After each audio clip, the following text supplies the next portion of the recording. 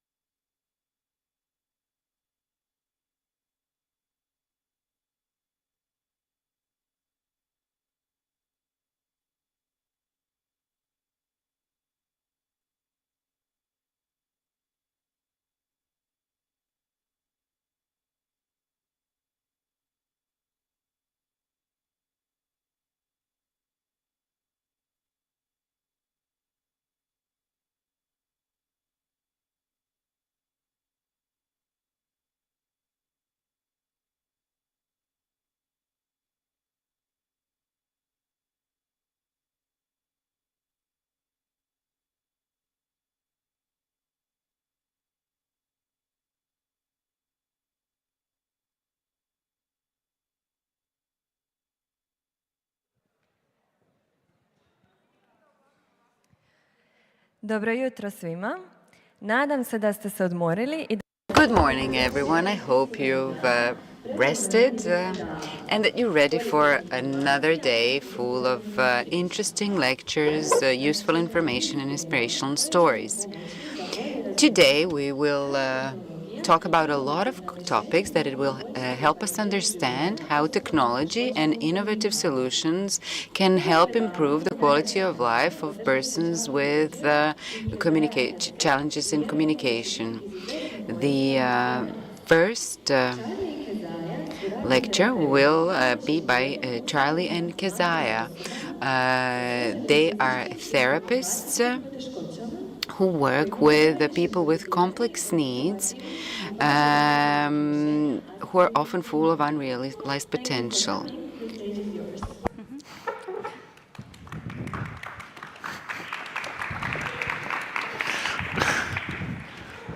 Good morning. Morning.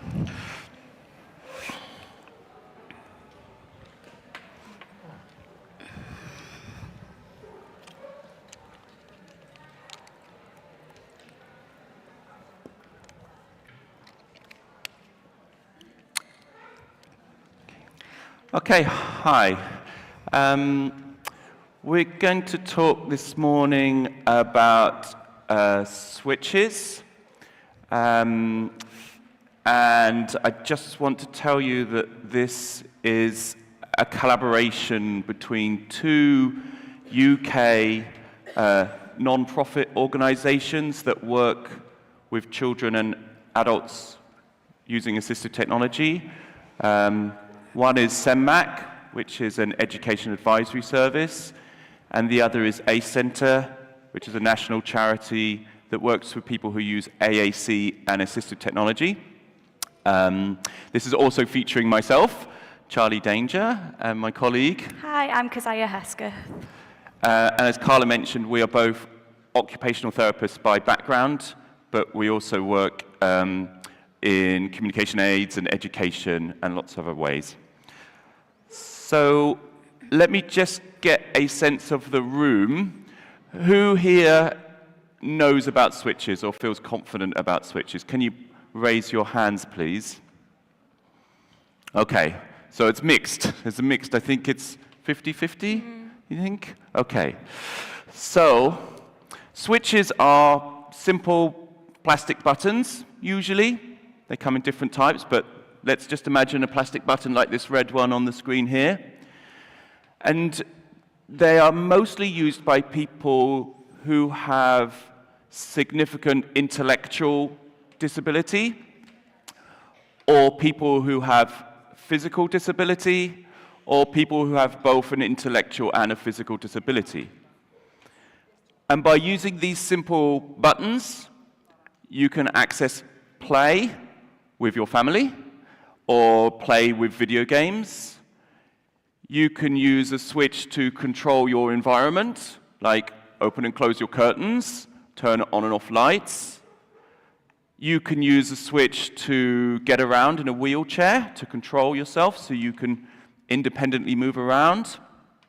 You can use a switch as a communication aid to be able to talk to people and, you know, build your social and work life and everything. And you can use switches to learn, to access education. And that includes things like writing. But if a switch here does one thing, how would you access 26 letters of the alphabet? Or in other languages, there are more letters. How can you do that? Would you have to have 26 switches, one for each letter? No. The way that you do it is through something called scanning. And rather than explain it, I've got a little video here that I've recorded demonstrating how scanning works. So it's just starting, The device I'm using and there's a bit of will jump forward one audio. item at a time. Thank you. In this case, 1 second between each item. And then when I get to the item that I want, I press my switch. And in this case, it's type the letter A up at the top there. And I'm going to just let it go until I get to my next letter, which is going to be the letter C, and I press my switch there, and then I keep going until I get to my final letter, and I press my switch. Does that make sense? Yeah, so it's moving between each letter, and when you get to the letter you want, you press the switch. That's with a single switch, but most people prefer to use two switches if they have the opportunity. So this is what it looks like with two switches. Switch scanning, we're using one switch, the green one, to progress forward, tap, tap, tap like that. And then when we get to the letter we want, we press the blue switch, and it sends the letter to the top. Now I repeat with the green switch, press this a few times to get to my next letter, which is C, so I press the blue switch to select that letter, and then go through the remaining options with my green switch until I get back to E, and I press the blue switch to select. Great. Do you all understand what scanning is now? Yeah? Here's what it looks like in practice. Here's a brief video. Light.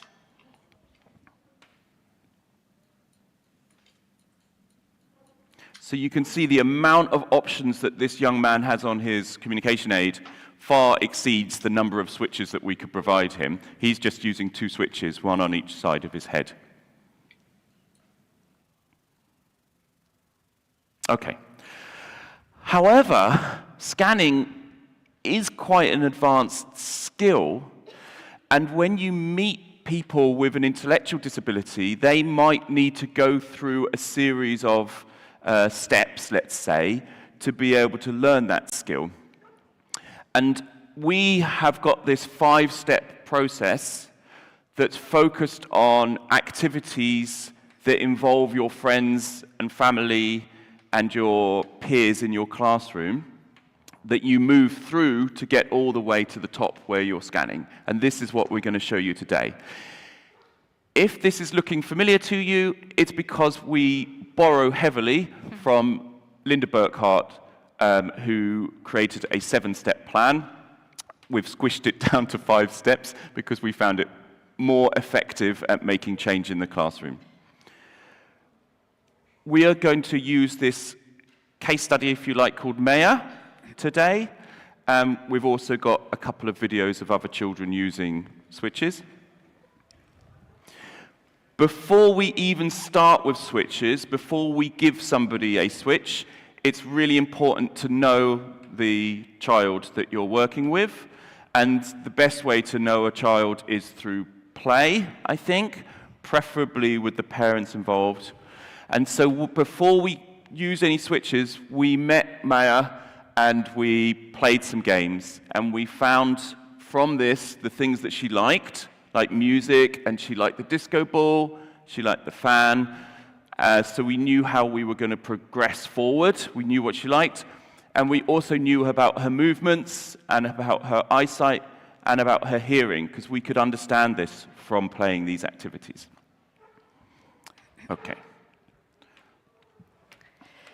So the first step in the stage is to establish cause and effect.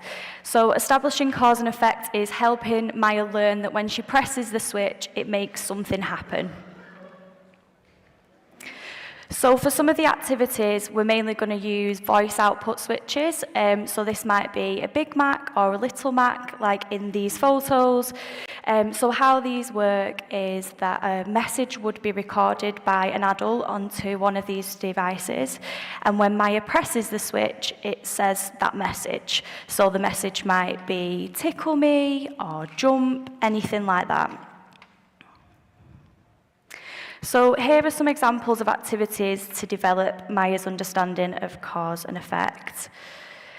So we spent that time earlier finding out what she likes, what she finds motivating, and we want to use those in these activities to keep her engaged. So we said earlier that we would use some of the voice output switches. So we might say, tickle me, and then an adult would then tickle Maya for 4 seconds and then stop. For Maya to then get that outcome again, she has to press the switch again and has to be tickled again. We might also use music, because we know that she is motivated by that. So not only can switches do a voice output, you can also use them to control electronic devices. So it might be that we use an electronic device to play music for 4 seconds, or play a disco ball. And you could incorporate these two things into games such as musical statues to make it a bit more fun and engaging. Or we could use a fan. So the fan, when Maya presses the switch, the fan would turn on for a set period of time. So we could have this as a sensory activity with the wind blowing through Maya's hair, or we could use this in, say, like an art lesson and have paint on a canvas and use the wind to blow the paint on the canvas and make a nice art piece. And when we're using the switch, we're thinking about these movements that we observed in the first stage. So just making sure that Maya's able to reach the switch and that it's just easy for her. So we've just got a short video clip to show. This is Julia, who is at the cause and effect stage, and she's learning that when she activates a switch, it makes something happen, and she's playing a game with her mum.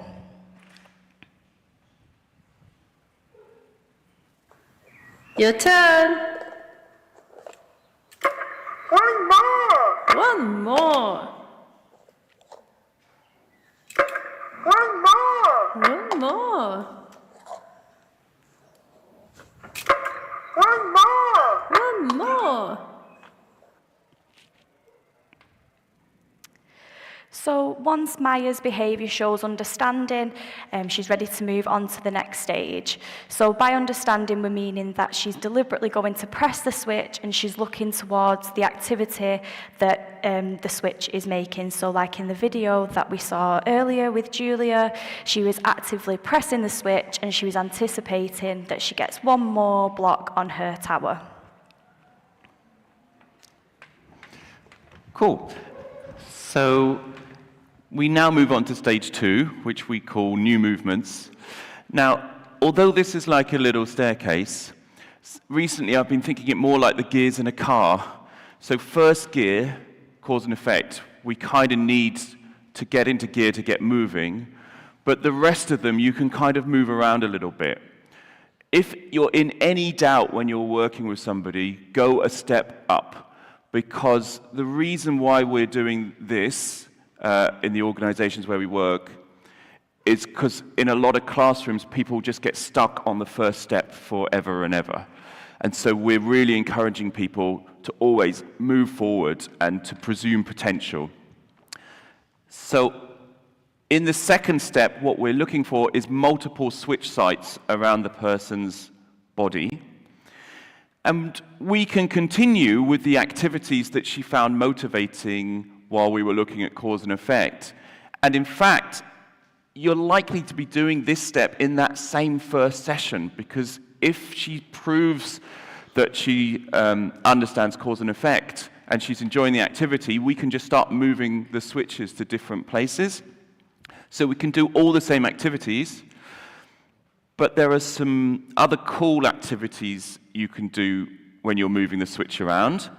So one place where I worked, I had this hand puppet that would like gobble up a switch from one position and then like throw it up into a different position, which they found very funny. So I'd have it all prepared behind the scenes, like on little poles, but I'd pretend that the monster was vomiting switches. The other thing that's quite good at helping develop a sense of self-agency is to use something like the AbleNet spinner. So when she presses the switch, maybe by her head, the AbleNet spinner spins around, chooses another body part, and then that's the next switch that she uses, and we put the switch there. So it feels to her like she's choosing where the switches are going, and she is, and we're experimenting to look at all these different body movements and how effective they would be at using switches. And then another thing you can do is we can use our trusty fan. We can maybe have like a boat that moves along, or the paint thing where you have to make sure what you're wearing can be covered in paint. And you can use like a little adapter like this Belkin Hydra adapter that's in the middle of the screen. And that way you can plug all of the switches in at once. So then she can just move around different parts of her body, and they will all cause paint to be flung across the room. Or we can sabotage it by unplugging all of the switches apart from one switch, and then she has to move all the parts of her body to find that one switch position. The process of finding switch positions often looks a bit like this.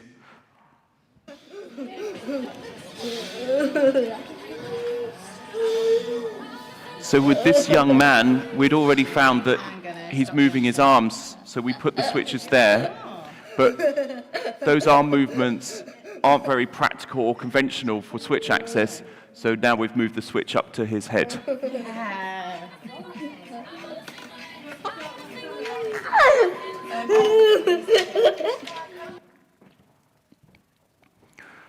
Great. So now Maya, who is climbing our little ladder to success, has completed the new movements section, and we have found at least 2 positions that she can use that are practical and sustainable for switch access. So now that Maya can activate 2 switches with more than one movement, we're going to start working on using 2 switches but for different purposes. So she's got 2 switches set up at the same time, but they both do different things. So, for example, we might have one switch at a head and one switch with a hand. A head switch would play music, while the other switch instructs someone to tickle her. So we're still using those motivating activities. And there's also some great computer games, such as this one from Inclusive Technology, which helps build upon this level. Another game to practice this stage, which is quite fun, is a dress-up game. So you would have 2 voice output switches. One says this, one says that. So you would then say, Maya, would you like to wear this witch hat or that pair of glasses? Whichever one she picks, she gets to dress up in. And you could play around with this, and instead of this and that, you have mum and dad, or brother and sister, and then she gets to pick who gets to dress up in the funky glasses or the witch hat. So now Maya has 2 reliable ways to activate 2 switches, and she's showing understanding that each switch has a different function, meaning that she's ready to move on to the next stage. Great, so Maya is doing super well. I just want to reiterate that this can all be in one session for some children. We always have to make sure that we're providing the space for them to move into the next level. So she's now at level 4, step 4, and now we're going to do something that is fundamentally different with the switches. So the previous stage, as Keziah was saying, the 2 switches do 2 completely different things. But now, Maya is going to learn that the switches can work in coordination with each other in preparation for scanning. So one switch, remember the video from earlier on, one switch is going to progress forward through the options, and then the other switch is going to select and be like this one. Okay, so using 2 audio switches, 2 Big Macs, 2 Little Macs, 2 talking tiles, you can get lids that you put on the top of cans for visually impaired people that speak. They're quite cheap. Or you can use a iTalk 2, which looks the part. And what you normally set the switches up as is one is next, and the other one is go, or could be dance, or it could be sing, or it could be, sorry, Keziah? Jump, that's a good one. Dance, or hula hoop. This is by far my favorite stage because I get to show off all of my animal noises. But this is a very engaging step, and this is a really good way of making sure family members and class friends and other people are involved in this activity. Yeah. If you want to, you can use some technology. So Go Talk Now, an app for the iPad communication app, has a light version that's free. And you can make these really good auditory scanning activities which give people the opportunity to tell jokes and make noises and make animal sounds and play music. Because what's happening is it's scanning through each name of the song, for example, and when they get to the one they want, they press the button. The point about this step is there's no right or wrong here. We're not interpreting their meaning when they use these. We're just letting them play, okay? Whereas the next step, as you'll find out, is a bit different. So they're just experiencing this. There are also some good computer games here. So inclusive technology are quite big in this area. They have a website called Help Kids Learn. I'm assuming some of you have heard of Help Kids Learn, the people who put their hands up earlier on. Yeah. Help Kids Learn is a subscription website that inclusive technology offer that has, let's say, dozens of these games. And then there is also software that, I still have on CDs that you can use. And again, they're all just basically play activities. But like one of my favorite ones that's on there is, it's a build-up activity. So rather than scanning, you're like stacking things up on top of each other. And the one that I like the most is where you get like in the computer game, they put a paint can on a table on the floor, and then another paint can, and then another one. Every time you press the build switch, it adds another paint can. And next to the paint can is a great big builder guy with a hard hat on, and he's got a big hammer. And when you press the second switch, he swings his hammer, and all the paint goes everywhere. It's really fun game. But when we see that game, we kind of think, hey, can we do this in real life? Because I think all of the children that I've ever met would much rather see us stack up paint and smash it down in the classroom rather than just with the computer. What we see in the classroom is the children will often be given the same game over and over and over again for years sometimes, and then they're not given the opportunity to progress to the next stage, even though they're capable of it. And sometimes what happens is they'll stop engaging in the activity because they've become a little bit habituated to it. It's got a bit dry, and then people will think they're not capable of doing that activity. So we want to get people up to the scanning stage ASAP and keep using your imagination with the activities.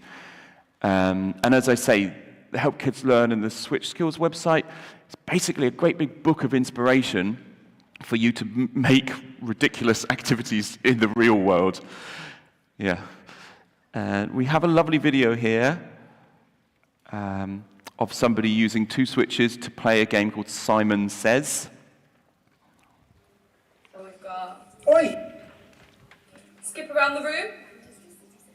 Simon says... Oh, we're ready. Off we go. Your video, I'm not.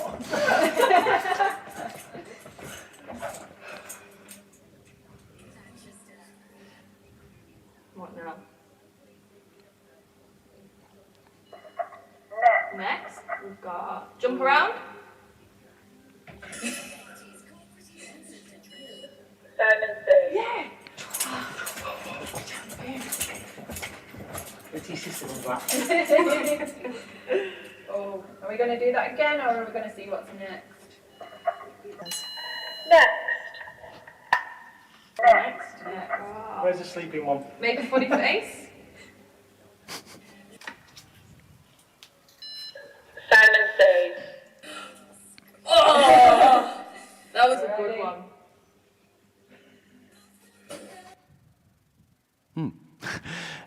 You may have noticed in that video that it looks like she has 4 switches. She's got the 2 Big Macs, right? They're the ones that speak. And then she had these yellow candy corns, they're called, that she was actually touching.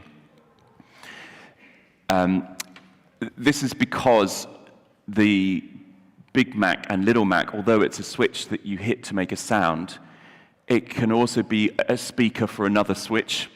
So if somebody can't reach a Big Mac or use a Big Mac, you can plug other switches into it. Just to explain what's happening in that picture there. Okay, well, good news. Maya, our little case study, has been now engaging in error-free building and scanning activities, which means Maya is ready for our final step. So Maya is now at the final stage of the process, and she'll now be working on activities that are not error-free. So she's working on targeting specific cells, and she'll also be ready now to explore and navigate electronic AAC and some different vocab packages. Just a little example activity of developing scanning with purpose. So this is a game of Snap. So we have, I'm meant to get the laser pointer 1 second. So we have one switch that says next, and one switch that has an animal noise. So we've got moo here for a cow. So how this would work is you would show Maya the pictures of the animals. When Maya says next, you show the next picture. She says next again. We show the next one until we get to the picture of the cow. When we show Maya the picture of the cow, she would then select the switch that says moo, and she's made the match. She's been successful in the game of Snap. Click Array is also another great way to develop this stage, and it's a downloadable software. This is a similar activity to the Snap game. So Maya has a big picture up here and 3 smaller pictures down here. So Maya would have to select the picture at the bottom, which matches this picture at the top. So how that would work is that Maya would press a switch, moves on to the next one. Presses a switch, moves on to the next one, until she gets to this one that matches the big picture at the top, and she presses her second switch to select. And the cognitive difficulty of the tasks can also be increased. So here we have the same game, but we have more options to scan through. And it's also working on reading comprehension because we have a word that she needs to match to the picture this time. So the same thing again, she's using a switch to move, move, move, and then choose. You can also use this software to construct sentences from a word bank. So here we're looking at a sentence that's describing a monster. So the same principle again, she's scanning along these options. It's highlighting all these different describing words. So huge, don't want the monster to be huge. Tall, ugly, yeah, the monster is ugly. Then she presses her other switch, and that creates that sentence then for her. There is also access to a keyboard on Clicker, so this is to scan through the alphabet and create sentences. And there's also a nice option to make mind maps, and you can create these through scanning through a word list, like what we saw earlier, or using your keyboard. But we just wanted to show this to just highlight how much you can actually do once you've learned how to use 2 switches in a functional way. And then we've just got a nice little video of Poppy, who was playing the Simon Says game earlier, and she was telling us what she thought about playing the Simon Says game.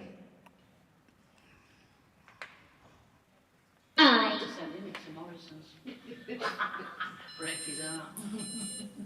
Oh, I went to get the green bin this morning and I was having the gas and I heard a noise and when I looked the green had been. Yeah. Like.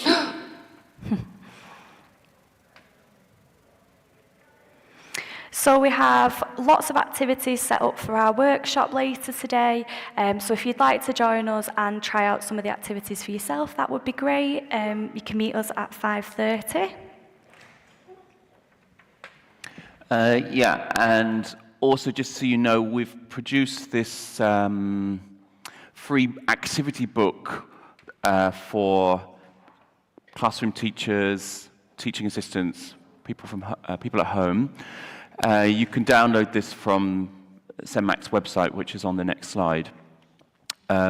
Really what we found was people were keen to use switches, people were very keen to have them in their classroom, but when it got really busy, they found it difficult to think of what activity they should be doing with this young person. So we are collecting activities from around the world and making this book, and it's getting bigger and bigger. And each activity has been assigned a level. So you can grab the book and you can flick through, whatever level you're working on and think, oh yeah, we're going to play the Nerf gun activity today, or we're going to do Go Baby Go or something like that. So you're going to go through that book. We are completely redoing this, so you are more than welcome to download this book now. It might be useful for you, but actually I'm in the process of rewriting it, and we've got dozens more activities to add. And if you are able to come to our workshop this afternoon at 5:30, yes, please do come, you can try out a lot of these activities. We have carried a lot of switches and things from the United Kingdom to here, so please come to our workshop. And not only can you try these activities, there is what we're going to ask from you is that you suggest activities that would be appropriate for the children and people that you work with. So that's happening, and you can get that. As far as our website goes, so this is a collaboration between CEMAC, so you can go to cemac.com.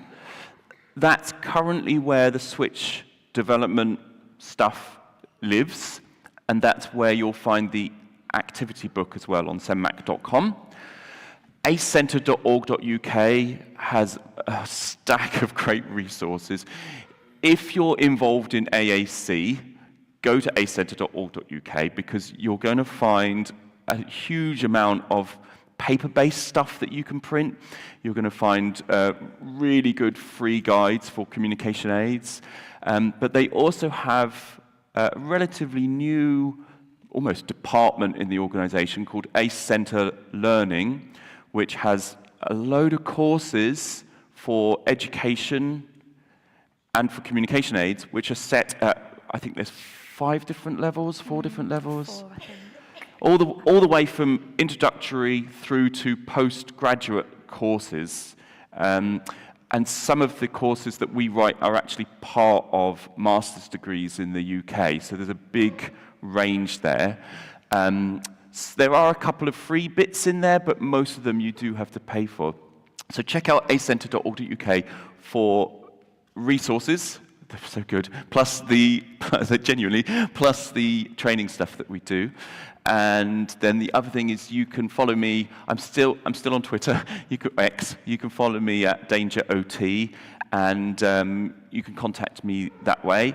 And of course, you can come this afternoon at 5:30 to ask any questions or try stuff out. Is there anything else you'd like to say, Keziah? Don't think so. Just that as well, the ACE Centre Learning, we do have online courses, and there's like free taster sessions that you can join that just give you a bit of a flavour of what the paid for courses are. So if you want to have a browse, you can join on to those as well.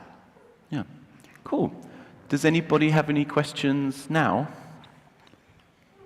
Oh, yeah.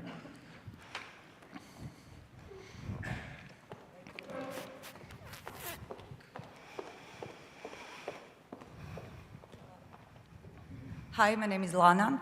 I'm wondering if you have any information if these switches are maybe a good transitional stage for using tablets. Do you have any experiences for the kids who are first using switches and then turning to tablets because their motor functions, like fine motor functions, are quite good enough for using tablets, but maybe to introduce tablets and the way of communication first with switches? Do you understand what I'm asking? There's a little bit of an echo. Oh, you didn't hear. Okay, So are you asking if someone's been using switches but you feel like they're able to use a touch screen, the transition from using switches to a tablet? Do you have any information? Is it good to use switches first before using the tablets? Is it a good way to introduce a child a tablet by first using the switches to understand the cause and effect and every other stage? Thank you. So, yeah, no, that is a very good question, because we also have that with eye gaze as well. So switches is an access method to be able to, engage with your environment, and then scanning is part of that access method, which you have to learn with switches. But as you're learning to scan, those steps also teach things like self-agency, discrimination, sequencing, problem-solving, and a load of other skills for children or adults with a learning disability or intellectual disability. So actually, the switch stuff, even if you think, hey, this person is probably not going to use switches later on, that process is actually pretty good for everybody, because it teaches those skills in quite a controlled and motivating way. So yes, I would do that, but usually what happens is I kind of run them parallel like this. So I would allow somebody to develop their motor, language, cognitive skills using a tablet directly and do the switches at the same time. Although we've got like that staircase here, of going up, up, up. I really try not to, with any of the children I work with, have like levels, even though this is kind of levelly, to have levels. And one way around that is to parallel stuff. If I do an assessment of somebody and I'm not too sure whether they're ready for eye gaze or switches, I just run them both alongside. And then we keep changing the dosage, the amount of time dedicated to each one, and then we keep measuring our outcomes. So every week or every month, we'd be measuring which one was more effective. But yeah, it's a really good question. If they weren't progressing quickly with a tablet, I would definitely bring switches in. It just depends on their cognitive, intellectual abilities when you first meet them. You're welcome. Any other questions?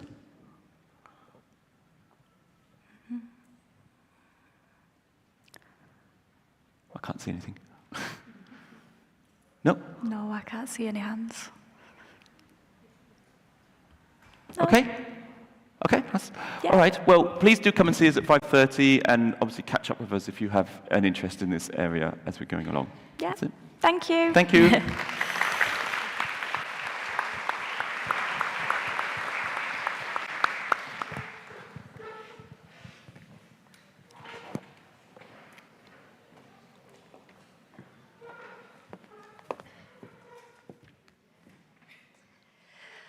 Hvala Charlie, hvala Kezaja na informativnom.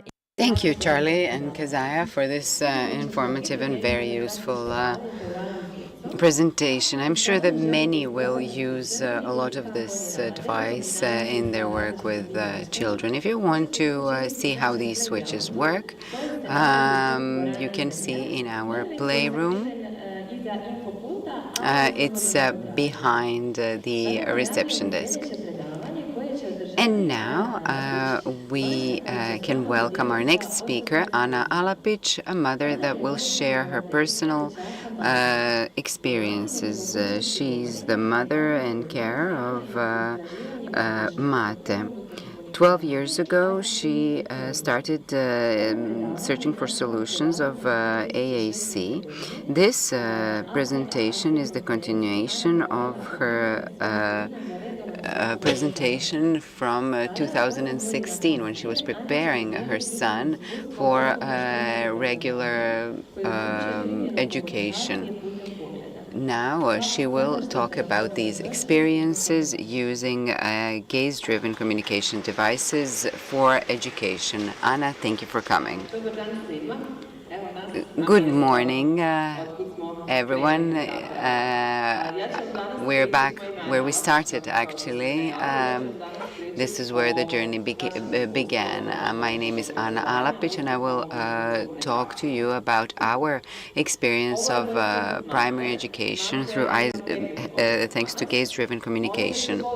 This is Mate. He's 15 years old. He has a spinal muscular atrophy. It's a muscular disease that does not affect cognitive development. He is in home care. He has been for 14 years on a respirator. He's completely immobile. He communicates through mimics and voice. Thanks to therapy, his voice communication through sounds and gestures or mimics has improved, but he does need to continue using gaze-driven communication device so that he can express more. He is in the 8th grade of primary school Galdovo, and I think we're a very good practice example because since kindergarten age he had enormous support of institutions that are in charge of education support in the town of Sisak. He is schooled at home and sometimes goes to school for socialization, and he attends regular program with individualized approach. Individualized approach actually means the using of AAC.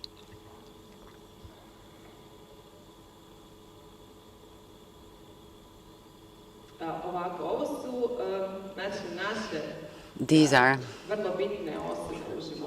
persons who are very important in our life.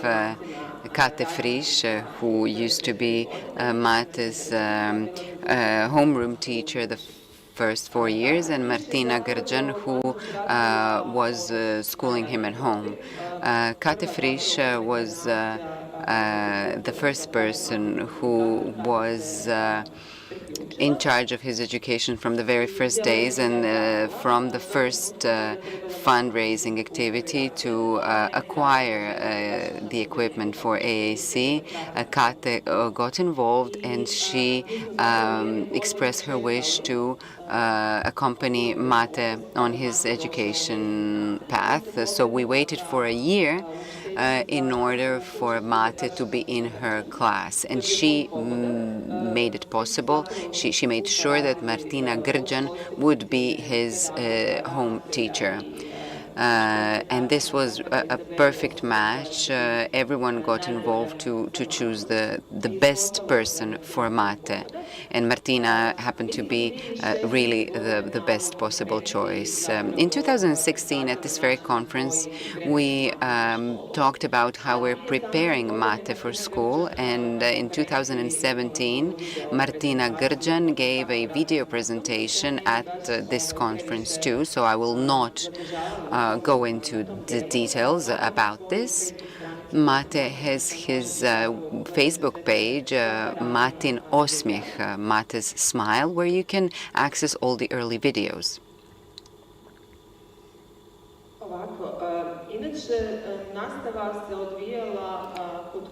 So as regards classes, they took place at home. taking into account physiotherapy and medical care that Mate needed. Martina used to come 2 to 3 times a week and would spend an hour and a half or 2 hours at home. And on Tuesdays, we were going to school for religion classes, and on Fridays, we went to school for other subjects. What I found very interesting was classes on Friday that were used that were always taught without school books. Martina always started her classes in circles where everybody spoke about the feelings they came to school with, and then at the end of the day, Martina would again put everyone in a circle, and they would identify the feelings that they were going home with. And it was wonderful to see how other students socialized with Mate. You can see the photo where they all gather around him, and they were really interested in his communication device, which freed Mate to start using it more freely and for a greater variety of different messages. At the start, he only used the communicator for yes and no, but then he was really freed to start using the communication device for a wide variety of activities. For instance, in religion classes, children picked Mate to answer questions for their group. At first, I thought this would not be a good idea because I know that he's very shy. But he did accept this challenge, this task, and a boy that Mate knew well whispered the wrong answer to Mate. And since there were points involved, this boy was from another group, so he wanted to sabotage Mate. And Mate realized this. So in the next activity, Mate was assigned to a different boy, teamed up with a different boy, and Mate told this other boy, "I like you because you're not cheating." And this was a very good example of how Mate stepped out of his isolation, because everyone who works with Mate normally protects him and pampers him in a way and is prepared to communicate with Mate. And I actually appreciated this experience because this boy was not well-intentioned with Mate, and this is a realistic situation and a realistic communication situation. Once Mate went to a field trip with his school in Zaostrog. It was like a summer beach trip with school, and this was the period when Mate used his communication device to communicate with children from other schools too, not just from his class. And we saw that children accepted this type of communication very well. They simply accept that this is the way Mate communicates, and they also wanted to try out his equipment.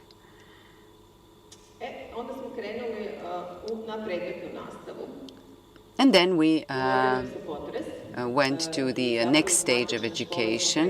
So from after the first 4 years comes the second period of 4 years of primary education, where you don't have a single teacher but multiple teachers for multiple subjects.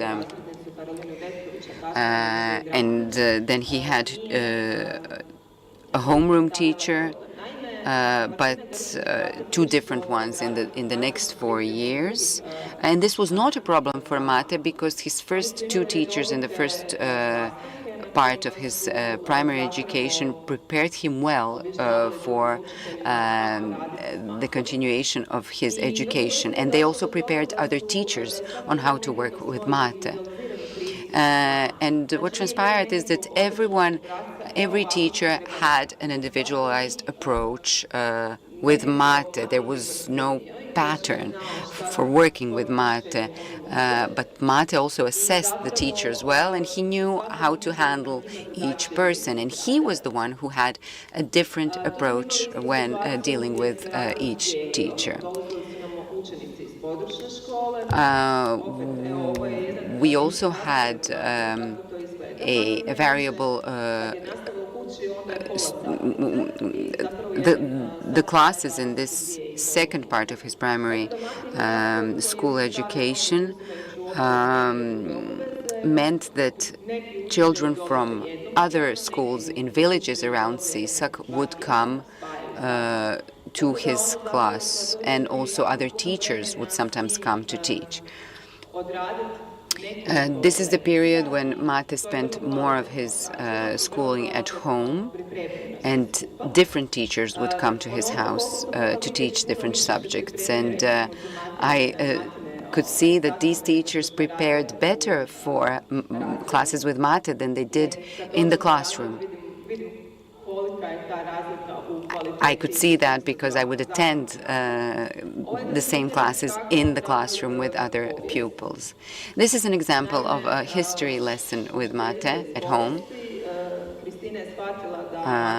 Christina, his history teacher, realized that Mate really liked video lessons. So his lessons are always adapted accordingly. There's a lot of animation.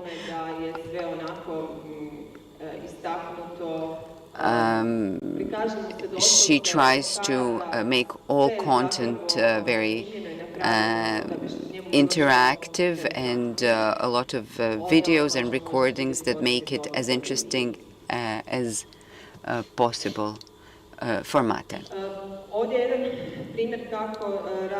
Here you can see an example of geography lessons. Mate loves screens, and the teachers realized that, and they turned it to their advantage.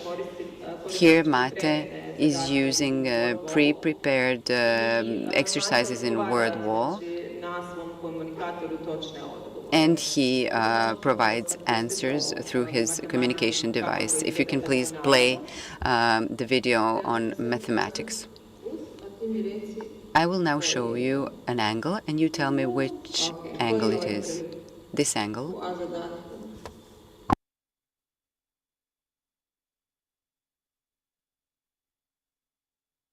And this one. And this one. The answers are quite inaudible in the booth.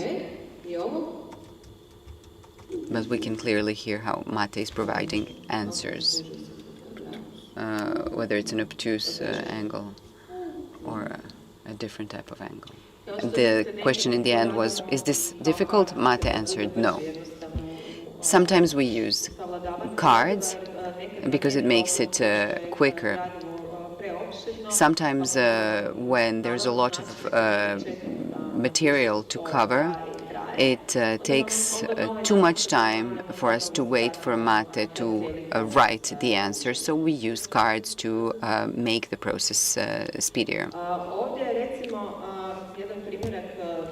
Here is an example of how sometimes individual approach is not necessary. Sometimes Mate can simply use a textbook. Pomogni si sa udžbenikom, odnosno čitankom. Okay, now you can use your textbook, the voice says.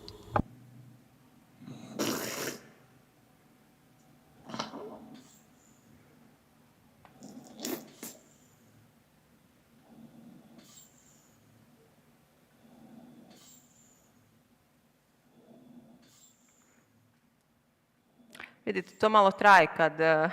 You see, his writing takes some time.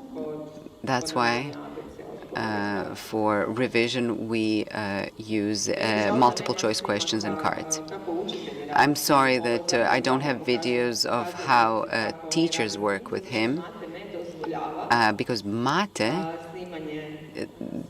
does not allow a recording of his classes, and he does not allow me access once the teachers have come to his room. When the teacher comes, I have to go outside until I'm called again. And then the second photo here is reading of books for school, and it looks like with any other child. After we introduced the communication device, everything else was the same as for each other student. The teachers did invest a lot of effort into working with Mate to motivate him, because really Mate's mood sets his motivation. Now he's going through puberty. That's why Mate is not here today. Before he used to come. But today he said, I don't want to come because I don't want to be asked a single question. Mate wanted to read a book for you. Miranda Kokotovic, who is also a part of our association, wrote this book. It's called I'm a Child Too.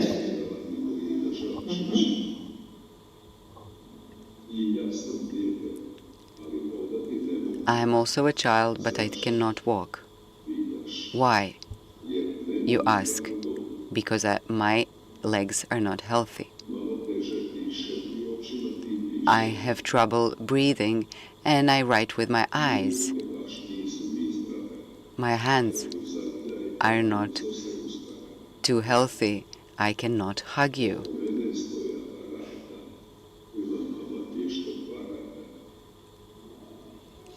Different devices are around me. My mom is very skillful at using them.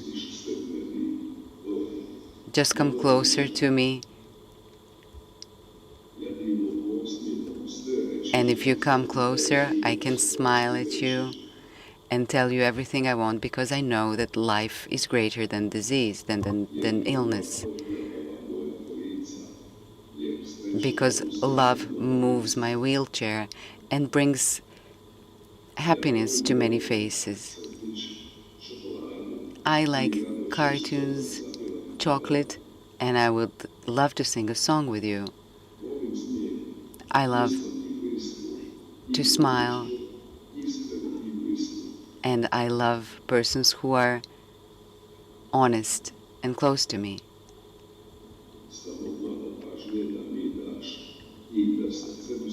I need just a little bit of your attention, and I need you to look with your heart. World, if you did that, you would see that I am just a child who likes to play. Are you? Yes. As you can see, it's possible to adapt all books for Mate to read. He can read completely independently. Thank you very much for your attention. If you have any questions, I'm here to answer them. I just wanted to say in the end that we were extremely lucky, and I would like to thank from the bottom of my heart to the primary school Galdovo and all of the staff there who have been a huge support in primary school. Next in line is secondary school, high school. Please keep your fingers crossed. Thank you.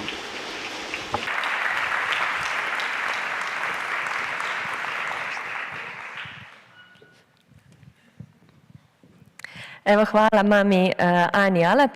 Thank you, Ana Alapic, for this personal experience and this very nice lecture, this great motivation, and shows us how important it is to secure resources for children with difficulties. We have the first break today, we have the playground outside. Besides switches, you can try many other things, very interesting things. And for persons with dyslexia, they can try eyeglasses to help them read and a pen. Just go and explore. The break is until 10:30. I hope you'll be able to refresh and rest a little bit. See you soon.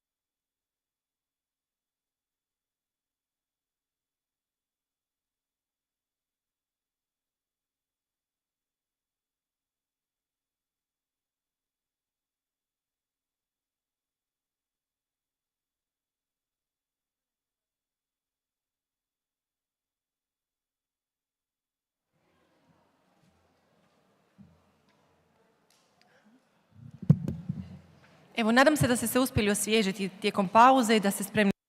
I hope you are refreshed and ready to start again. The next speaker is Carla Beistinger. She is a speech therapist that works in the company E-Voice, E-Glas. And she works with speech therapy online using the Cocolingo app. This is a new form of online speech therapy support, and Carla will tell us more.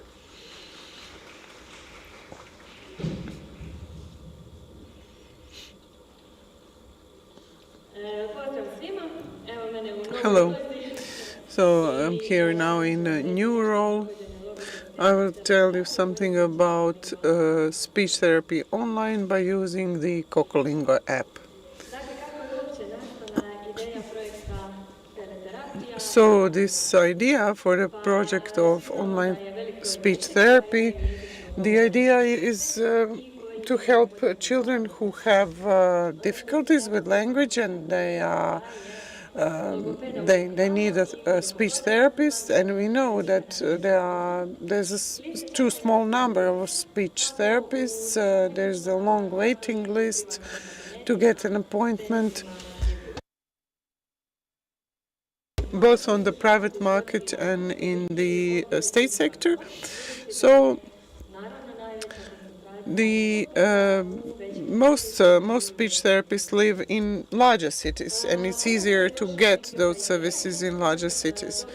So ever since the COVID pandemic, we started developing this idea because we couldn't even do the speech therapy, live speech therapy. So that's why we thought about how to make it possible to get access to speech therapy even if you cannot have a live session. And those are children who need therapy, definitely. I kako je počela? Dakle, ostvaren je dogovor. So how it all started, we agreed with municipalities and cities that the project would be financed fully or partially by the city or the municipality, and parents could apply for speech therapy online. It was important to do a selection of children because naturally not all parents who applied could participate, because we decided to work on articulation difficulties and persons with language difficulties, but children who had multiple difficulties or disorders, they weren't involved because there were certain limitations to this therapy. The assessment was done live. If we had a fresh assessment, then we didn't repeat it, but if it was an older assessment, then we did a new assessment, and we agreed on appointments with the speech therapist. So in the past year, 8 municipalities or cities participated. This whole program started in May 23, and it involved 183 children. And the example is, let's say, a municipality called Jelenje. This municipality doesn't have a speech therapist there. So from July 23 until July 24, 23 children were involved in this program. Currently, 10 children are involved, and 8 of them completed the program successfully.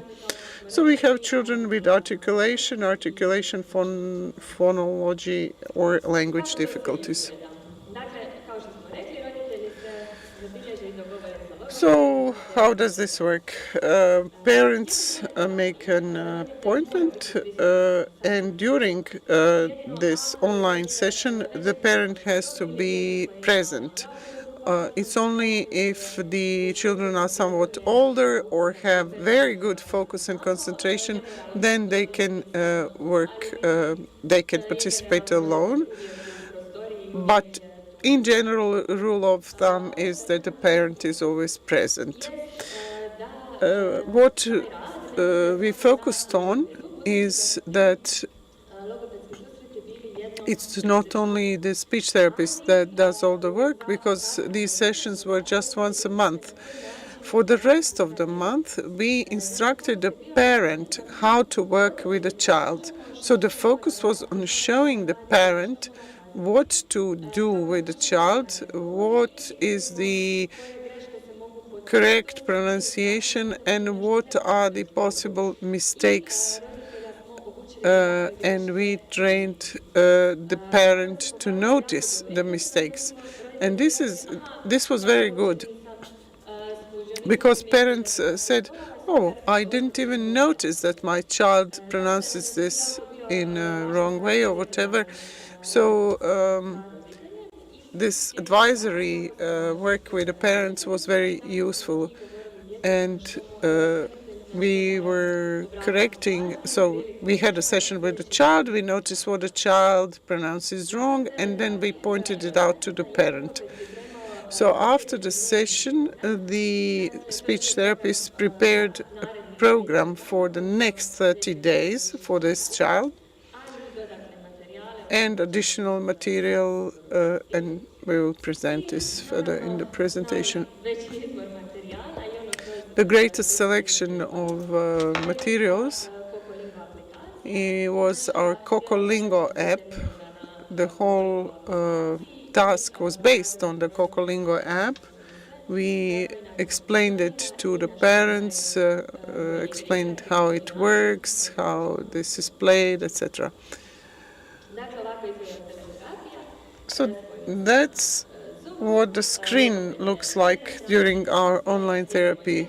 There is a shared screen, the speech therapist, the child, and we have planned activities using this app, and we can adjust it to the child's needs, and we can add something else as well. This is our work program.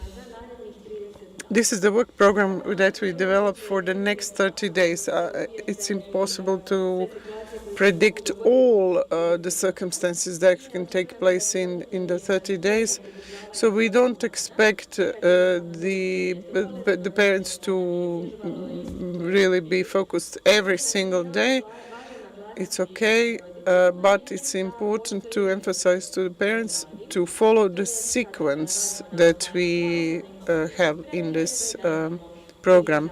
So voice, there are some pre-exercises, some various positions, and then the practice or exercise, whatever. We show the parents what the voice should sound like at a certain level, and only after they reach this they can proceed with the program. So the parents have to be quite aware. We point out to them what they should be careful of, and then they can follow this program. This program is based on the application. We tell the parent what game they should exercise, what island they are at. So we tell the parent how many exercises should be done by that child during a day. If in the next month, in the following month, if we notice that this was not feasible, that the child couldn't cope, then we change the program. This is the Cocolingo app. There are various islands. Each island is of its own level, and flight islands are automatization. Well, we try to explain to the parents that it's not the point to resolve all the levels at once. It's really the point to be very confident at one level to proceed to the next. And this works quite well.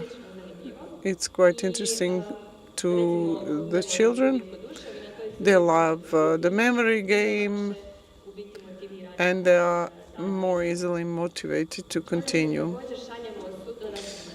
Another thing that we are sending them are some additional materials. This is something that we do ourselves. This supports the app, and any language difficulties that the children have are resolved through these additional support materials, which are language based, because the language is not covered in the app. And so if you look at the data on our exercises, these are examples of children that we had in the past year that participated in therapy. One girl, we had interdental stigmatism, so she had problems with the sounds s, z, She participated in therapy for 5 months, and this is her scoreboard, 2,728. That's the number of scores that she collected in the Cocolingo app. So basically, that's the number of times that she repeated a certain word in the app. And it gives us quite a good overview of her exercise. I mean, when we ask her, did you exercise? And if somebody says, yes, we did, well, this number helps us see how much the child really exercised in the app. It's a very important piece of information. Naturally, you cannot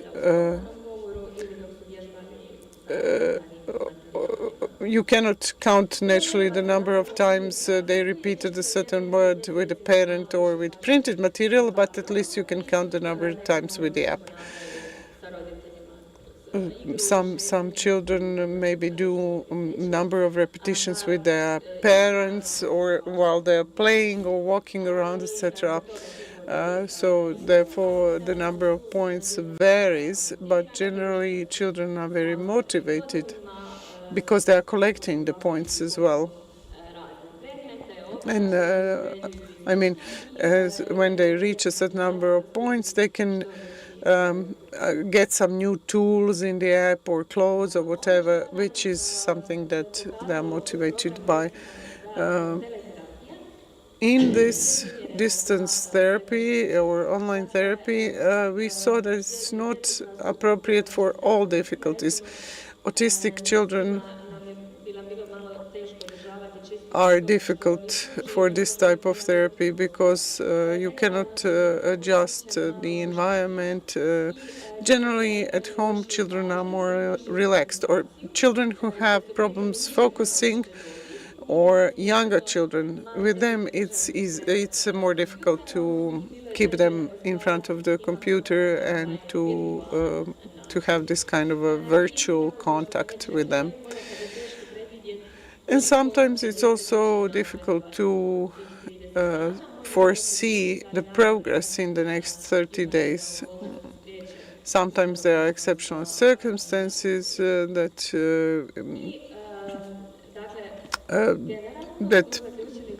hinder them or whatever. But distance therapy can work really well. It can have excellent results, and some children who physically maybe cannot come to the speech therapist's office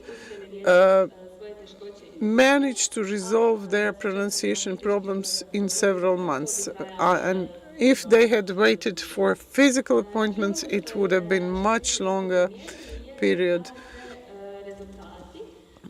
Another thing that we noticed is that it's good to involve parents in this work and to show them how to work, because this produced really good results.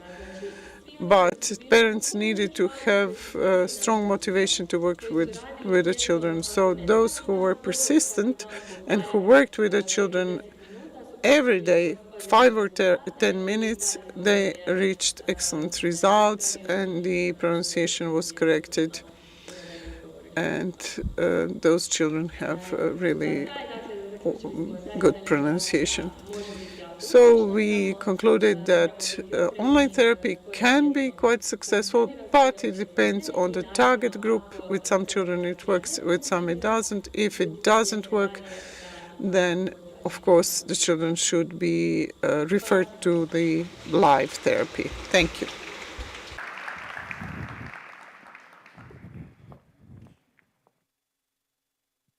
Radi li ovo? Radi. Dobar dan svima. Hello.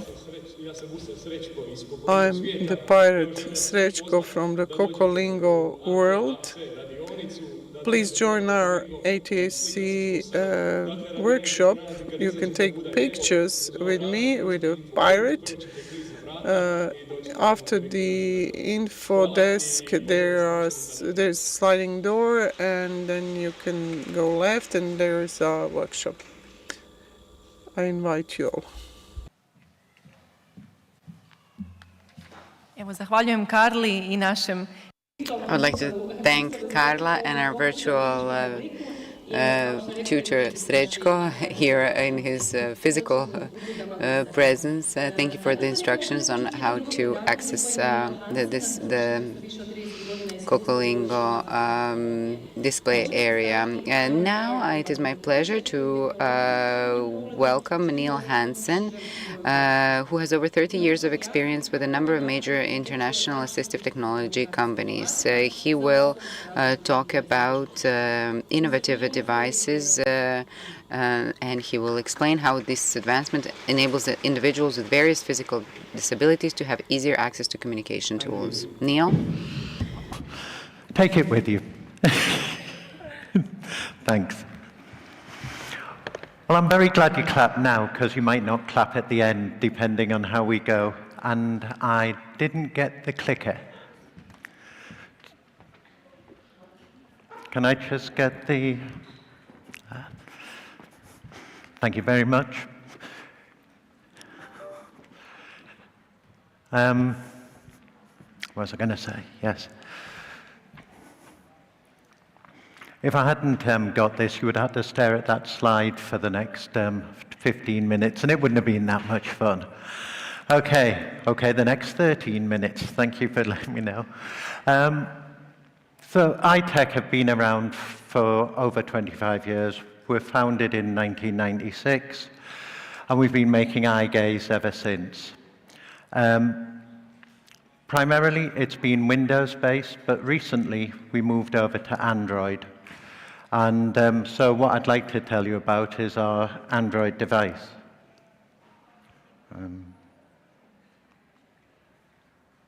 Perfect. So what we've got here is an Android device. And just to tell you a little bit about it, it's got big speakers. It's basically a communication aid. The only difference is it's Android. And that makes a big difference when it comes to things like weight, battery life, stability. All of you, most people in this room will probably have an Android phone or know someone who uses one.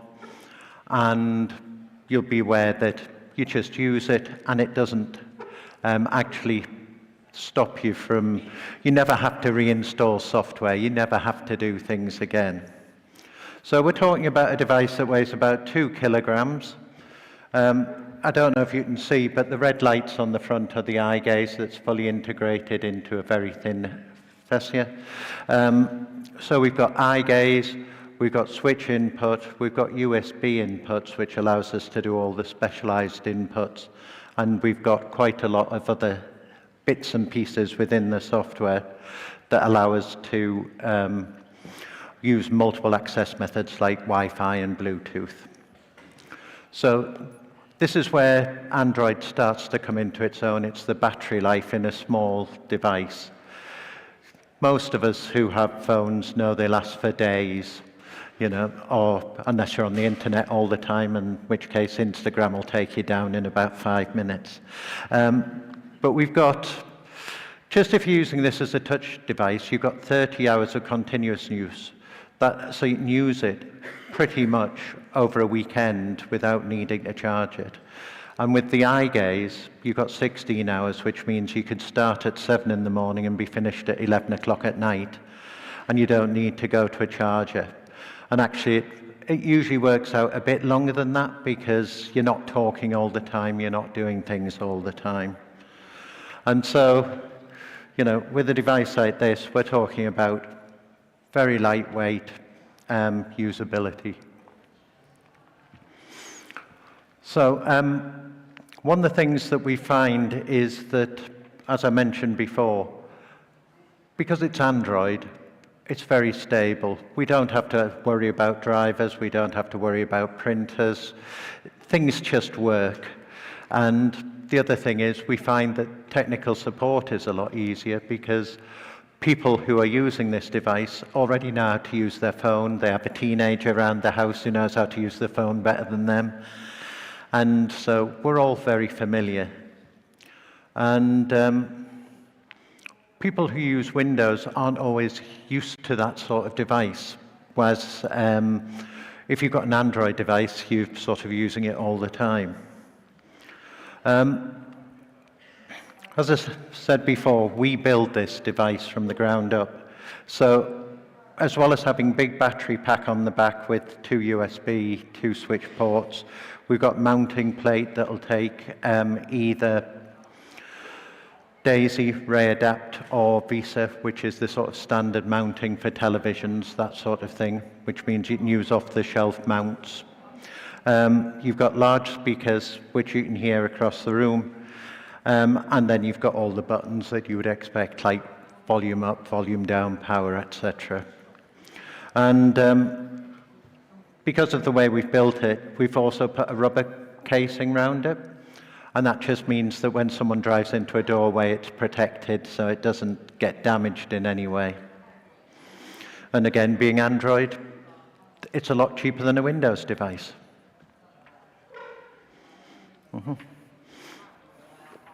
So what we find is that when we're using this, we've developed an interface that allows us to control the whole of the Android desktop. So when we're using Android, we can go out, we can swipe, we can pinch, we can zoom, we can do all the things that you would normally do with your fingers on a device. And we can do all this on our Windows systems as well, but on the Android system, it's just had to be totally rewritten to be, you know, Android is totally different. Nobody's done Android eye gaze before in any meaningful way, and certainly not in an all-in-one communication device that will work. And of course, because it's Android, you've got the Google Store, you've got access to all the applications, games, and we include on the device eye gaze compatible games that are just part of the setup. This is the dull stuff. I mean, if I can get any duller, but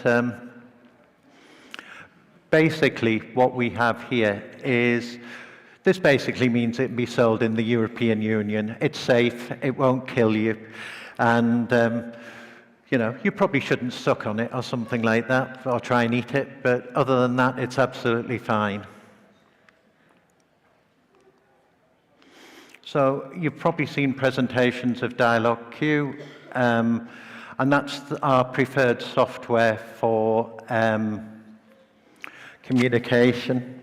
And obviously, what we have there is we have the ability to do everything that Dialog Q can do, but with eye gaze. So we can do symbol and text communication. We can launch apps within, so we launch the Android apps within Dialog Q and then use the eye gaze directly on the apps, so you don't have to come out into the desktop if you're not cognitively ready yet to do that sort of activity. And then you can come out and you have the ability to do anything that Android will do, you know, because we've given you all the capabilities within the management system. I apologize. And obviously, Dialog Q is fully available in Croatian. They've got a new child's voice. I would like to let you all have a go on this, but it would take too long, but I would recommend you come to the stand a bit later. So, as I said before, we have full desktop controls, so that basically if you look at the bottom of the screen, you get all your Android navigation buttons. If you look off the right-hand side of the screen, you're getting all your buttons for swipe, drag, pinch, zoom, long holds, etc. And by default, it's just a tap, and of course, you can also rest it. And again, this is something that's nobody else has sort of developed or done within Android. What else is there? I mean, basically, as it says, and as I've said multiple times, once you're in the desktop, you can just navigate around and you can just use it fully and easily.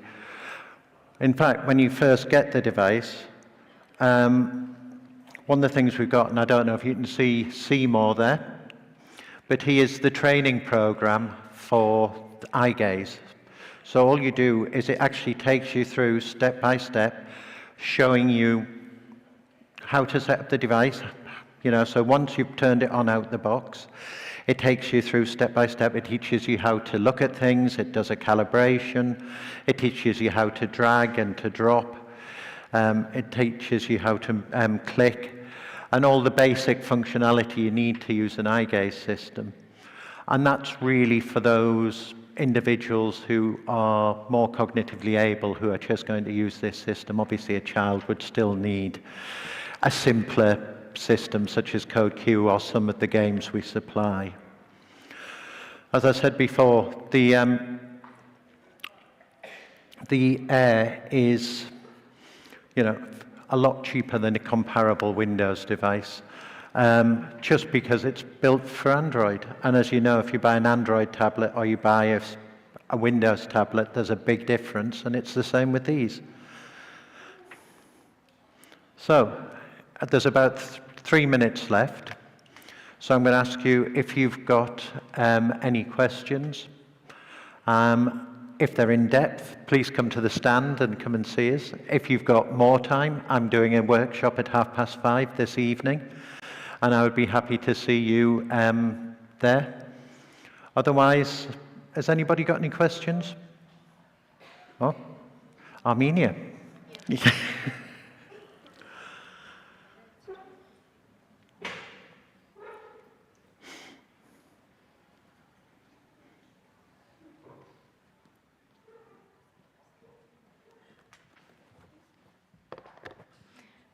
Thank you so much for your speech, and thank you so much for the information. And my question is about languages.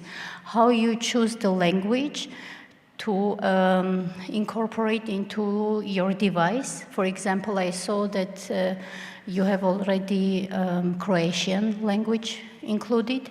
Does it depend on the number of users, or there is another logic?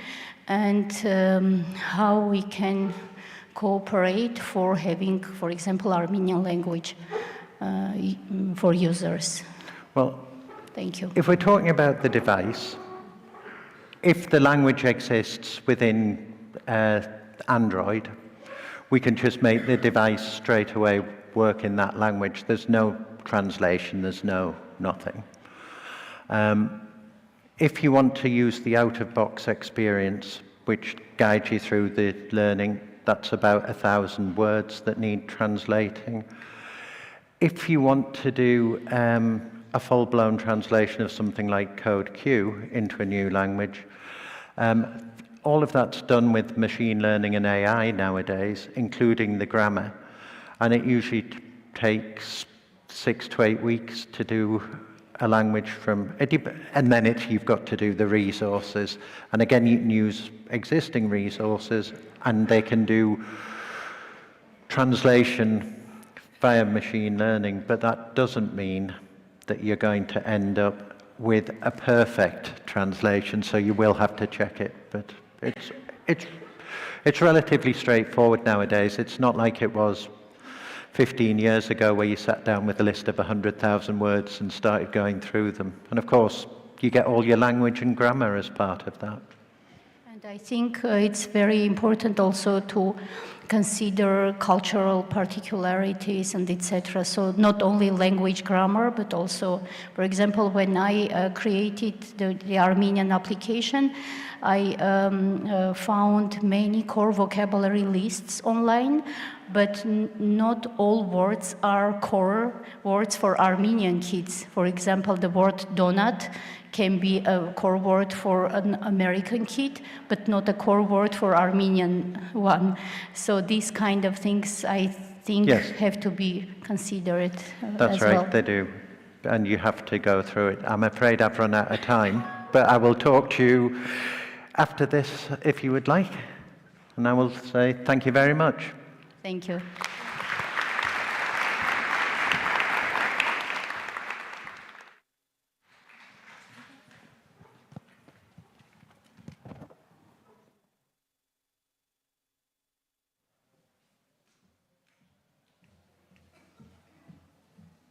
Zahvaljujemo gospodinu Nilu na njegovom predavanju. Thank you, Neil, for this lecture. Our next speaker is Mrs. Lisa Donaldson from the University of London, head of Department for Care of the Eyes and Eyesight.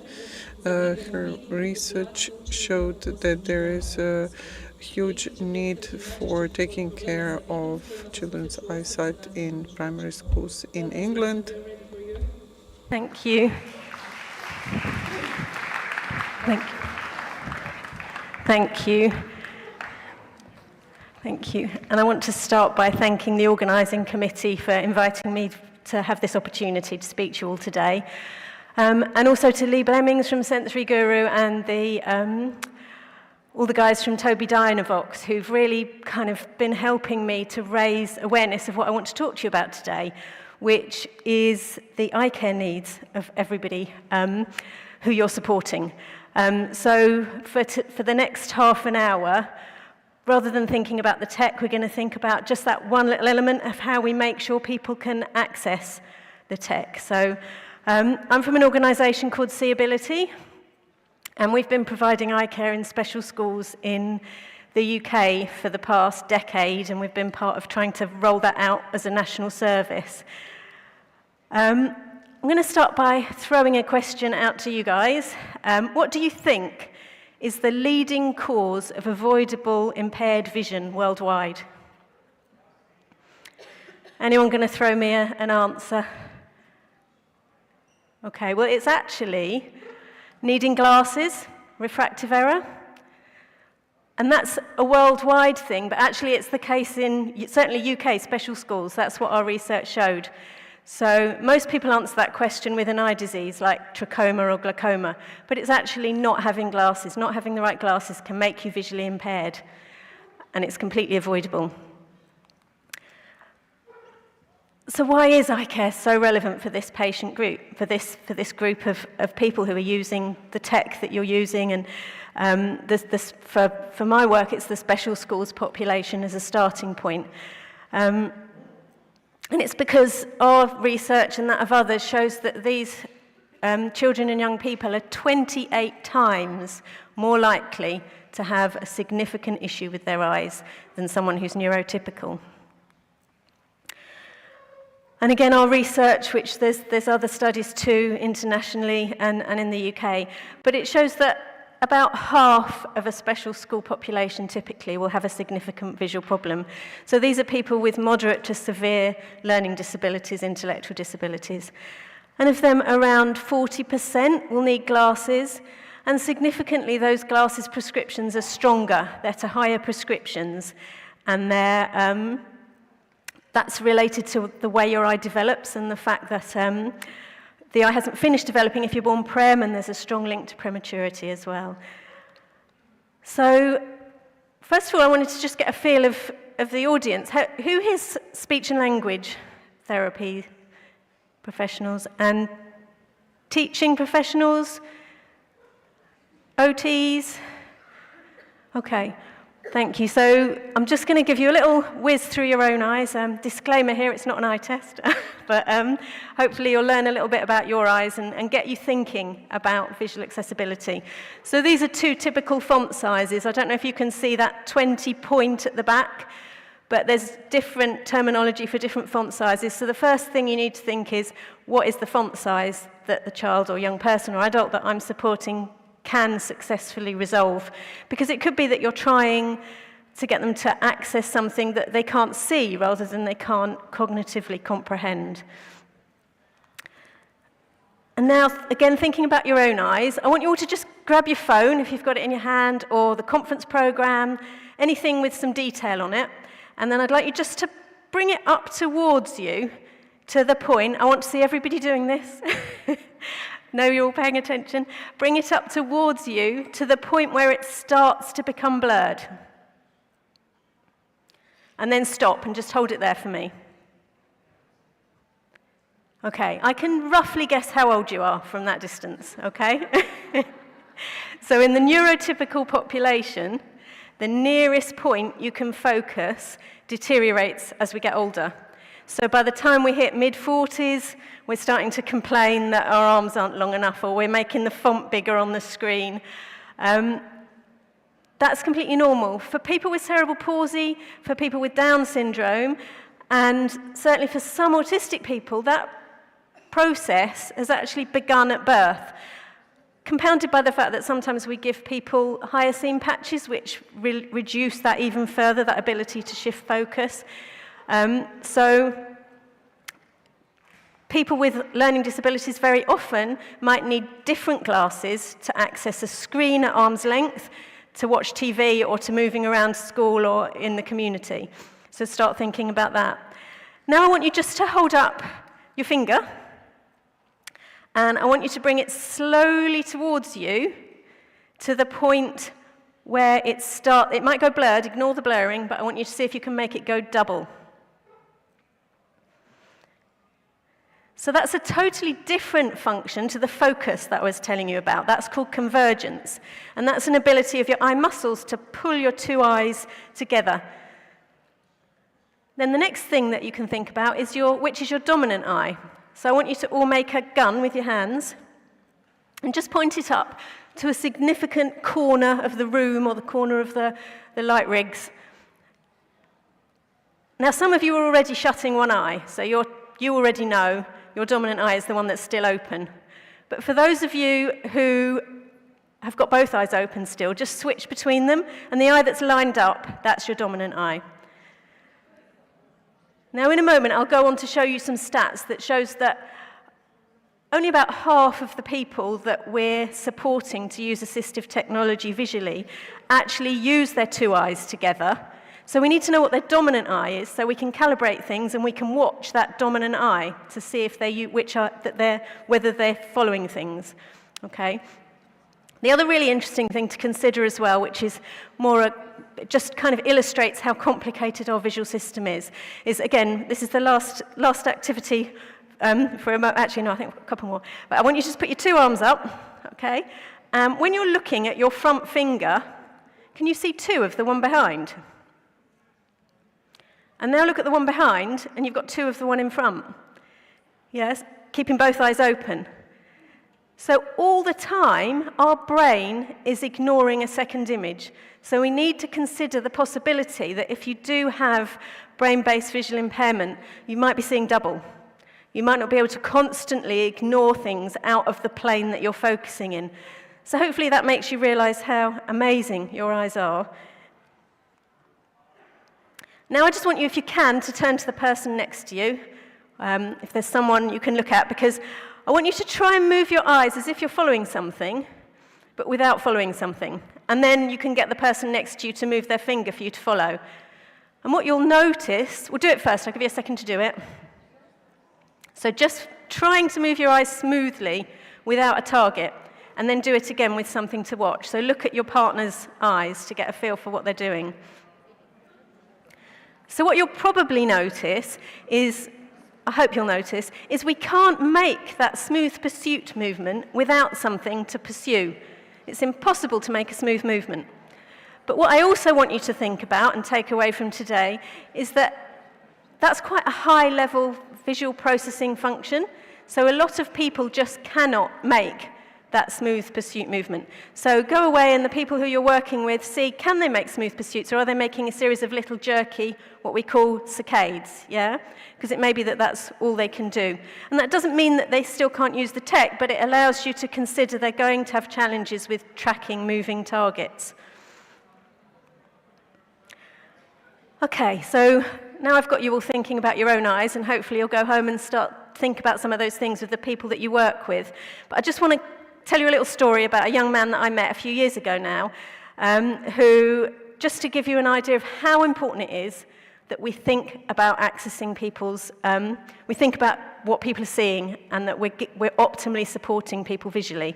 So this is Nathaniel. I met him in his school when he was 15, and it was his first ever eye test.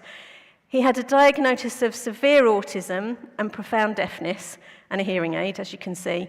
And Mum had written on the history form that we send out that he had no useful means of communication. So people have been trying with different tech, trying to communicate with Nathaniel, but just weren't getting anywhere. From our assessments, we were able to see that Nathaniel was massively short-sighted. Who's short-sighted, myopic in the room? Yeah.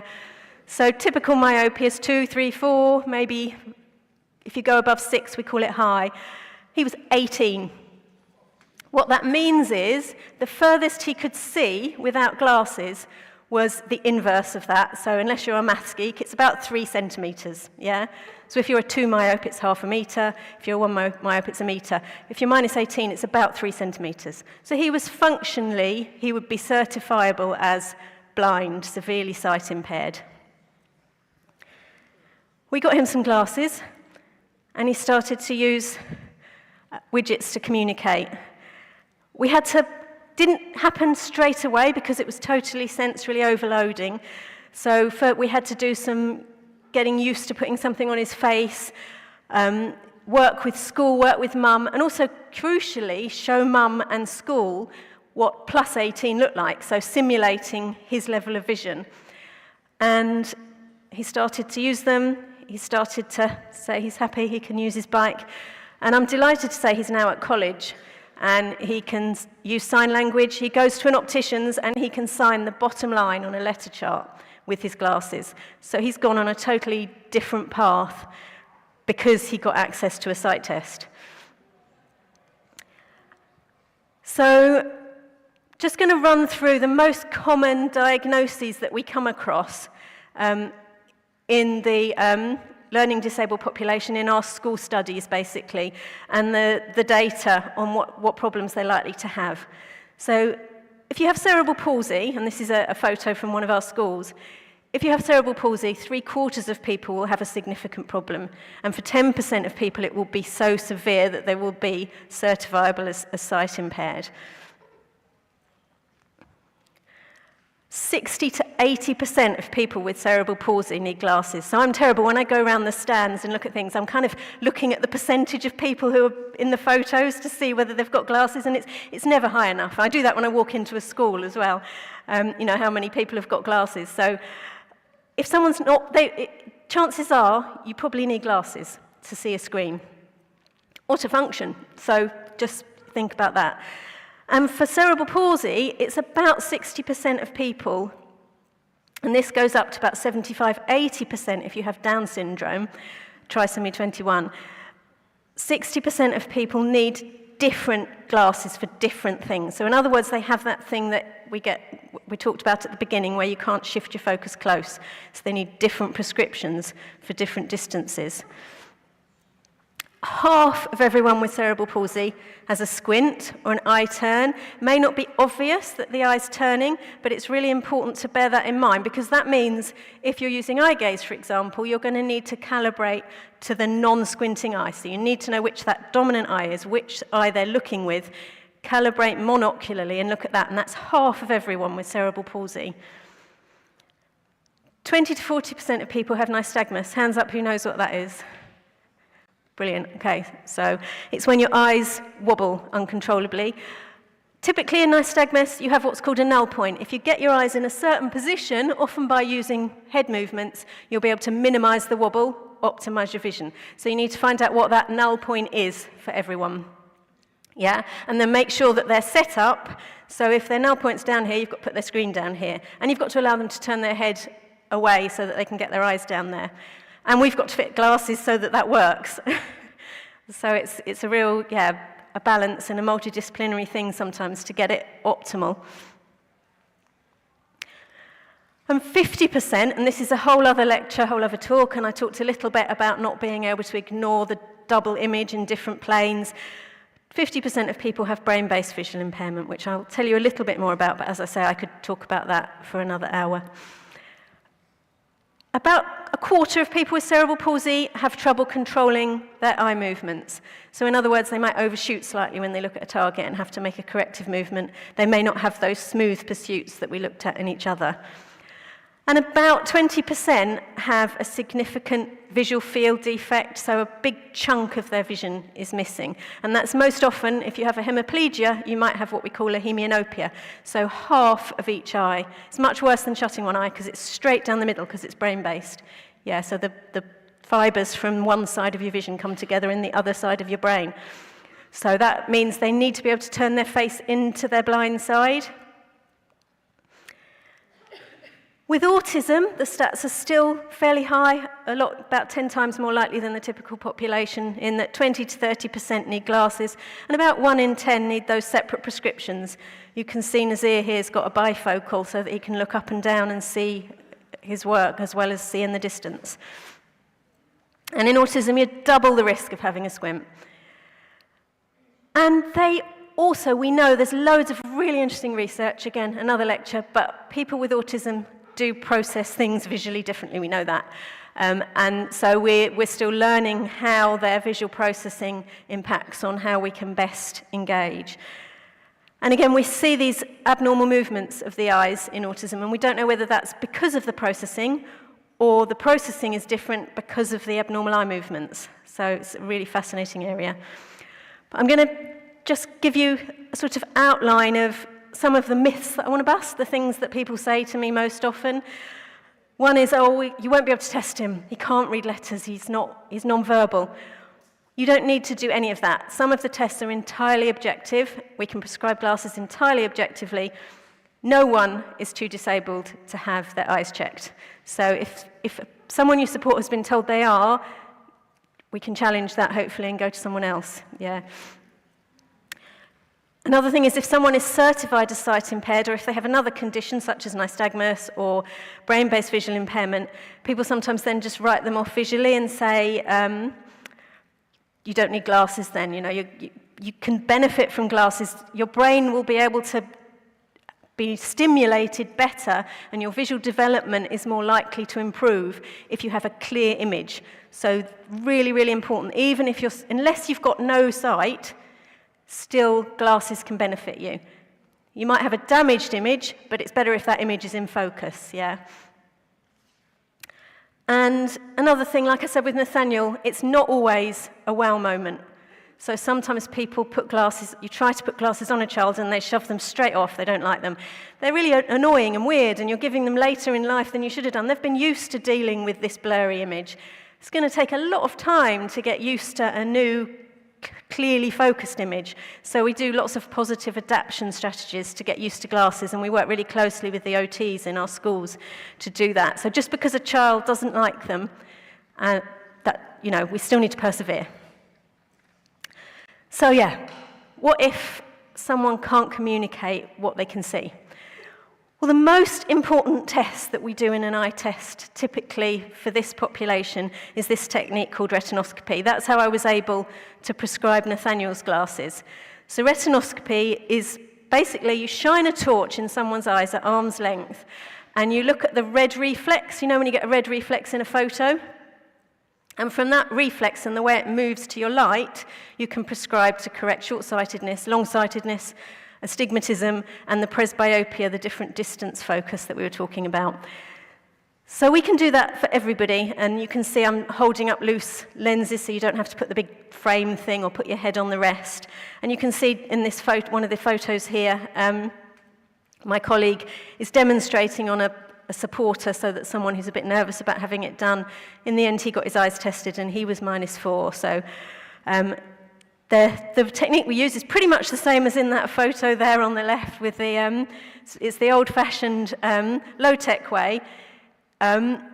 You can do it now with a machine, which does it instantly, but it's something, obviously, when we're going around schools, we don't have a big machine, and it actually works better with someone who's got limited cooperation to be able to use the torch, because you can follow them around their space, you can do it in their class, in their home. But yeah, so we can prescribe glasses for everyone who's got some sight if they need them, if their eyes are out of focus. Ophthalmoscopy, we're looking to see if there's structural problems with the eyes, which again, it's good to know about so we can predict what kind of vision someone might have based on that. We're looking at eye movement, as we talked about, so we're looking at those smooth pursuits, the saccades, whether the eyes can pull together, whether they use one or both eyes together, and whether they have nystagmus. So, hands up who thinks both of those children have got a squint. Okay, which one's got a squint? The one on the left? Hands up for the one on the left. Sorry, hands up for this one. And hands up for this one. Okay, only this one has got a squint. So, can you see the, sorry, I haven't got the pointer, but it doesn't matter. Can you see the dots in the center of the pupils, the corneal reflex, yeah? That corneal reflex, which we're picking up on with eye gaze, is central in both eyes there. But in that one, it's off to the side, and it's actually the folds of skin that are giving the appearance of a squint. So we spend a lot of our time differentially diagnosing those two, but we're looking at that corneal reflex, and it should be central in both eyes, and if it's not, there's a squint. And sometimes squints only happen in certain eye positions as well, so you might be straight, looking straight ahead, but when you look down, one eye wanders off. So really good to look at those corneal reflexes and see what's going on. We talked about not being able to read letters and thinking that means you can't do an eye test. We can get a measure of someone's subjective visual ability using lots of other tests as well. So we have picture tests. We have these, Peekaboo is a brilliant app you can download on the iPad, which has different gratings, so it uses a grating level of acuity, so the lines get finer, so you can assess someone's vision using that. The Cardiff Acuity cards, they have pictures at the top and bottom, so you can look at eye movements to see if someone can resolve the picture, whether they're looking top or bottom on the card. And these are just to illustrate to you what poor visual acuity does. So refractive error, needing glasses, typically reduces visual acuity significantly. And our perfect vision, in America we call it 20/20, in the UK it's 6/6, another measure is 0.0, so you might see any of those three. That means you've got perfect vision. And then you can see how the image degrades as it gets worse. And so 6/120, you'd be considered severely sight impaired or blind. We also measure contrast sensitivity, so that's how well you can see greys rather than that, the blurring. This is faded task, so you might need things to be very bold and well contrasted. And we can use these smiley figure tests, which is called hiding Heidi's, or this classic letter chart. And that you can see degrades the image very differently, so it kind of fades things out if you've got poor contrast sensitivity. I talked a bit about visual fields. A lot of eye care professionals, they think of this fancy machine and sitting and pushing a button. Who's done that at an eye test? Yeah, so it's a test for glaucoma, it's a test for your peripheral vision. Really important. You can do it with your young people, just to see, can they see, just like in the picture there, do they respond to a target when it comes in from the side? And Lee Blemmings at Sensory Guru has been doing some apps as well that can, use targets on a screen to assess that as well. This is kind of mock-up, it's very hard to mock up, but of the most common, the hemianopia that I talked about, that a lot of people with cerebral palsy will have. So it literally cuts things down the middle, and you really do need to turn your face into one side, and you'd need your screen, for example, right off on your good side.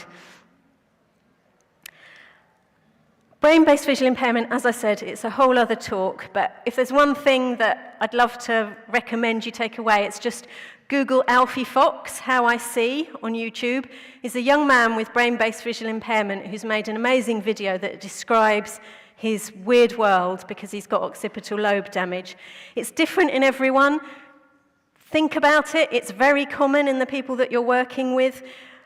You can do visual inventories, and I'd signpost you to Ulster University, Gordon Dutton, to find out more about inventories to explore vision function in someone where you suspect there's a brain-based problem. Very often people go to see an ophthalmologist or an optometrist and they get told your eyes are fine, but they've clearly got visual problems. This is probably what it is, something going on with the way they process things. And it's really important with this patient group. The tent is a great tool to stimulate things. Really important not to write them off, but to do functionally appropriate visual stimulation to encourage neuroplasticity and their vision to develop.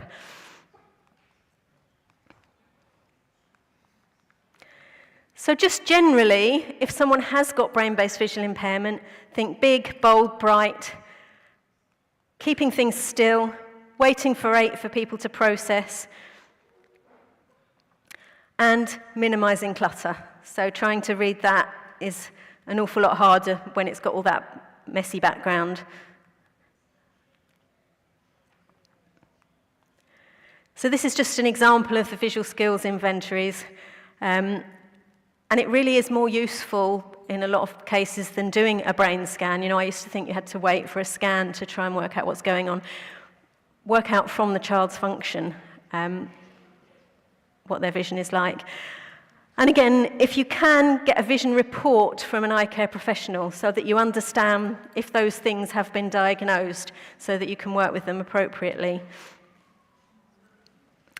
So these are the things I hope you'll take home and start thinking from everybody.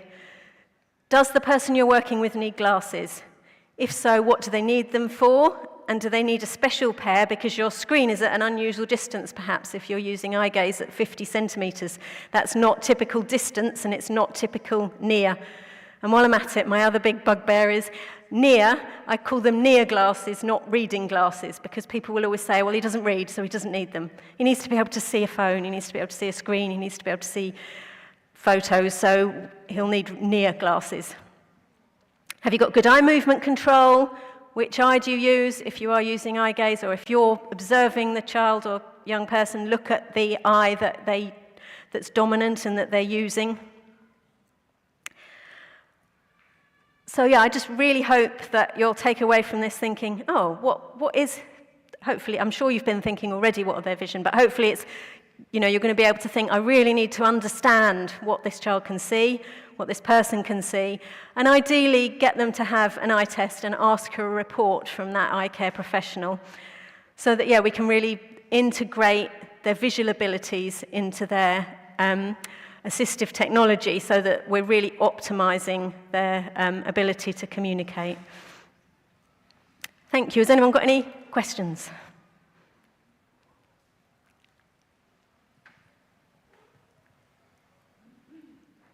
No, that's very unlike me. I've finished with a couple of minutes to spare. Thank you.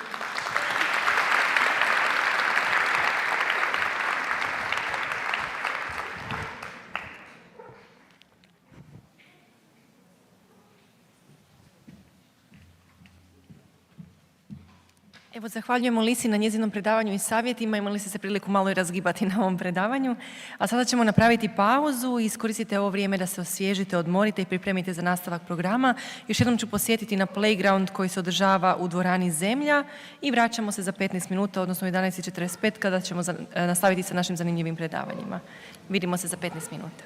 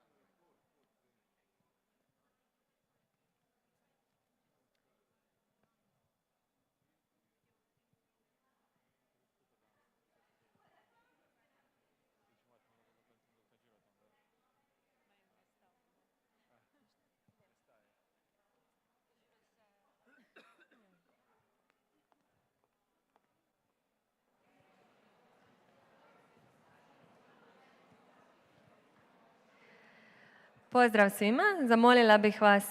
Hello, everyone. I would like to ask you to take your seats because we're starting with our next lecture. We're going back to the program, and it is a great pleasure for me to announce Matea Vukashinets. She is a specialist in assistive technology and sensory integration at E-Glas. She has many years of experience applying sensory integration and assistive technology in working with children with developmental disabilities. In this lecture, she will present the results of research on the application of sandcastle in different environments. Matea, you have the floor.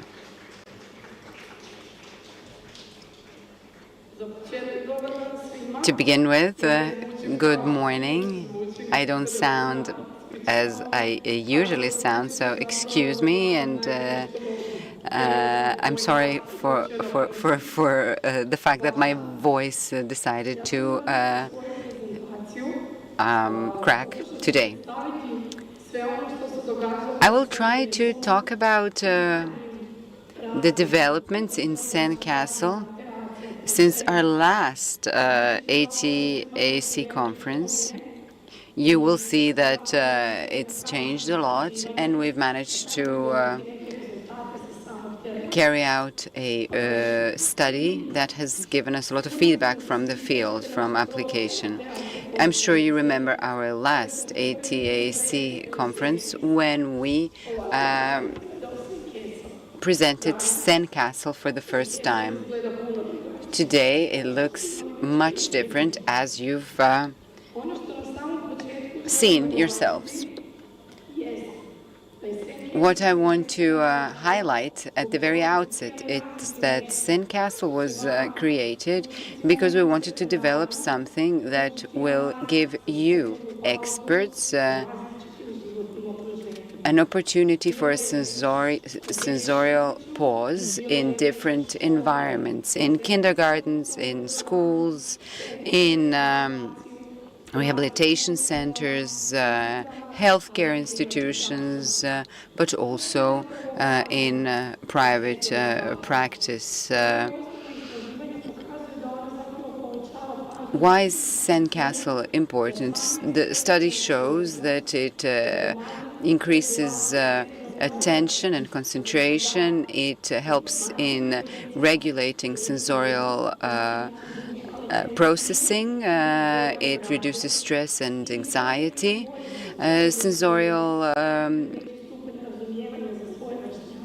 input is processed in a healthier way and much easier for the child. But the best thing about it is improving the skills of self-regulation. Self-regulation is something that we hear a lot about today. It's become a buzzword, and it's a very important skill. And something else that is also like a bonus in using sandcastle is the fact that it improves cognitive skills of users. This is what sandcastle looks like today. We've changed the materials on the outside. These are certified waterproof materials that are completely safe, that are unflammable, and that they satisfy some of the highest global standards. Where can we find sandcastle today? It's wonderful to be able to say, and I'm happy to be a part of the team who developed sandcastle and made it into such a big story. It's important to say that from this small country of Croatia, we have developed a product that is available in 3 continents. Sandcastle will be beneficial not just for children in Croatia and Europe, but also it will be used by children in the United States, but also in the distant Australia. If somebody had told me this in 2019 when we started developing sandcastle, if they had told me that in such a relatively short time span if we also take COVID-19 pandemic into account, if somebody had told me that sandcastle would fly so high, I wouldn't have trusted, I wouldn't have believed them. That is why, and since we started in this small country, we decided to carry out a research. We performed a study in all institutions that have sandcastle, that use it every day. And now I know, according to the latest data, 476 children in Croatia use sandcastle today, which is a lot. So let's see the results of research. To begin with, experts who use sandcastle the most in their work, and I'm happy to see that it's my colleagues, for the most part, education rehabilitators, but other experts use it, such as speech therapists, speech and language therapists. I'm happy that they recognize the benefit of application of sensorial tools in their work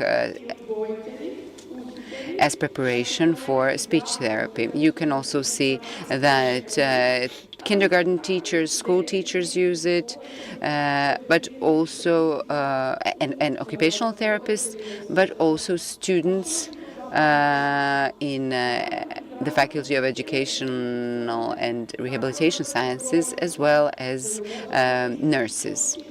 Why am I happy with these results? Because we wanted for sandcastle to be so applicable, to be used by a large variety of users and experts. It's so comprehensive and so beneficial that anyone who uses it can see in their work, can see that it's beneficial for the child they're using it for.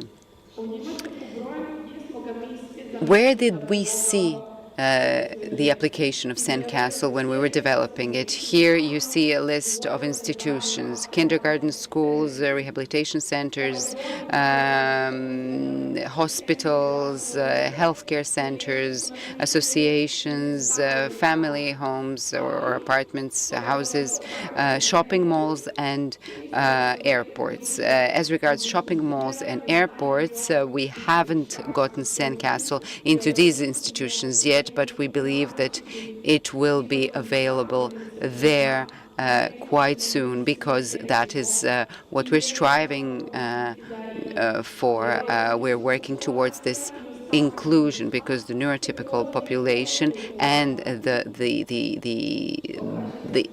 the whole of society recognizes how important inclusion is. Half of our respondents use sandcastle in kindergartens, then 9.1% for primary schools, for regular education.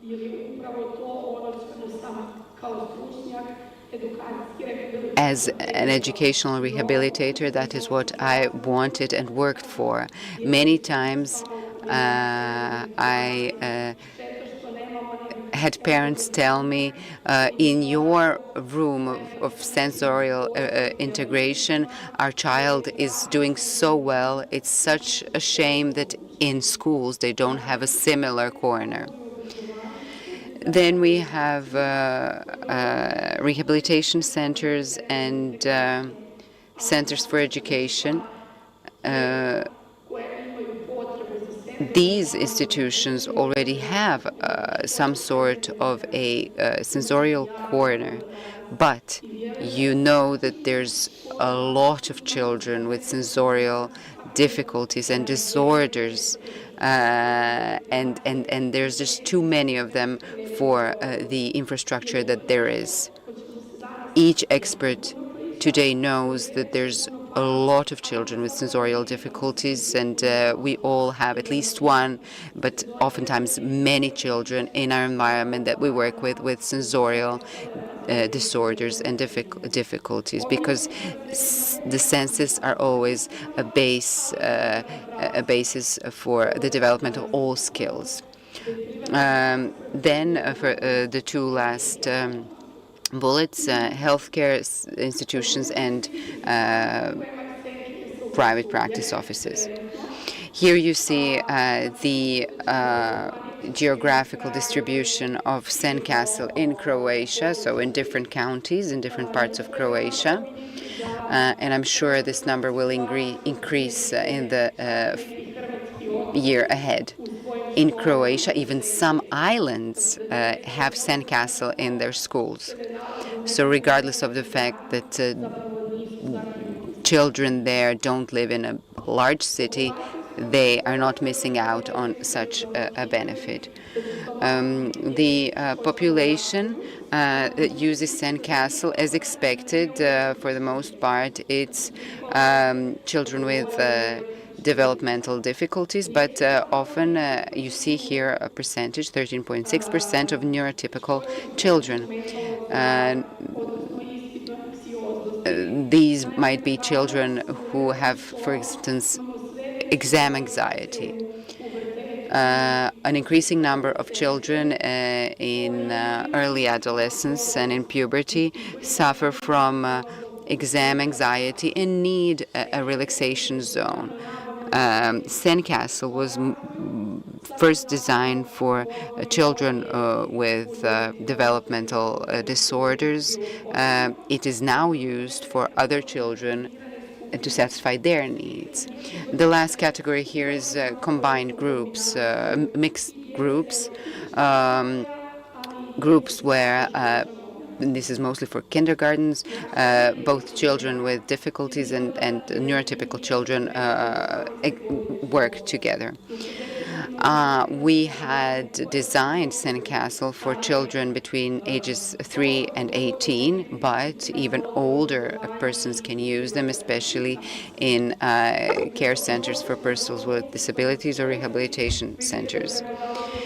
As regards average age, you see that the dominant age group is preschool children, and this is very good news, because these children do need early intervention, and satisfying their everyday sensory needs is a very important factor in allowing them to participate in all other activities in a day. But I'm also happy with the fact that it's used by the 11 to 14 years age group. This is early adolescence with hormonal change that are sometimes hard to regulate, sometimes to bear, and sandcastle can help these children a lot. This graph shows all the difficulties that we've designed sandcastle for, and research has shown, and my colleagues have stated this in the results of the research, that we aimed well, that we designed it well, but some other difficulties were added, such as visual impairment and hearing loss. The sandcastle is useful also for children who have eyesight impairment or hearing loss. Another thing that was surprising and that was very positive is that neurotypical children who have behavioral difficulties and behavioral disorders, they can benefit from using sandcastle, and especially to self-regulate. As regards recommendations on the duration of the period for using sandcastle, all experts here know, like I know, there's never a universal recipe. We have to use every type of therapy for each child. But research has shown that in the age group, in the preschool age group, Sandcastle is recommended for 5 to 10 minutes, and also such sensorial breaks are recommended for to be used several times a day. And it should be used in a proactive manner. When we notice a child has lost focus, has lost attention, Sandcastle can be used to help them prevent certain behaviors in the following, for instance, 30 to 60 minutes. Believe me, all colleagues are very happy when they can prevent unwanted behaviors, because for us, unwanted behavior is one of the biggest problems that we face in our everyday work. The next age group that I want to talk about is children between the ages 7 and 10. They can spend a longer period of time in the sandcastle, some 10 to 15 minutes, but you have to be careful not to make it too monotonous. You have to make a good mix of sensorial inputs for this age group. And you also have to make sure that they have their sensorial break several times during one day. During training, I often tell colleagues sensorial breaks are like food and beverage for our senses. Would you be able to function if you couldn't eat or drink? You would probably become nervous, agitated, and you would create some sort of a fuss. That is why you don't use sensorial break as a positive reinforcement for good behavior, but you have to plan it in the everyday schedule because it's necessary for their functioning. The next age group that we want to look at is children between the ages 11 and 14. They can spend some more time in the sandcastle, and because their tolerance is increased. With them, you can work with cards that are more complex, for instance, emotional regulation cards or self-regulation cards that help children learn how to control their breathing and how to emotionally self-regulate. The goal of using Sandcastle is not to use it 1 hour in an hour for an hour, because then it's not a sensorial break. Sensorial break can last up to 20 minutes. But ideally, it's like 10 to 15 minutes if you want to make it a beneficial break. In the older age group, we could go up to 30 minutes, but then you have to come up with a program and chunks of 7 or 8 minutes with targeted activities that can improve emotional and social regulation. How often is Sandcastle used by colleagues? You see that 60% of colleagues use it every day, 13.5% use it 2 to 3 times a week, which means that most colleagues use it quite often. Of course, there's always some exceptions, and we'll never see that a piece of equipment is used by everyone all the time. As regards the time interval, this is what I showed you just now. So most colleagues use it 5 to 10 minutes, 10 to 5, or 15 to 20 minutes. I've already talked about the number of children that use Sandcastle in Croatia. This is the pie chart that I was presented, and I'm really happy to see that such a large number of children has the opportunity to use Sandcastle, if not every day, but at least 1 to 2 times a week. I think that's really great news. These are developmental areas with where we see most change, where we see the greatest effect. It's always great to see the benefits of a product that you developed. I'm really happy that self-regulation is the area where Sandcastle is most effective. And then also motivation. Motivation is also an area where Sandcastle is effective. It increases tolerance for sensorial inputs for children, making it easier for them to get into different activities during their day. As regards these sensorial cards, if you remember, at the last conference we had 19 sensorial cards. Do you know how many we have today? Over 40. They're divided in 6 categories: relaxation and stimulation, educational content, time orientation, emotions, sensory cards, interactive cards. Each category has several cards. So relaxation and stimulation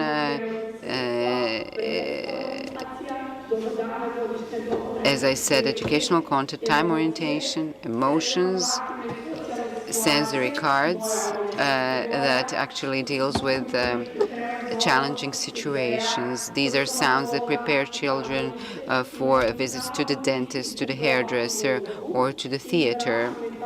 And in the end, interactive cards that enable children, that enable using Sandcastle as a symbol communication device where you can record your messages. Which sensorial cards are used most? As expected, relaxation and stimulation, but also educational cards and interactive cards are used a lot in everyday work of experts. As regards the cushions, we have 2 tactile cushions.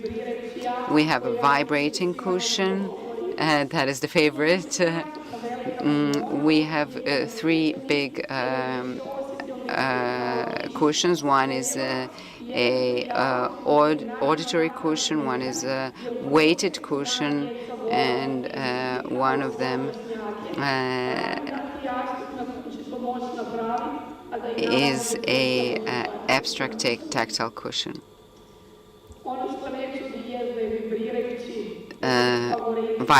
Vibrating cushion is the favorite cushion for everyone, but also the tactile cushion house is among the favorites because colleagues like using it.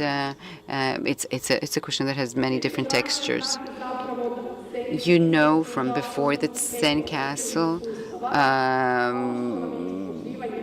provides inputs for the 5 senses, and research has shown that children are most focused on the visual and audio inputs, but also tactile and proprioceptive. What sets Sandcastle apart from similar products in the market is that it provides for a large variety of different sensorial inputs that can be adapted for each individual. As regards user satisfaction, I would like to highlight that over 59% of users are happy with this product. This is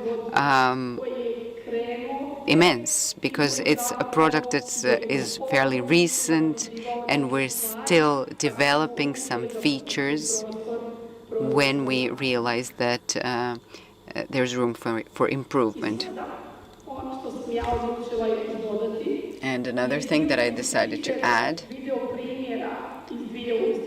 is a video example of a kindergarten and primary school. I would like to thank my colleagues who shared the videos.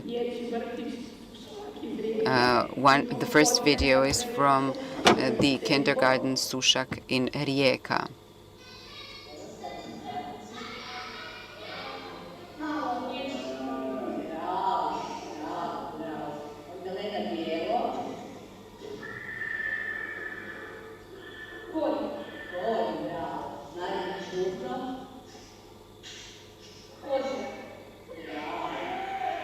The children in the video are guessing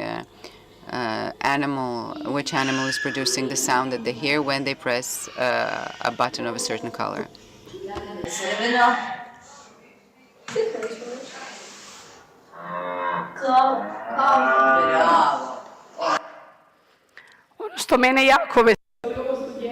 When I see this, what makes me particularly happy, these are autistic children who are waiting their turn. When I saw this as an expert, I was really thrilled, because these are social skills that we try to teach in different situations, and here in Sandcastle they learn this important skill of waiting for their turn.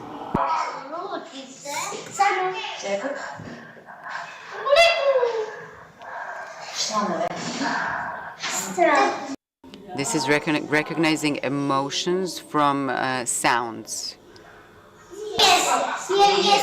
We've had anger, laughter. This was a mix of neurotypical children and children with developmental disorders. I will play another video now.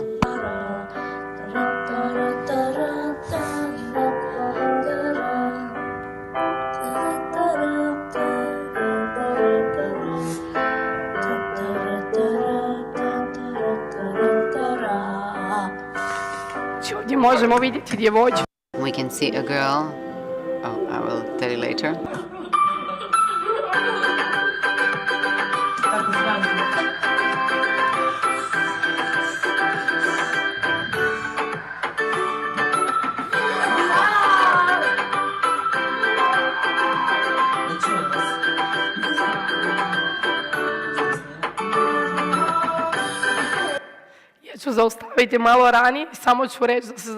I will just stop this earlier. I would like to thank my colleague Hinka, who is in the audience, from the primary school that provided these videos and who made it possible for her special needs students to have this sandcastle.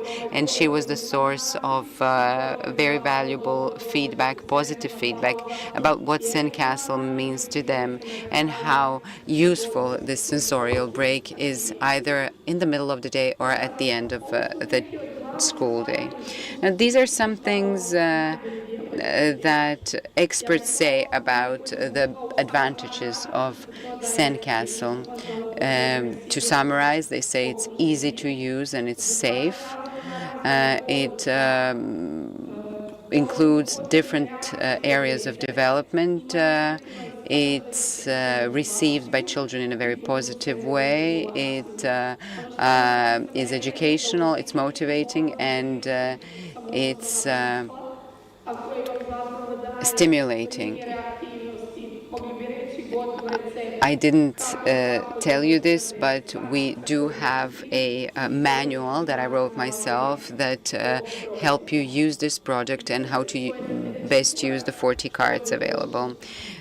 You might be wondering what is the next step for Sandcastle. Well, we want to develop it further to make it possible for an even larger number of children with development disorders, but also older persons with disabilities, to improve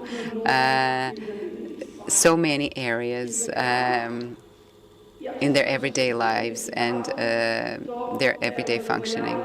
In the end, I would like to finish with a quote.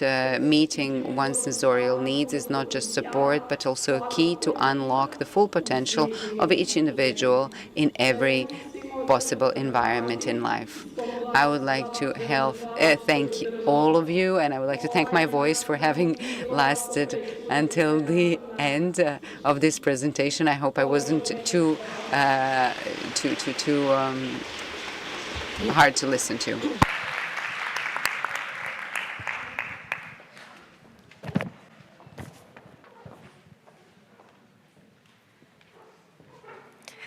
Hvala Matej na predavanju. Thank you, Matea, for this lecture. Thank you for sharing with us the results of your research on sandcastle. Sandcastle is exposed outside, so you can see it. Lena Kontratjeva is the next speaker. She is a speech therapist that specializes in assisted communication for children and young persons with different needs. She has special interest for development of language and speech. Welcome, Lena. So much to E-Glas for arranging this beautiful place for us all to meet each other, and thank you for all of you for being here and being ready to spend this time with us. Let me see if my slides are up there. Just a little bit help from our friends, and thank you so much once again. I would like to talk to you today about making the decision easier, how DAG3 and other tools can help broaden funding criteria for AC technology. There are many things that people can take as offense with this name. I'm going to start with the thought of easier. Nobody said it's going to be easy. I'm thinking that we can make it just one step easier rather than make it easy for everyone.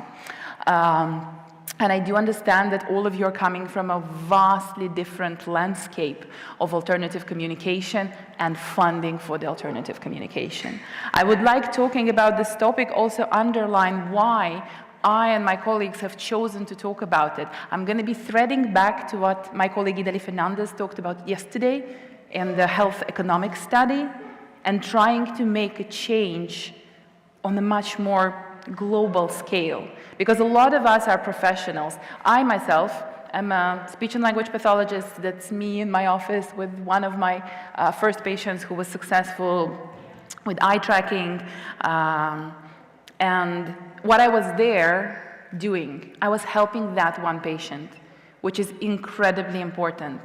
However, here, we would love to help communities rather than individual users or along with the individual users. So that's why I'm trying to think, how can we change systems? Because people who are in this room have direct effect on funding systems across a giant landscape of AEC. Let's think about it. Let's think what kind of force we have in our hands, and I would like to make that force even more. I guess I presented myself enough. I'm an SLP, come originally from Riga, Latvia. Now I live in Stockholm, work in Tobii Dynavox, work as an international trainer, which basically means I'm going to talk about AEC to anyone who's ready to listen long enough. You are in the locked building, so I'm going to do that to you. So let's start this with one interesting thought. Every time we're talking about assistive technology, a lot of people will think about this dichotomy of there is a communication, software, hardware, light tech, and there are mobility aids.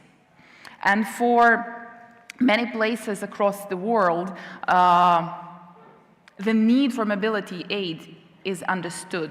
And in most places, and I do understand that not absolutely all of them, but in most places, some form of funding for the mobility aid is available for almost everyone who needs a mobility aid. We, of course, can talk that it can get better, mobility aids can be more specific, but it's understood.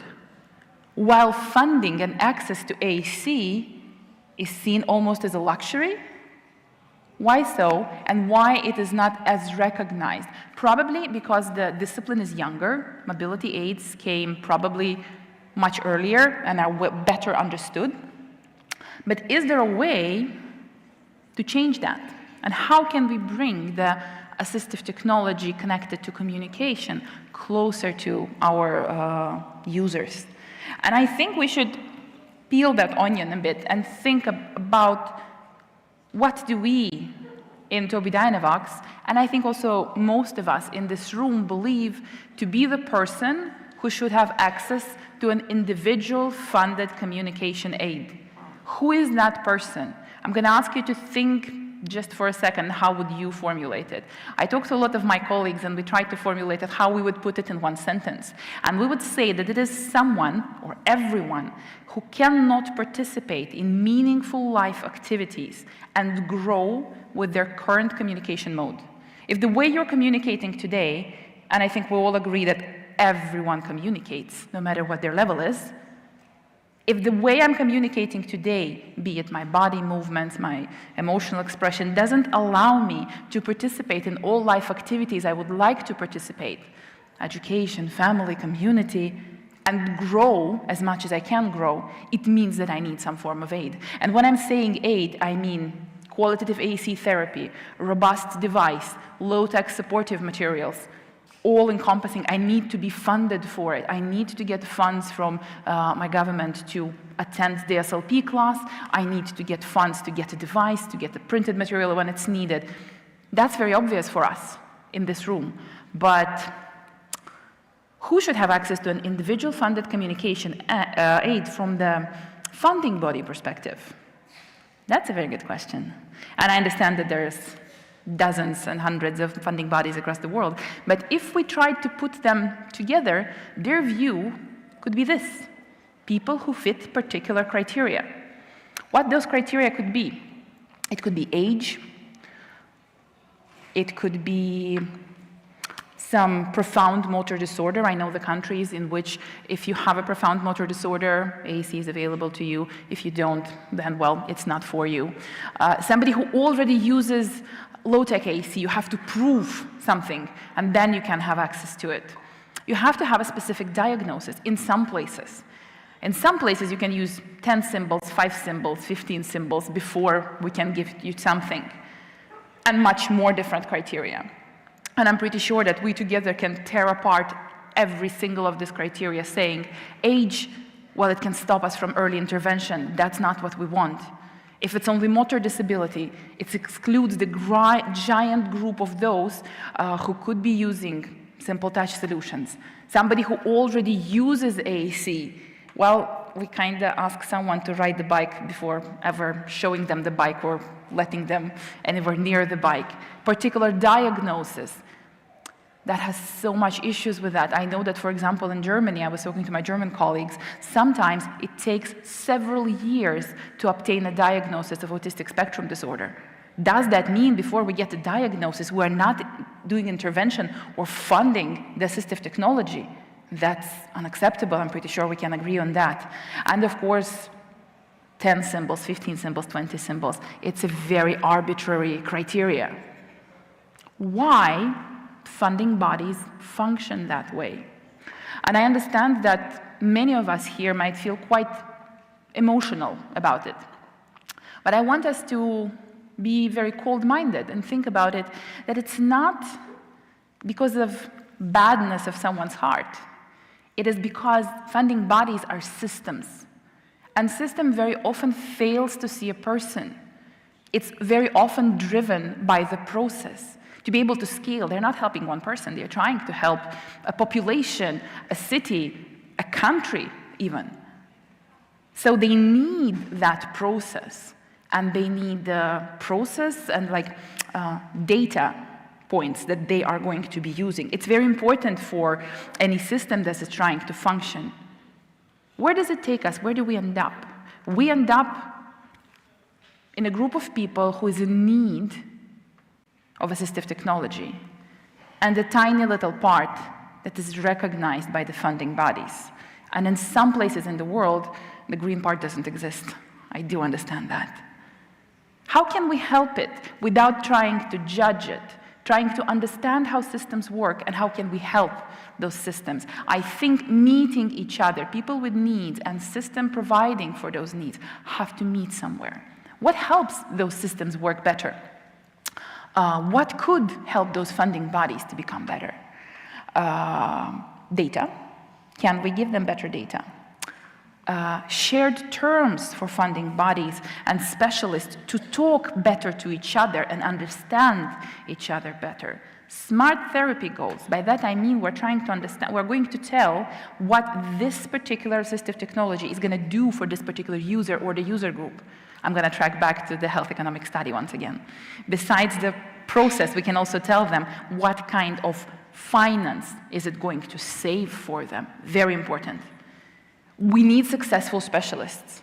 Without a successful specialist, there is no successful AAC user. I'm very sure about it. It is our responsibility. Someone's success relies on us heavily.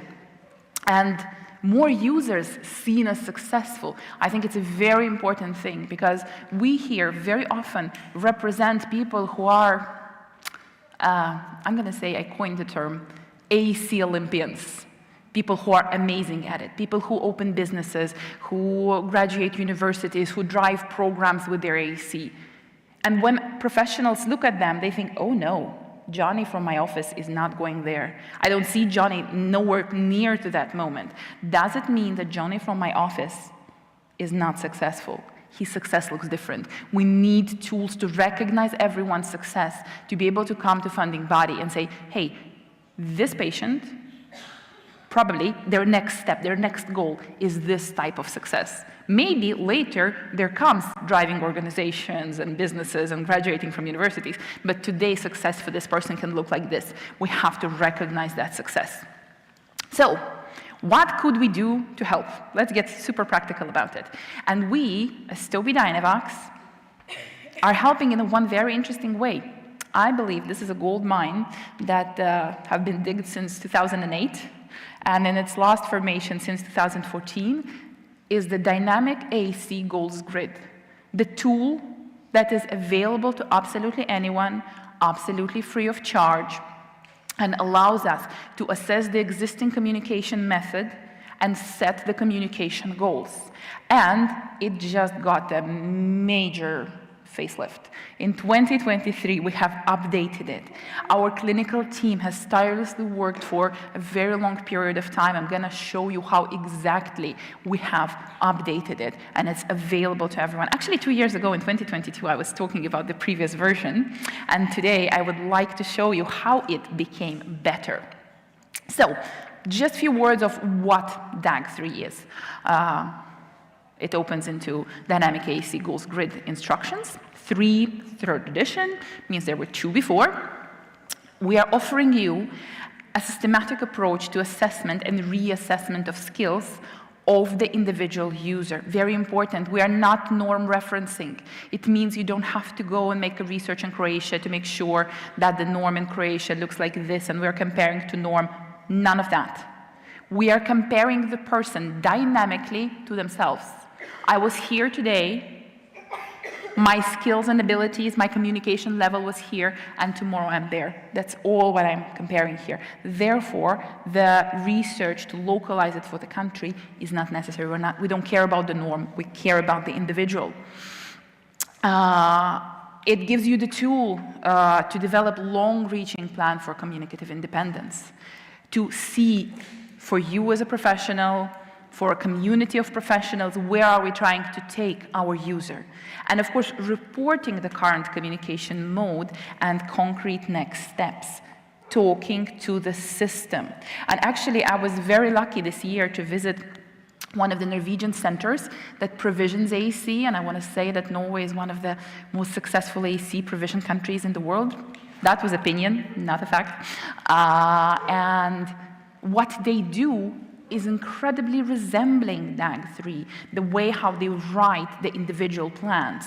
Because what they want that reporting of current communication and the next steps. Because we want to tell our funding body, the user is here, with this solution, they're getting there.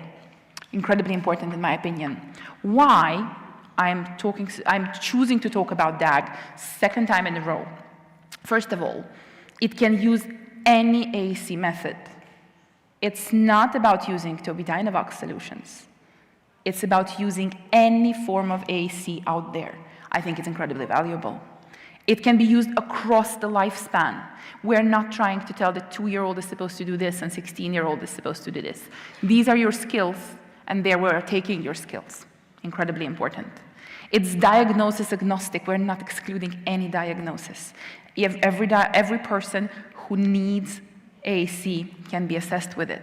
And dynamic, not non-referenced. I think I gave quite a spiel about dynamic, not going to go back there. We want to focus on the professional needs because I stand by the fact that without a successful professional, there is no successful user, because the professionals are the one who's responsible for the support. How do we focus on their needs? We help you to set smart clinical goals, goals that are specific, from goals bigger than life to a very specific goal of the particular user. We want them to be measurable because we want you to be able to show to your management and to the funding bodies that this person is moving forward. The ones that are achievable. Very often patients fail because the goal we put in front of them is not in their proximal development zone. We want to change that, of course. They should be very relevant. We talk a lot in DAG about how motivation of the person and the relevance of the goal for the person themselves is important for them. And of course, time-bound, something that I heard today in the first lecture by Charlie, where he said that we see the situation when somebody does the same activity again and again and again for years. That's clearly not time-bound and clearly not a smart goal, and we all together are trying to work against that. So, recognizing the success. Through very specific goals, we are able to show that even smaller types of successes is something that's to be recognized. Planning our work. We as SLPs are busy, busy people. We have a giant caseloads, we don't have enough time, and making planning easier for us is something we really could use a bit. And of course, it's systematizing the time of and work of institution. If here some of you are the school directors, the rehabilitation program professionals, you would like to make it more organized in your school, there you go. That's the tool that you don't have to pay for. I'm pretty sure that a lot of you know that many assessment and implementation tools are goods in themselves and being sold by many organizations. This one is available for you free of charge. And every professional I talked to who saw DAG3 in action immediately recognized the value of it. So, just a few words about the organization of it. We're looking at the communication ability levels, where we are trying not to put any labels on the person. The only thing we're trying to do is to understand how are they communicating today. We base it on the work of Patricia Dowden from the University of Washington. The only thing we use those titles as emergent communicator, emergent transitional, context dependent, transitional independent, and independent communicators as describing your ability today. It says nothing about where are you going to be tomorrow or in 5 years. Our only goal is to understand where are you so we can meet you the best way possible. And of course, it's not predictive of anyone's progress. It's incredibly important. So we do it to see what kind of goals we can offer to you. I think it's very important. And as I said, there was a lot of changes. Let me show you what are the changes. For those who didn't know about the previous version, I'm going to super quickly tell you what is the purpose of DAG2. We want a systematic way to assess and reassess communication skills, as said before. We want to develop communicative independence. We want to encourage successful use of AAC across the communication competencies that were formulated by Janice Light. We want to support your goal writing or any professional's goal writing. We want to be able to track the process, and now we also have improved instructions to make it easier for people to use. And we would like to, of course, reflect the current research, because 2014 was long ago, and I'm pretty sure that we all can agree that a lot of things have changed since then. What are those things? First of all, to follow the changes in the evidence-based practice, we have added one more goal, the psychosocial one, that adds to the, I'm sorry, not goal, competency, that adds to the additional competencies formulated by Janice Light. We reflect it in our goals. We have added goals that represent access, because before the different types of access, such as switch, eye gaze, touch, were not as represented. Now we made it a part of our goals. We made the literacy one of the key goals and gave it more attention than it had before. And of course, we have changed the prompting structure. I'm going to talk a bit more about it later.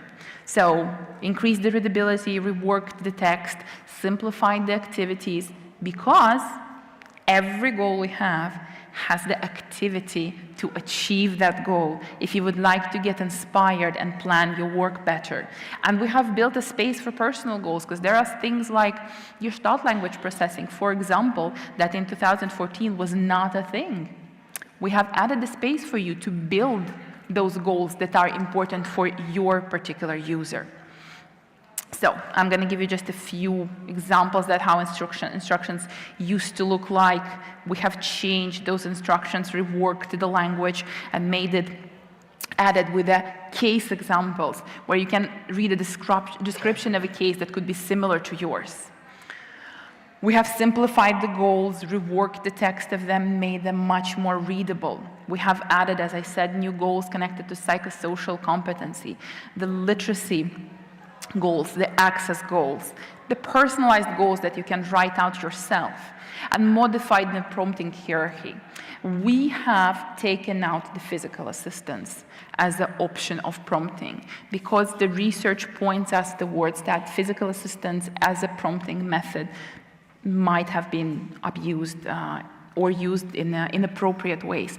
At the moment, we are suggesting that we are going from natural cue to the indirect one, direct one, and in case of direct cue is not getting the necessary response, we resort to modeling, and we will model as much as possible. But it's a separate topic that we could have a long, long conversation on that we're not going to have. Though, if you'd like to chat with me about it, I'm happy to talk about it next to our booth.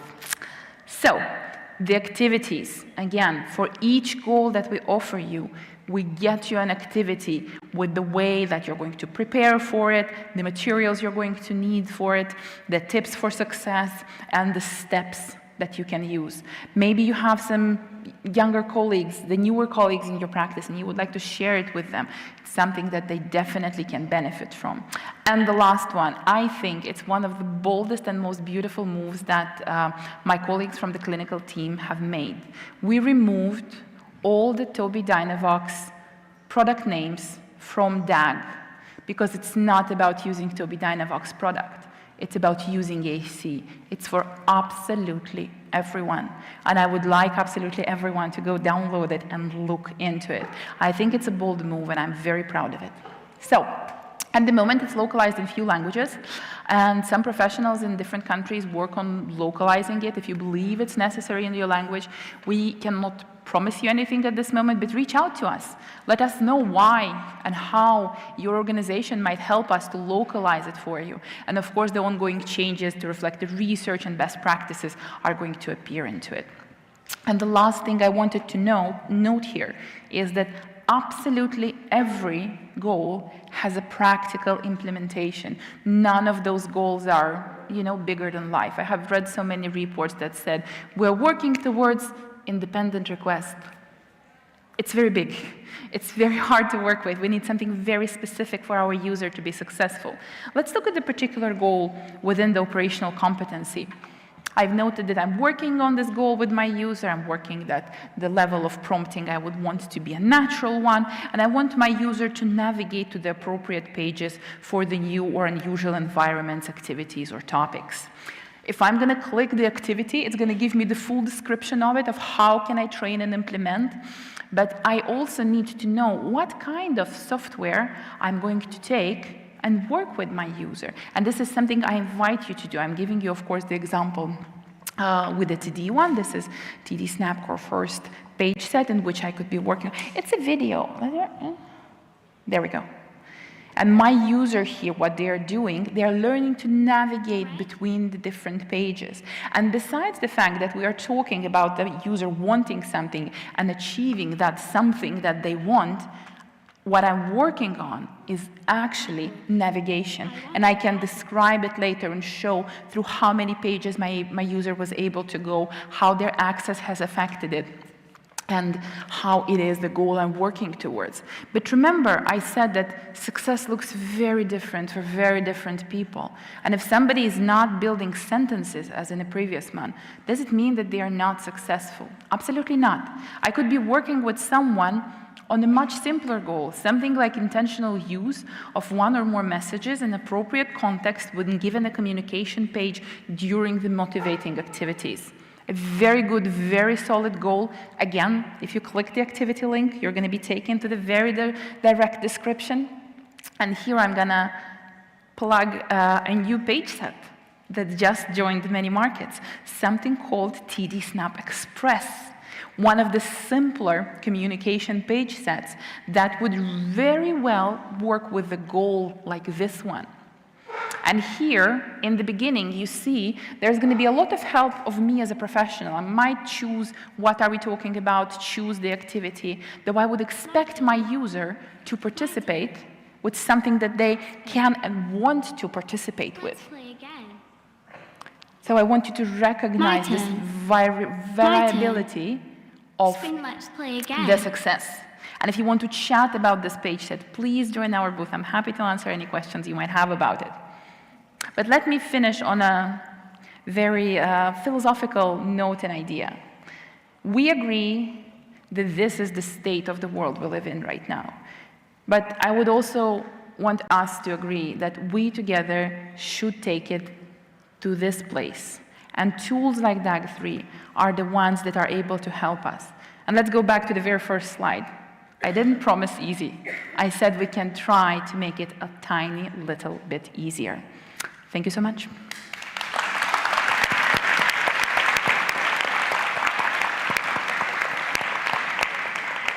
I think we have like 3 minutes for questions, right? So if there's one question, otherwise I'm happy to take them in the booth.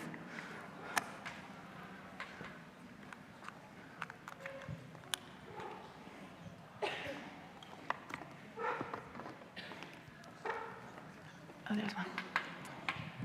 Hi, thank you very much. It was a very insightful presentation. I just have one question concerning relationship with other dynamic tests like dynamic assessment methods and communication matrix. How is it different? Other parts that you also use or Of course, it is. There are some similarities, and we are basing ourselves on very recognized research and concepts like Janice Light's competencies. And I'm very happy to say there is no secret sauce. There is organization. What we give to you is the system that you can take and work with it immediately without the need to go and find a specific research, formulate the goals yourself. There is, and which I like about it, is the fact that we rely on the concepts that have proven themselves in the field for a very long time. No magic, just organization. And we very much rely to the very well-established concepts. And I can tell you that places like, for example, the University of Köln recommends this form, the previous one, the 2, they haven't reviewed the 3 yet, and the 2 they recommend to their students and professionals. So it is being recognized also in the academic environment. I hope it answers your question. Thank you. If there is no more, thank you so much.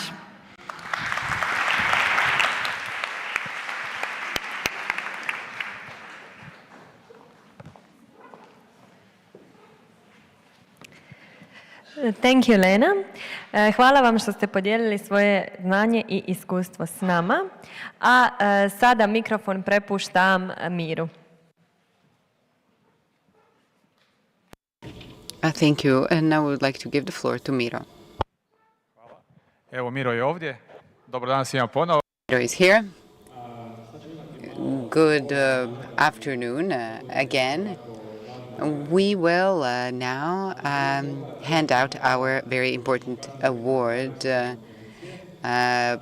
but we will also present an award at the end of the conference for the best poster. You see in the background we have posters, and we will hand out the award for the best poster at the end, and the prize is something very specific. It's the entry ticket to the TIA conference in Orlando.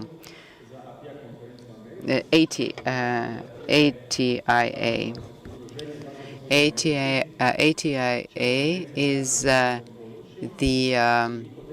Assistive Technology Association in America. The director is here. He has come all the way from the United States to be present at our ATAAC conference, and the ticket is the prize. To give the award, so no worries. Evo, to je samo informacija za vas koji imate postere, evo da se možete... Okay, that was just a piece of information for all those who presented posters here. To one of our exhibitors. We had professional jury voting for the best product, and now we have the winner. So, let's see. I will need some of your help to announce the winner. So, let's count. Is it okay? Let's start. 10, 9, 8, 7, 6, 5, 4, 3, 2, 1. And the Best Product Award goes to Seaboard.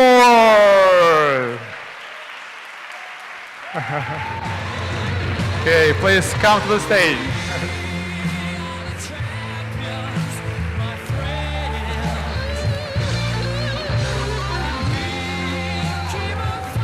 Please, congratulations, and we have a gift for you.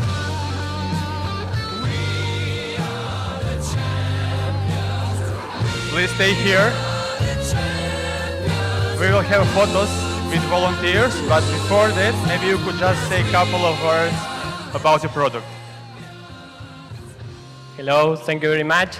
My English is not the best, but I am really glad to receive this award for all the Seaboard team. It's a very special mention, and our product is alive and is continuously growing and making available a voice for all the world. And thank you very much for this awesome... Thank you for being here. Yes, you're welcome. Now please stay here, please stay here. Now I will ask the volunteers to come to the stage. To come to the stage, and we'll make a photo with the volunteers. Okay. Okay. Volunteers are coming. I am a bit nervous. That's normal. That's good. That's good. Let's go around. Okay. Nice photo.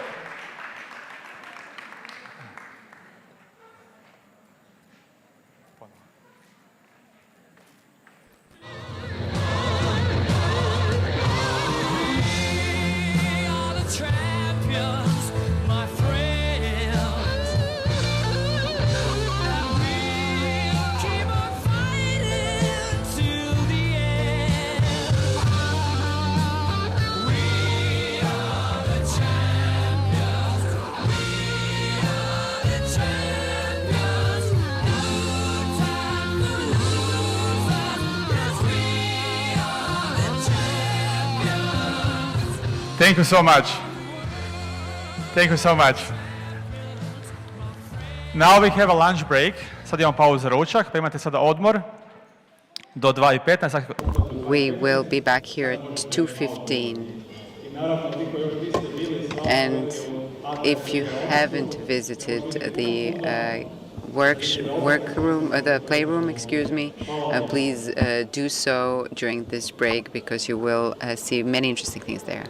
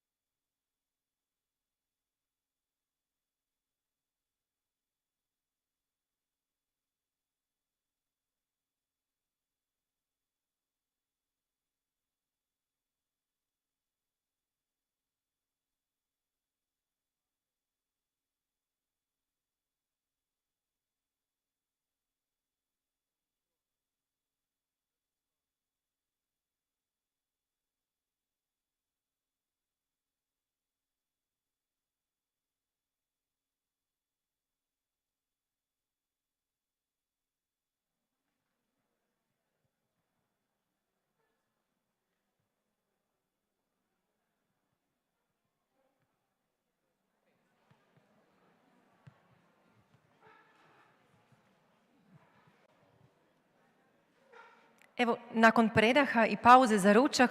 Okay, so after the lunch break, I am really pleased to announce our next speaker, Lee Blemmings. He is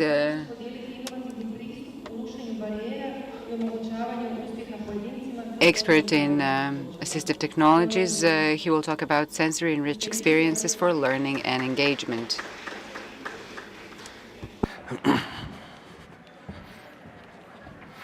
Hello, you can all hear me?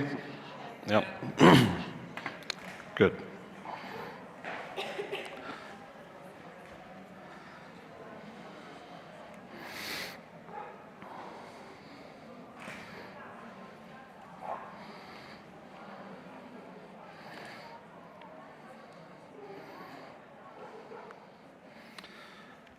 Okay, so I just want to talk a little bit about how I got started in the technology world.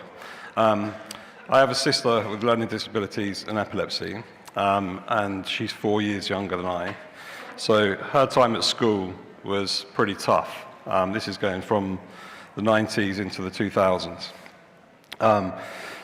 Lots of difficulties actually engaging with the learning that was on offer. And there was lots of difficulties that went on there. So I got to designing technology when I was around about 20 years old. I was studying music and computer science, and the fusing of those two things enabled me to then start working with people with disabilities, looking to create musical opportunities through movement and interaction. So we started working on different types of concepts that would enable kids to have different opportunities to interact in ways that they could easily do that, using play as the primary driver. So what we're most interested in doing is finding ways for children of all abilities to interact and participate together. That could be typically developing sibling with someone with CP. They need opportunities to play together. That could be children's hospice, where all the people that are accessing it have difficulties. So I'm just going to play a video that kind of introduces the technology that we have created, and then I'll probably just talk over the top of it as it plays. So here we go.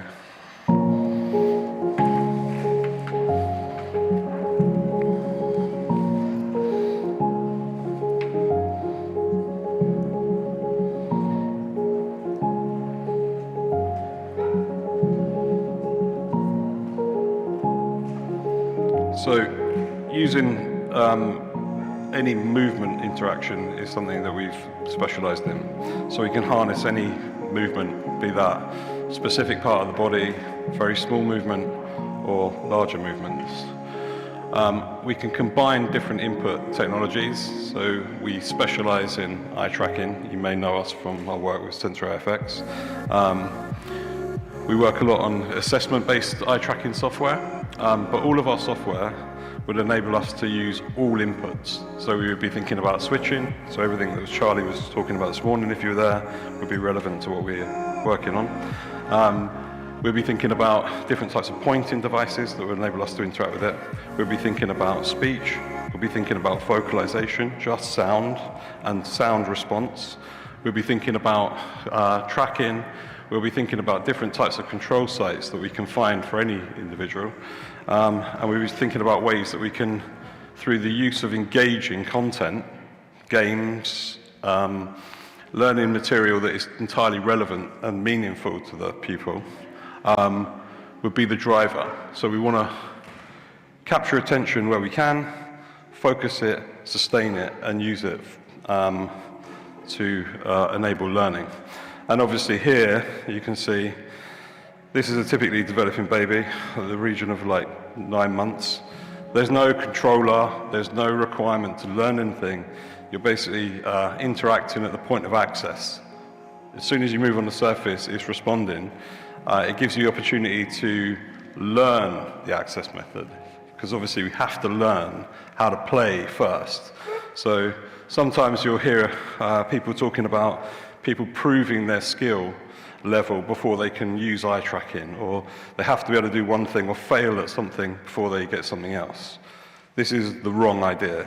We want to be thinking about all access all of the time, from the earliest possible stage right the way through. And we should have all of those tools at our disposal to enable us to bring it all together. So that's just an overview of the kind of technology that we're best known for. And just because I like this picture, this shows the work that we've done in the UK to bring this technology to every single children's hospice. So there's more than 65 hospices that have access to this technology, and it gives opportunity to play for those that need assistive technology and their siblings, so they can connect and play. This is going to take a turn now.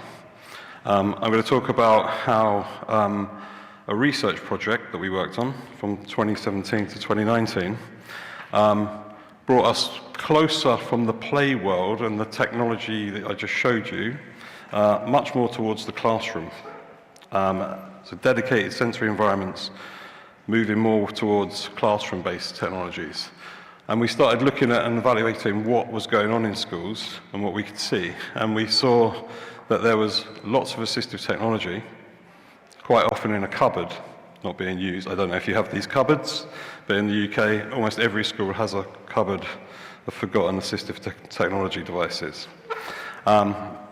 So we saw that there was a lot of it, but there wasn't a lot of opportunity to use it.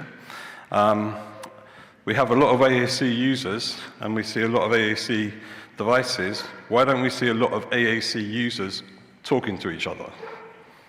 We see them talking a lot to therapists, we see them talking a lot to classroom assistants, but we don't see much interaction between AAC users. There's practical reasons for that, but we'll get to this. There's lots of equipment in schools, class, big projectors and screens and things like that, but a lot of it's inaccessible if you have physical disabilities. Or you have to be wheeled up to the screen, like a large screen, to interact with it, but then you can only access a tiny region of the screen. The screen is large, your movement range is small, and then you can't get a lot of interaction, and then you probably need to be moved back away from the screen to see what you've actually interacted with. So this defies logic, doesn't really make sense. And then the lesson delivery, and this is really where this is where we're coming from. The lesson delivery is often not very well thought through, in terms of access needs for all of these things to work together. So if we've got all of this assistive technology, we have all of these AAC devices, we have all of these people in this place, and we need to create a group interactive experience, we have everyone collectively brought together, but no means to actually connect them in one unified lesson concept, which is, it doesn't seem to make much sense.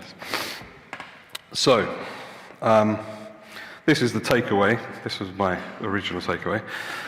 Things need to work together. We need to connect things to work together. And I made a note, something like that, in my journal as I was writing. We need to create something stimulating that brings together all these things in a rich, multisensory way, has to incorporate AAC, has to incorporate assistive technology. It should be super convenient, so it needs to be responsive to speech control for the educator. Educator is not needing to access technology or control things. They just need to be able to fluently move around the space, use speech, and enable everything to unfold. So we put a challenge to ourselves to make this. It took a while. And then we took this approach. So we said, connect the lesson content, the authoring system, so you can design your lesson, build the assistive technology input into that, and then connect up all of these different AAC devices, which is what we have done. And we call the system Magic Room. So what you can see here in this graphic, just to try and illustrate, is varying different users of varying different requirements, switch-based, eye tracking, devices, speech, delivering the whole experience, a whole communication-rich experience into the environment using multiple displays. So it could be one display, 2, 3, 4, and so on. And that gives you this opportunity to build all these things together. The way we do it is we take all of these things that you already know, that all the kids already have, they're sitting there using them, and we unify them using a network option which links them into the Magic Room world. So you run an app on the device, it connects over the network by scanning a QR code, and then you're up and running. And all those devices now play nicely together, and when we run any lesson session with any content that's needed for any pupil, it immediately is delivered to their device without the educator doing any work whatsoever. This is a case study. I'm going to try and move a bit quicker because I know I'm running out of time. If you're interested, that will get you a PDF download about this. We worked on this project with Charlton Park Academy. Over the course of 3 years, we integrated it across 32 different classrooms. We started with PMLD and the complex needs use cases, found ways for them to participate and interact, tweaking what we needed to get to the point where it was meaningful. And then we saw it roll out to the autism classes, and then the head decided he wanted it everywhere, including the main school hall. So the whole building, you could take any class group from any classroom and move them and port them around, and you still have access to the same type of resources across all the learning spaces. This place also has the benefit of having the CENMAC assistive technology service base there, which is where Charlie works. And I'll give a shout out to Catherine, who runs that service, for the good work that they do there, because they're really, really pushing the opportunities for their pupils. This is a video just featuring people from the school and one of the teachers talking about how it's used. It's a wonderful opportunity for each student to have an active part with the support that they may need to create something quite magical. It is a wonderful opportunity to give every student a voice, every student an opportunity to take part and to influence the activity for the whole group. One thing also that I have found, particularly in this new classroom, which used to be very localised but now is broader, is that the student with the least mobility or the quietest voice can have the greatest impact. I hope the words that were spoken there were translated as they come across in English, because it's quite a profound thing that's been said there, is that when you can make the people who have the most limited opportunity able to actually have a profound impact, it really is meaningful and motivating. So that's something that we are pleased to work on. Alongside this, the big takeaway for me with this is communication and development of literacy skills. People are always talking, they're always hearing all these words. To bring it all together, whether the word is spoken, is typed, is scanned, is represented by a symbol, all of these things in Magic Room enable the environment to come to life. So you can use any method, be that just a simple vocalization into a microphone, to make any output happen. When you bring all that together, you can create really interesting collaborative experiences for pupils. So it's basically taking that whole approach of total communication, but also total environmental control, taking people away from just purely the device and being focused here, and seeing how the device amplifies their presence into the space. And that's what you want to think about, is to how you take the interaction from here and you connect them to the people that are there. So that's that. See it done in our workshop. We've got to put a plug.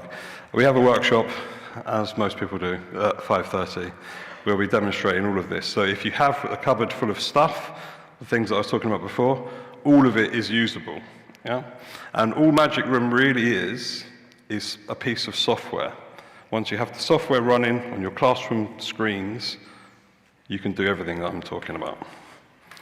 And my conclusion would be, an integrated approach means that we can bring more people together. It means that we can connect all of these different devices and provide more opportunity. So if we're providing assistive tech, AAC, we're looking at ways to get people speaking, communicating, interacting together, this type of method will enable us to connect much better. And it also solves a lot of problems for educators when it comes to creating resources. They only need to make it once and then they can deploy it everywhere, as opposed to the alternative, which might be trying to make a grid set, a communication page, some other, whichever types of technology and different types of platforms that you would be supporting around a lesson would be super complex. So we're trying to take some of the complexity out for the educator to make it simple to do these things and provide better outcomes for the children. That's basically where it's coming from. So that's my presentation. If you have any questions, please fire them. If you'd like to come to the workshop, please do. Thanks.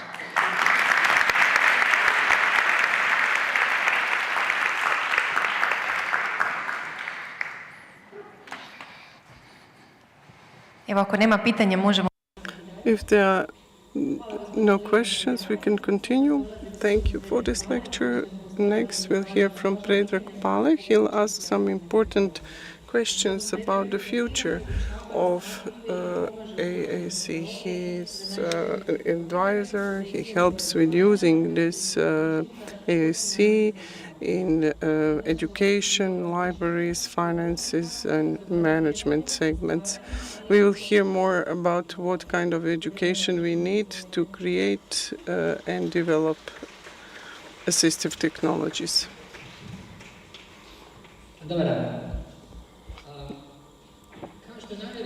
Hello. As it was said, I'm a great lover of technology.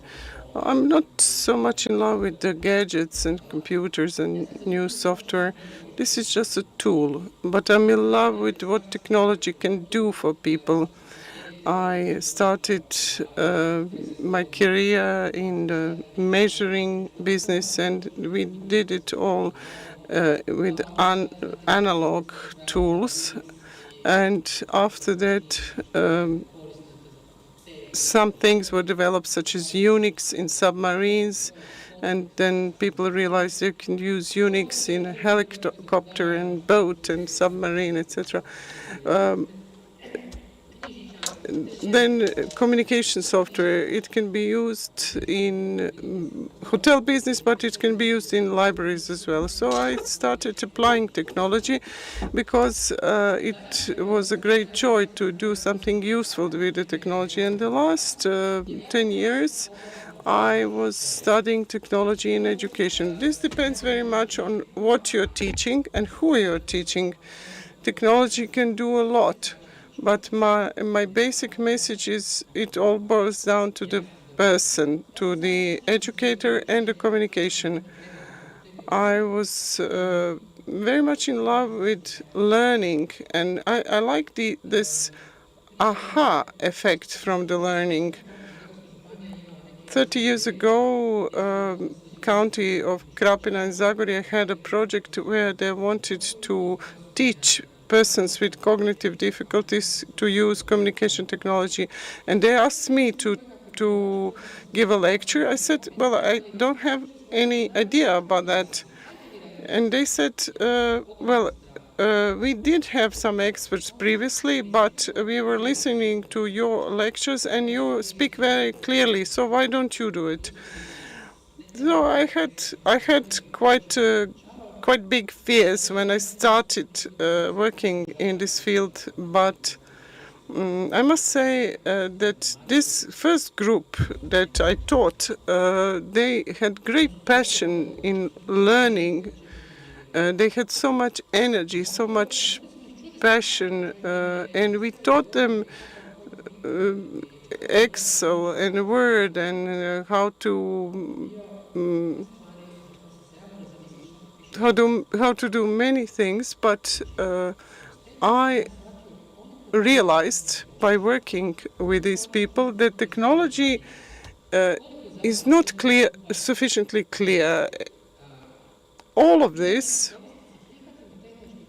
us as users will accept certain products, even if they are not good. We try to cope with it, and all of a sudden some products become standard, although they are not very good. And sometimes I'm quite ashamed when I see how bad certain products are in terms of the user friendliness. So my lecture here will focus on who needs to learn what and how.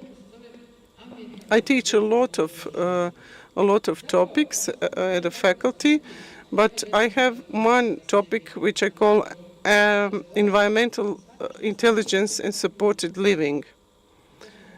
This is what I try to explain to my students. When you develop any kind of software, you have to realize first what people need.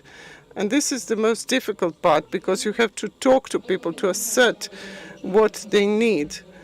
So I do not only engage in the learning theory, but I also teach dance. So I try to understand all the domains, and I try to understand what can a good teacher do in all these fields.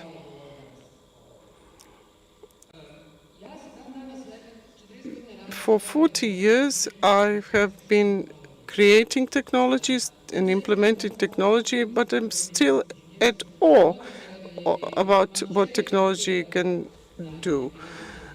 My father and my daughter have a medical background, and I'm very fascinated how technology can help people who have some kind of a medical need or disease even. There's also attempts to make interfaces between the brain and the computer, and probably the hope is that we will wire our brains somehow to the computers, and then the computers will know what we think. I think this approach is wrong, actually, because very often we ourselves don't know what we think, and we don't know how to communicate our thoughts. Many people think that assistive technology is dedicated to persons who have some kind of a disability or a disease or some injury or maybe some special need. Or it's dedicated, let's say, to the elderly people who have reduced psychophysical capacities, or children maybe. But in fact, this wonder of technology is all around us. This mobile phone here has sensors for the magnetic field. It has a speedometer. It knows what speed you have. It's only the sensors make it a technological wonder. It can show you where you are located on the planet. It has your geolocation. It can recognize speech. It can produce speech. It can recognize objects through the camera.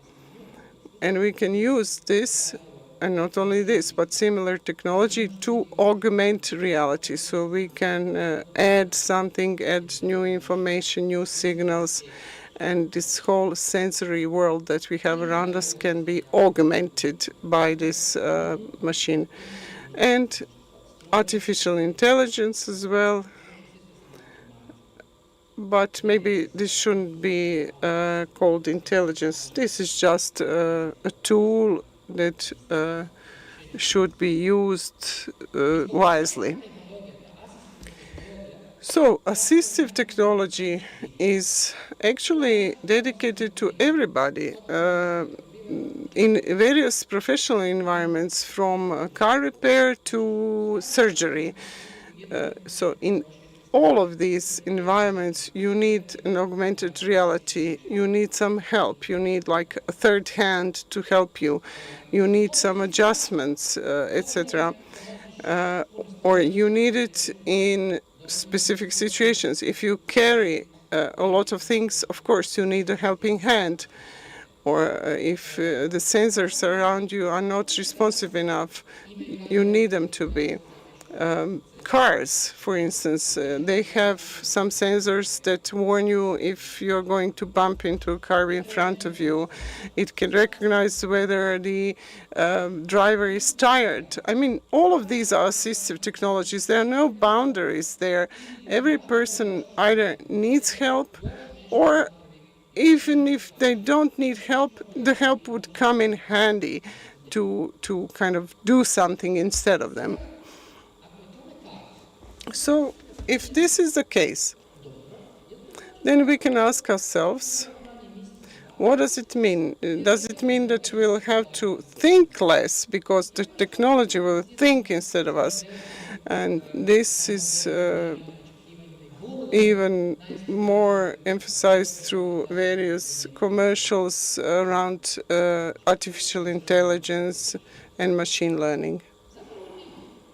But my opinion is no. The answer is no. I think we have to learn even more. We have to understand technology even more, even better, in order to be able to use it.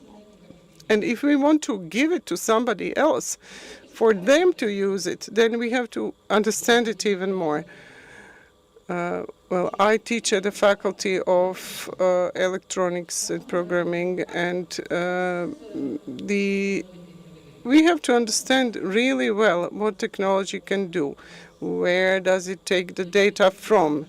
What should it be used for? Or whether the technology was trained by using data which were not appropriate for this purpose.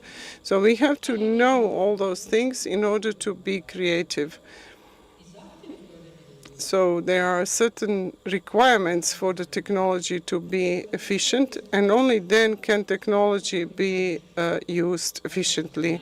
You have to know your tools very well in order for them to use them efficiently. My students have a great problem with this aspect of communication with users, to understand what is really the need of these users.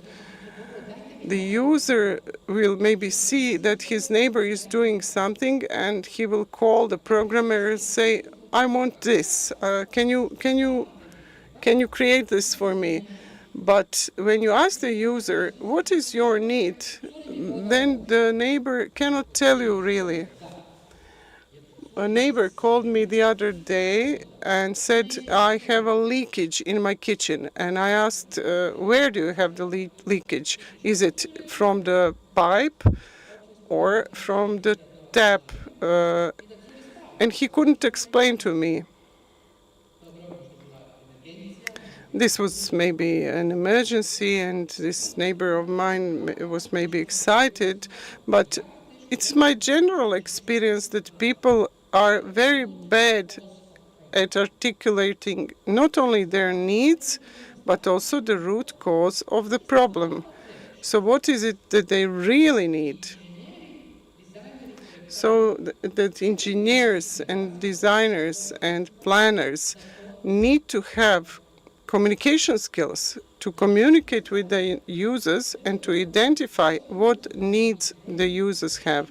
So the ones who are creating the software, they need to have the skills to recognize the real needs of users. Otherwise, we might even be very happy with what we created, but this thing that we created might not fulfill the needs of the users.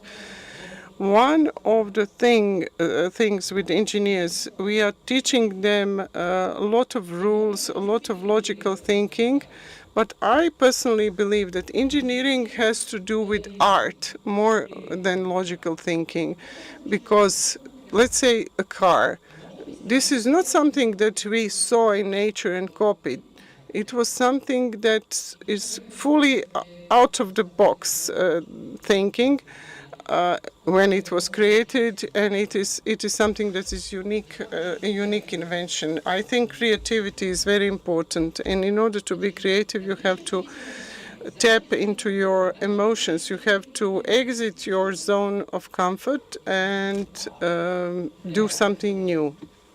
That's very important in the creative process. It's even important to make manners. I had. There was a director of the research project agency who financed the development of the internet, and she said that they managed to create excellent things because they have the culture of errors, of making errors, where it's not a problem to make a mistake, make an error. When we are creating something, then the environment shouldn't be such that we get scared if we make an error or a mistake, but we should get incentives. Why not? Even if you make a mistake, we should be innovative, and we should create new solutions for the benefit of the people.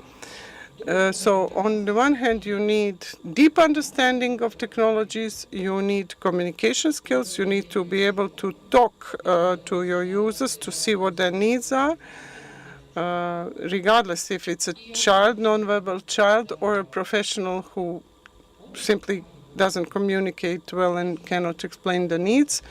And then we have to have support and support to be imaginative and to create unique solutions and new solutions. Besides, we have to understand a human being. We have to understand the anatomy. We have to understand how persons move. Somebody said that our brain is complex not because we like to philosophize, but because we move. Movement is something very complex. Then we have perception, we have cognition. We cannot create artificial intelligence because we don't even know what human intelligence is. I mean, what is human intelligence? Look at your dog. Your dog can lie, your dog can joke. Even if you look at the ants, there are some things that imply that the ants are very intelligent. But what is this kind of intelligence? What is the role of emotions? Why do people have emotions? We would be much more efficient if we didn't have emotion. If we were to talk here, I would probably conclude that the most efficient thing would be to jump out of the window and everything would be over. I've read an interesting article recently by a neuroscientist who said that it's not, we don't have brain and emotions in order to enjoy. We have them in order to remember negative experience and not to repeat them.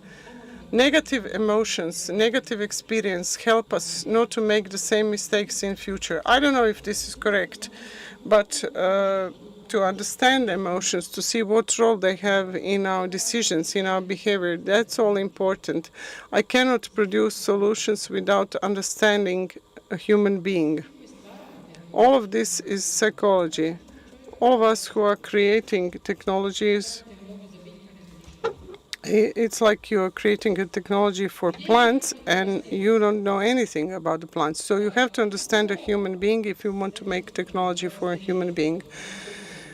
These are various forms of education. You have like vocational training, you have primary schools, secondary schools. You have to know what this is all about. You have to have some system, you have to provide services within this education, select certain solutions.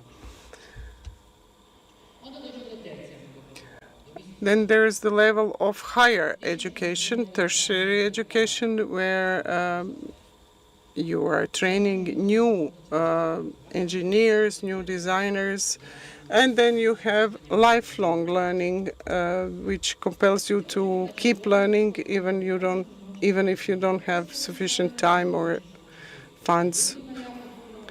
Some people will learn more about technologies, the others will learn more about human beings, and then we'll have an interdisciplinary team that we create new technologies. But these interdisciplinary things, we cannot do it. We cannot achieve all this knowledge in 4 or 5 years of studies. So therefore, we need to keep learning. You should be able to gain certain knowledge efficiently and quickly when you need it, and therefore the interdisciplinary teams. We have experts in various fields, and such team would work well, but what I feel is that we are lacking a good education at secondary school level. And we don't have good communication skills in order to understand each other in such interdisciplinary teams. And for all of this, we need teamwork, we need communication, and we need empathy. Communication between human beings. I had some lectures for our freshman students about conflicts and personalities.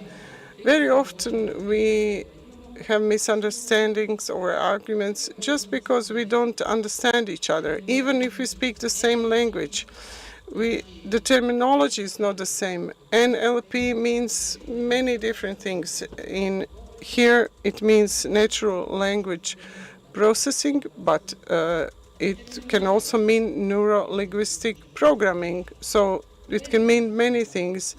Terminology is different, our previous knowledge is different, experience, beliefs are different. So there are different causes of conflicts. One cause of conflict is that I feel thwarted in what I want to do. Or maybe we have conflicted beliefs and values or different expectations. And then somebody will say, okay, it's easier to communicate with a computer, today I saw a poster which says you should learn to talk to technology because the technology listens to you truly. Good listening is certainly an important factor in communication. So then we hope if we communicate with our smart car or with our smart washing machine, we feel it will be easier than communicating with our partner or with our children. However, there are certain expectations in communication. We expect our communication partner to understand what I'm saying, what I want, and our partner should even foresee what I need. However, in terms of our competencies, we are confusing. We are not clear in what we say. We use confusing terminology, and our logic is not consistent. So our communication with computers will be either very primitive, like turn on, turn off, or it will be very complex. There is a new term that was invented. It's called prompt engineering. And in order to get a good answer, we have a new term that was coined recently. It's called AI whisperer. So they are the only ones who will be able to talk with technology. What will I do without an AI whisperer if I need to wash my laundry at home? So our communication with people is not so good, and our communication with technology is not good either. When I have my freshman students, they cannot communicate well. They say something, but I don't understand what they've said. I have to ask many questions in order for them to be able to tell me what they want. Every generation is worse and worse in this context. And this is the problem of the environment that we created. I mean, for people to communicate with technology, they need to be able to be good communicators, not just AI whisperers, but really good communicators. So users of technology and those who work with technology in order to help the users, they need to understand limitations of technology. They have to understand the functionalities, so how certain solutions truly function and how they should be used.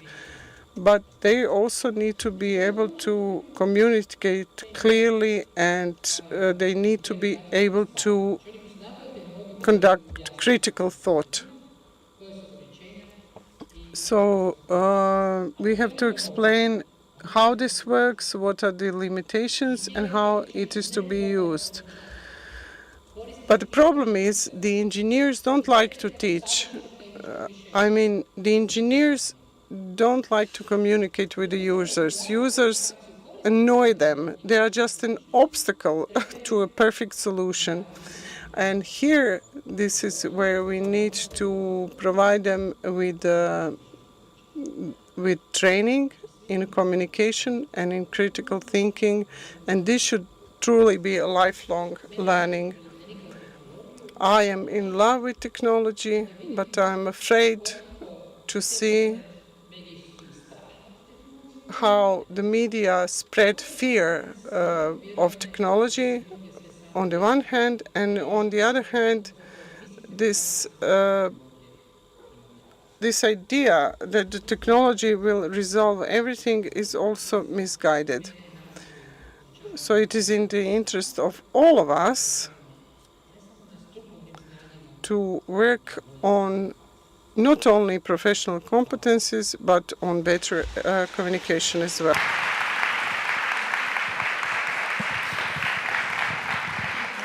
Mislim da imamo još koju minuticu.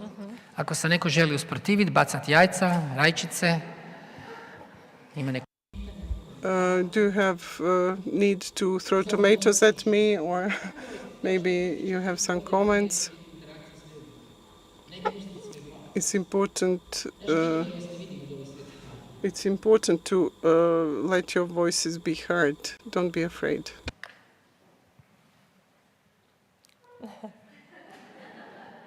Prodano. Kaže da moraš brojiti do 10 jer obično na 9 neko postavi pitanje. Hvala vam. They told me I need to count to 10 because when I reach 9 somebody will ask a question, but thank you. Hvala gospodinu Pali. Zadovoljstvo mi je sada najaviti sljedećeg predavača. Thank you, Mr. Pale. It's a great pleasure to announce our next speaker, Mick Donegan, who is a special effect founder and CEO. He will tell us about the wide range of resources and tools he's developed for persons with special needs and those who care for them. Thank you very much to the organisers for inviting me to speak to you. Thank you to the sponsors, without whom I don't think any of us would be here.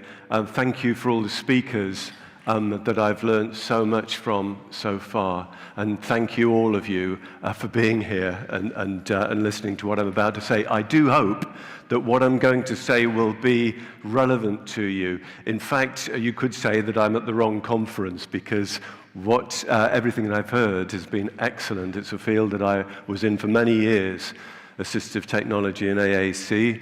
I moved from AAC to another area of accessibility, which I'll tell you about, and because that's why I formed a charity back in 2007. Here we go. Hopefully, I'll be able to go forward. Yeah, here we go. Here's me back in the 80s when I had long hair at the back here, and when I was beginning to use technology in schools. I'm a teacher. I've taught in mainstream special schools for children with learning disabilities, severe learning disabilities, mainstream, and severe physical challenges. This is how I started, and you can see some special equipment there. You can see as well, that is an interface box that we used to use. We used to be able to control the BBC. Some of you might remember that from way back in the day, but I'll come back to it later. At that time, into that box, you could plug a range of devices. These are the new versions of joysticks and trackables and switches, which you'll see outside, but they were around then, and we were able to create very simple games, very unsophisticated games for the children that we were teaching who had severe physical challenges. And we also had the beginnings of AAC programs as well, but not with the level of expertise, experience, and devices that you have today.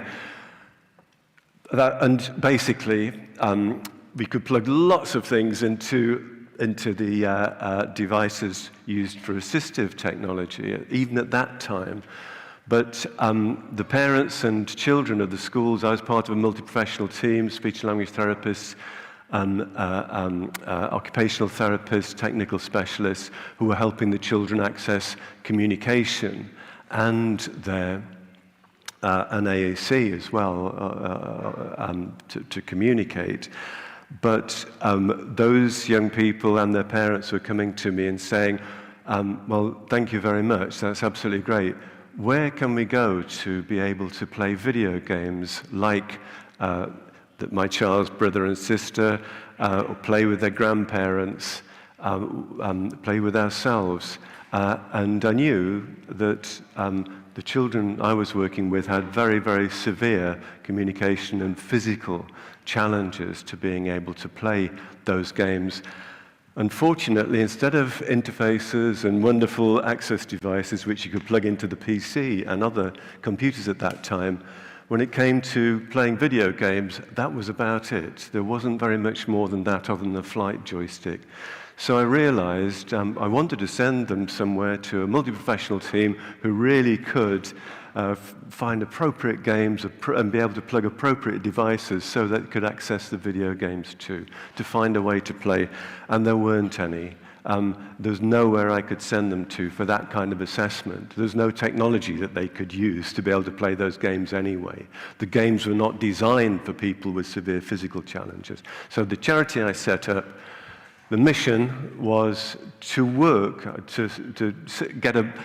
do my best to get a multi-professional team together, a transdisciplinary team together, so that we could assess young people and more mature people with severe physical challenges so that they could play video games.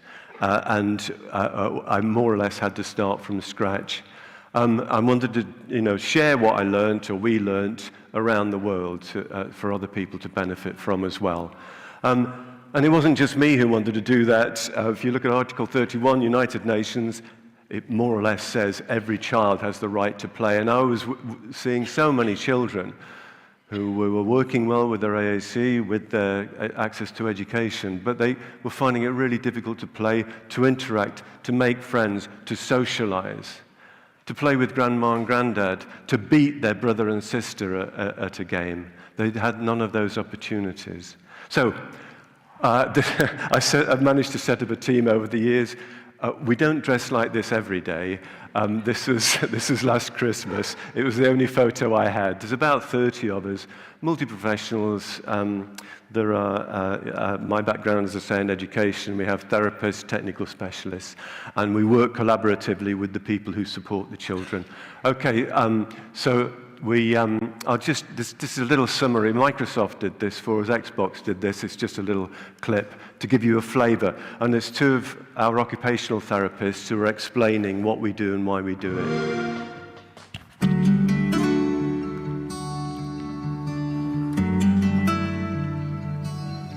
Special Effect is a small UK-based charity. We work to help disabled gamers get access to video games. The people that contact us generally are either been able to play before and something has changed, or they would like to be able to play for the first time. The work that we do is completely bespoke, based on the individual, based on their functional movements, based on the games they want to play. So we take all that information and we create a setup that's completely tailored to their movements to help them play the games that they want to play. We quite often work with young people and children who maybe going to the park and kicking a ball around would be very difficult for them to do, but with the right joystick and the right buttons, then maybe they can really get involved in playing with the family. Even the tiniest amount of movement can be really good for accessing a switch or a joystick, and so we try and get an idea about the person's condition and the movements they may have, and then we can kind of tailor a setup by just doing lots of trial and error with a whole range of accessible equipment. So if someone has difficulty moving their hands, they might find a standard controller is difficult to use, but if they've got good head movement, then it could be that a joystick could be positioned by their chin, and they can use either their jaw movement or their head movement to control the character in the game. It's whether they're comfortable with playing is really key to make sure that they're able to game for as long as they want to with the setup that they have. Okay, now you may be thinking, well, I've got quite enough on my plate, as we say in English, quite enough to do without thinking about video games. Well, what I'm hoping you take away from what I'm saying is if parents or the children are interested, or anyone you work with is interested in accessing video games, what I'm going to tell you about are the resources that we've helped develop and which are freely available online, the training resources and other games resources that are online that you'll be able to tell them about, so that parents and the people who you work with themselves and those who support them will be able to find a start in playing video games if that's what they want to do. Okay, here we go. Here's a chap. We help people. You know as well as anyone else that when you have to support the kind of people who we work with all life long. You can't get something off a shelf. There you are. Problem solved. You have to have a multi-professional support throughout their lives. When we started, shortly after we started, here's Tiago. I first met him when he was 3 years old, in fact, at the ACE Centre, when I worked at the ACE Centre. He came to Special Effect when he was 5 because he was desperate to play video games. And He tells his own story using a communication aid. This is what's happened over the last 12 years or so.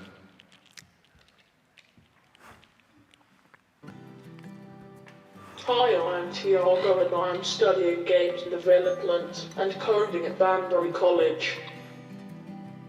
I felt and still feel exhilarated about playing games. I like to play games where you drive a car or ride a bike because I'm not restricted on what I can do in a game, whereas in real life I am. I was 5 years old when we first got an email about special effect, and I just turned 6 when I had my first visit. It has been important for me to have the ongoing support from everyone at Special Effects because as I've grown up, they've helped me by adapting how I game. The difference it has made to my life is that I can be more creative because I can build whatever is in my mind. If I hadn't had the chance to game and be involved with special effects, I wouldn't be in my games development and coding course. The difference you've made over the years has helped me a lot because I'm able to access a wider range of games. It also has allowed me to game with my friends. I would like to say thank you for giving me the opportunity to be able to game freely and without limitations.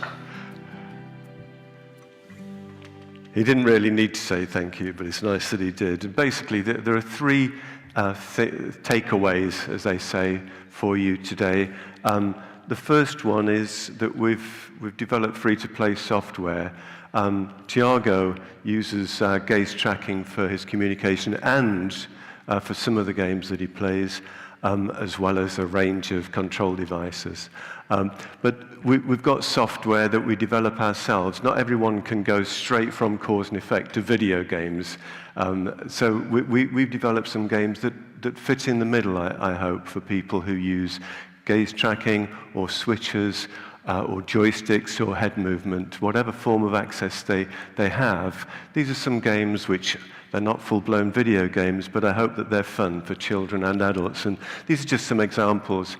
This is available from our website, the Special Effect website. If you put in the Special Effect charity, then you'll find us. And on there, you'll see these resources on our website. Here we go. Here's iGaze games.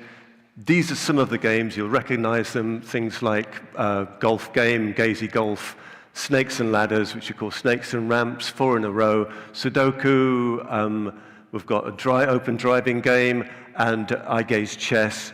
And games like chess, you can play online against someone. I was talking earlier today about Kati Lepisto, who I've worked with in the past, who lives in Finland. She plays chess against Lucinda online, and Lucinda, you'll see her picture, I think it's on the Smartbox stand, who I've also worked with over the years too, which is lovely, obviously. But anyway, I'll show you a quick clip of, these are just quick clips. Here's Mole Miners. It's a Bagatelle-style game. You can use iGaze, you can use scanning with it. Here's Gazy Golf. You look at the ball, you decide which direction you want to hit it, and in it goes. Here is Snakes and Ladders. All the user needs to do is to just look at the dice rolls, and then the next go is mum or dad uses the touch screen or their brother or sister, so they can join in that game. Here's a driving game, a racing game. That's called iDrive. Here's a 4 in a row game that you'll recognize, where now we've got, this is Solitaire. It's a version of Solitaire that you can play online.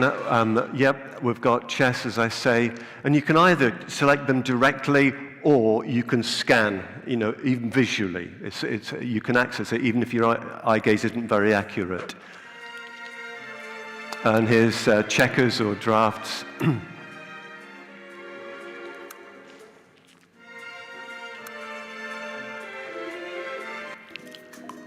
Oh, and here's, this one's a fun game called Petal Pinchers. So it's a bit like Ludo or a game like that. And let's see, I think I've just got another couple of games to show you. Yeah, this is based on a game called Othello that you might have come across, which is a little bit like Solitaire. Sudoku for grown-ups. We've got Sudoku, Monsters for children.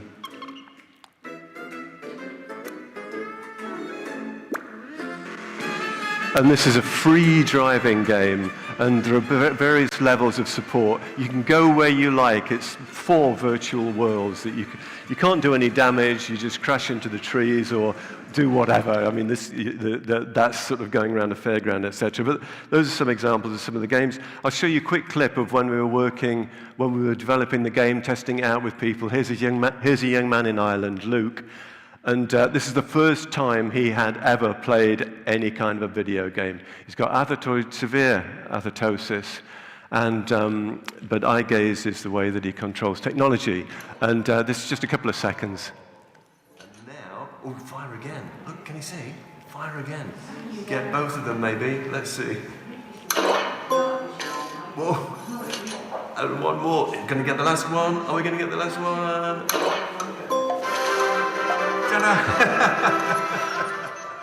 Yeah, it's a great moment that for both of us. We've developed an interface because of young people asking us. They wanted to play Minecraft and join in with friends, so we've developed an interface where you can use gaze tracking to be able to play Minecraft. This is just a quick glimpse at it. That's what the screen looks like, but you also can have simpler screens with just 6 large boxes and then scroll round, do more. But you have full access to it, full access to iMine.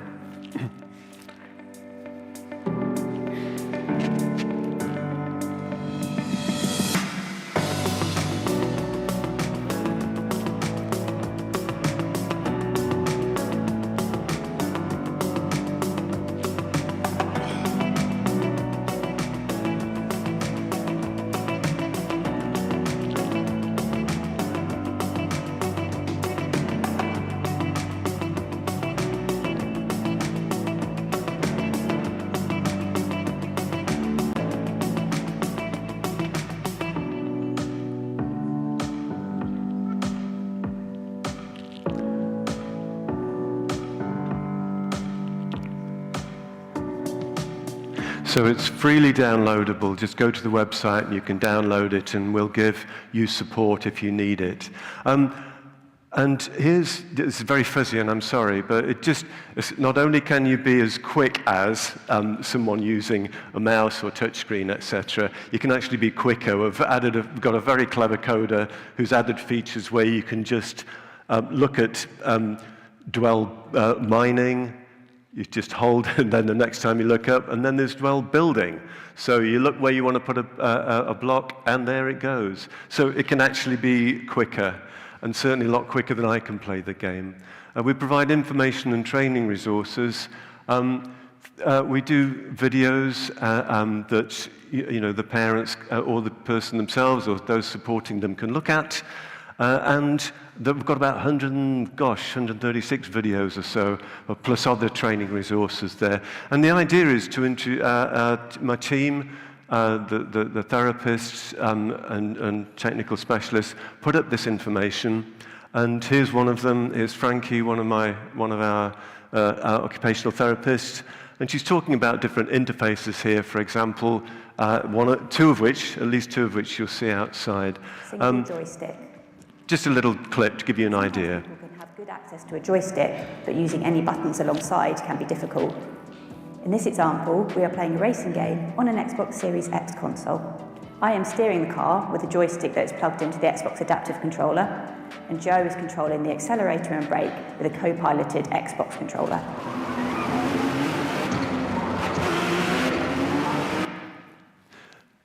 And so basically, we've got a whole stack of guides to games, and you can, we've translated it into these languages so far, as well as English.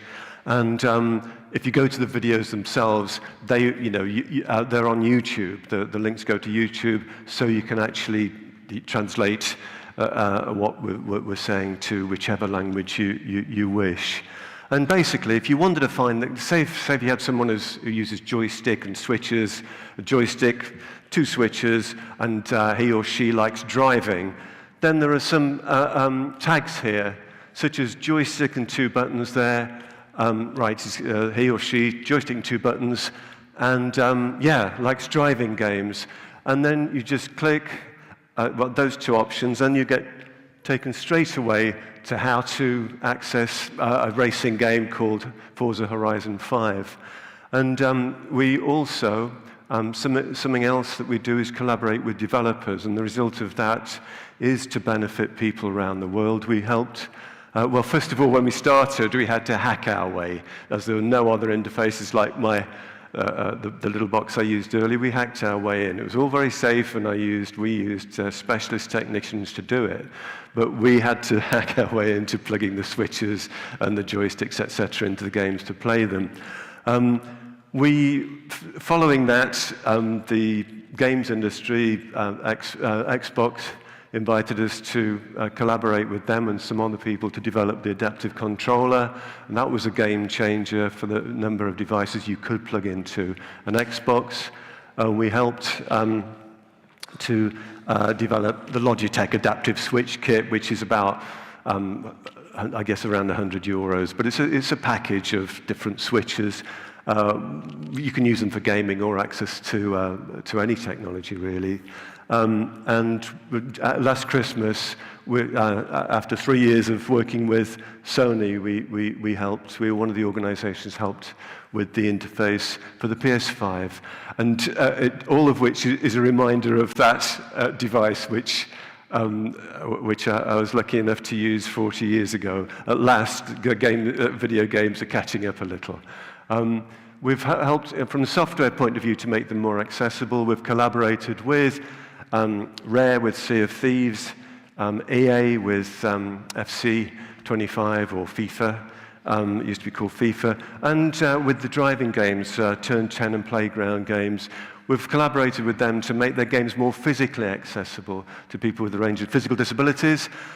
So much so that this is a nice little example of this young guy who was using cause and effect software, but he kept watching his dad playing this great driving game with his gamepad, and he wanted to play it as well. And his dad posted this on, I think it was, what was Twitter. And the response was ridiculous. It was, literally thousands and thousands of people said, wow, this is great. And so much so that his dad put the video up. So I'll give you a little flavor. It's lovely to watch because all he's got to do, everything else is done for him apart from pressing the switch to go forward. That's his accelerator pedal. So here we go. And it's the little sounds he makes that I love so much about this clip.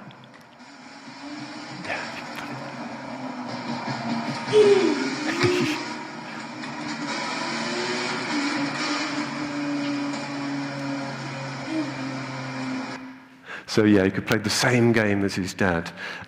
Right, and yeah, it's lovely. I was delighted to see that at last someone's, that there's a gaze tracking version of an Android device, as well as the iOS devices, which have gaze trackers, as you know already, and PCs that already have gaze tracking. So it's great to see that Android's gaze accessible. The games I showed you earlier, I've nearly finished now, but the games I showed you earlier we're putting those onto mobile devices. At the moment, all those games I told you about, they're available online. You'll soon be able to download them as well, so you won't need to be joined to the internet to play them. But also, as I say, we're versioning the games to be free to play on Android and iOS as well. So the gaze tracking devices you saw outside, I think all of them, you will be able to play these games using gaze tracking, but also switch access, pointer control access, etc. I'll just show a couple of quick clips. Here's one of our occupational therapists, Nomi, just demoing. So you're mirroring a little Android mobile here. You're putting it up on the big screen so all the family can see.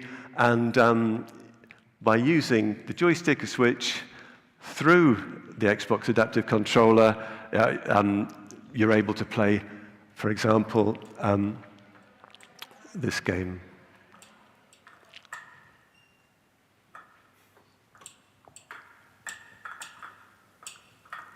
I think you'll recognize the character, but yeah. So this is a platform game, what we call a platform game, but also the nice thing about it is you can play what's called co-piloting. You can co-pilot. So if the person you're working with can't control the joystick, then you can get someone else to control the joystick while the person who, with a physical or learning difficulty can press a single switch in whichever site they choose. And we just demonstrate this here. One of our OTs is demonstrating the control of the joystick, and another OT is just doing the switch pressing here to send this character on a journey.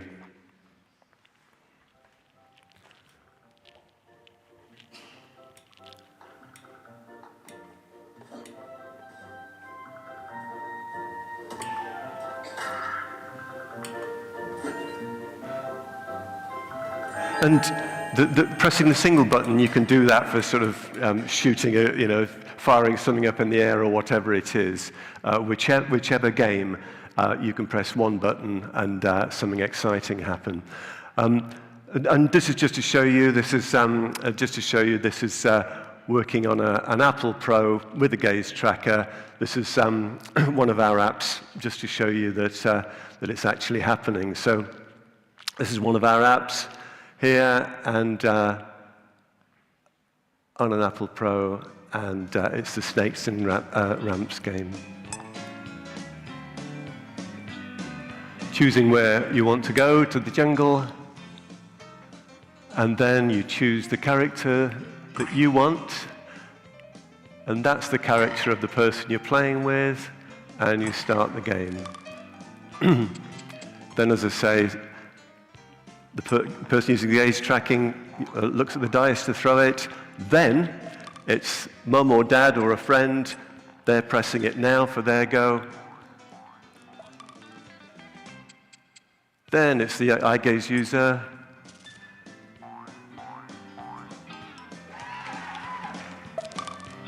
Then it's player 2, mum, dad, or their brother or sister or a friend. Then it's player 1 again, the eye gaze user.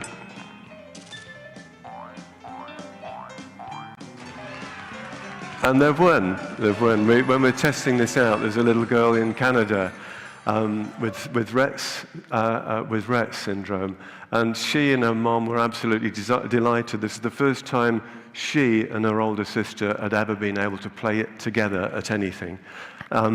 Right, I'll leave the final words. This is a young girl with severe involuntary movement who she put this up on TikTok, nothing to do with us. She was so pleased with being given access to video games. And the thing that pleased her most of all was the fact that she, for the first time, was able to compete with and beat her big brother. And it's just lovely to hear. So I'll leave her with the final word.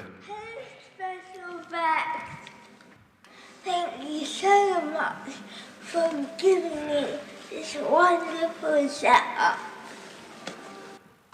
Oh, before you came, I've always wanted to compete with my brother because we're a competitive family, but I couldn't. But now I can win and beat him. I've got cerebral palsy and I'm 11 years old. My right hand is a weak hand, but this includes everything for both your hands. And the coolest thing about it, I think, is that cars. I recommend it. Bye! So if she recommends it, that's good enough for me, I must say. So yeah, thank you very much, all of you, for listening. Thank you.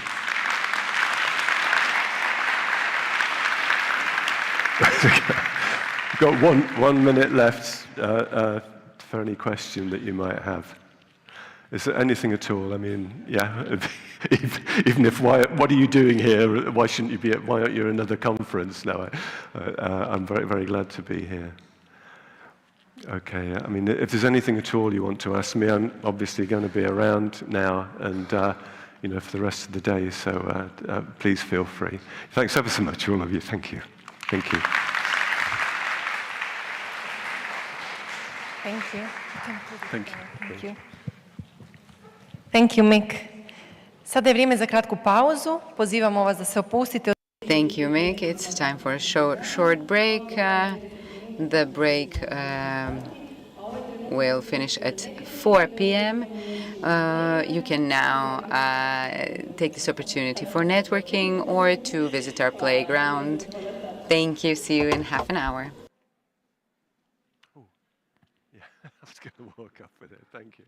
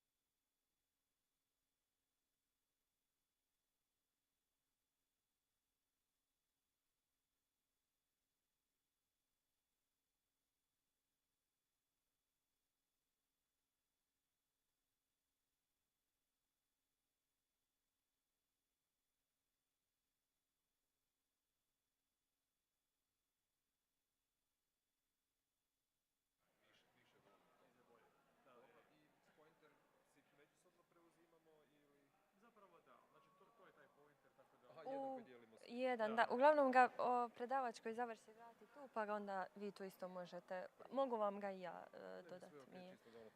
Da, ali da, morate ga preuzeti. I samo ako imate pitanja da vremena za ostaviti pitanja za publiku ako ste ih planirali i to, onda pitanja moraju biti u vašem vremenskom okviru predavanja. Ne morate, ako niste planirali ne morate, ali čisto... Da, je. Ne morate, ali čisto znali su reći kao ako imate pitanja, pitajte nas pa se onda oduži na sljedećeg predavača, pa čisto to, ako...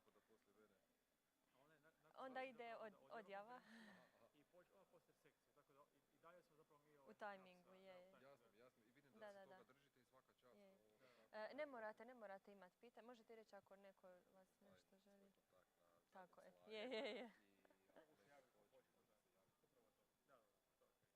I imat ćete timer, kolegice volonterke će držati timer, tako da će vam odbrojavati koliko još imate, da znate, pomicat će vam se. Kažem 15 minuta onak, za predavanje od 3 sata trebam 3 minute pripreme, a za predavanje od 3 minute trebam 3 sata pripreme. Tako da ovo, to sažete, toliko je toga. Da, ali evo, pokušat ću, mislim da... Jesi probali doma u tom vremenu? Doma nikad nisam u tom vremenu, ali kada god dođem bilo gdje predavat, uvijek se to na kraju malo i trema, malo nervoza i tako dalje, pa se ubrza i ton i glas. Redovito predem, tako da nije za mene nešto strano. Tako da bez problema. Pa je, slažem se, kažem, evo, stvarno, ono što sam jučer došao, kad sam tu slušao 10 ljudi, onako mislim, predavao za 30 do 50 ljudi, ovo sam prvi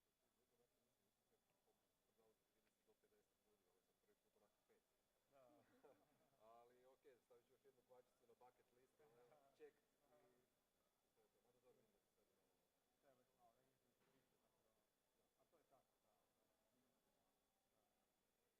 Mada dobro vidim da se sad imamo... Treba već malo registrirati više, tako da... A to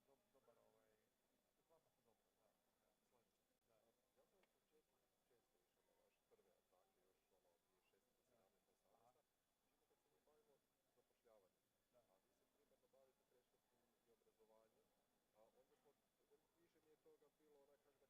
da je baš dobar uklapa se dobro, da. Slažem se. Ja sam u početku često išao na vaše prve atake, još ono 2016, 17, 18. Međutim, kad se mi bavimo zapošljavanjem, a vi se primarno bavite predškolskim i obrazovanjem, onda više mi je toga bilo, kako da kažem, ne treba mi to više. Mada mislim da nekakva poveznica mora postati, jer kad završi s obrazovanjem, onda dolaze k nama. Upravo je to. Tako da... Kao i kod nas u konkurenciji dovoljno širok, tako da uključujem sve djelatnosti. Jasno. Tako da evo kažem čisto tome, ako i mogu ikako pomoći, ako ćete vi na kraju krajeva biti s ovim zadovoljni, možete me nazvati.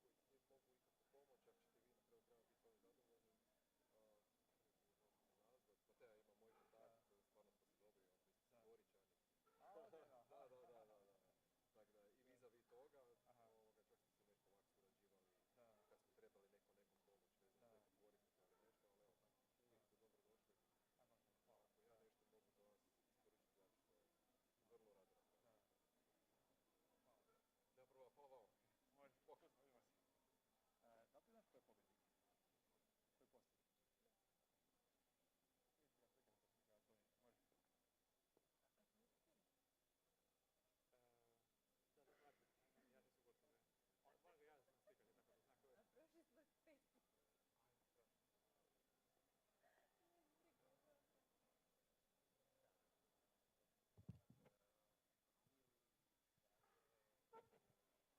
Koji postoji?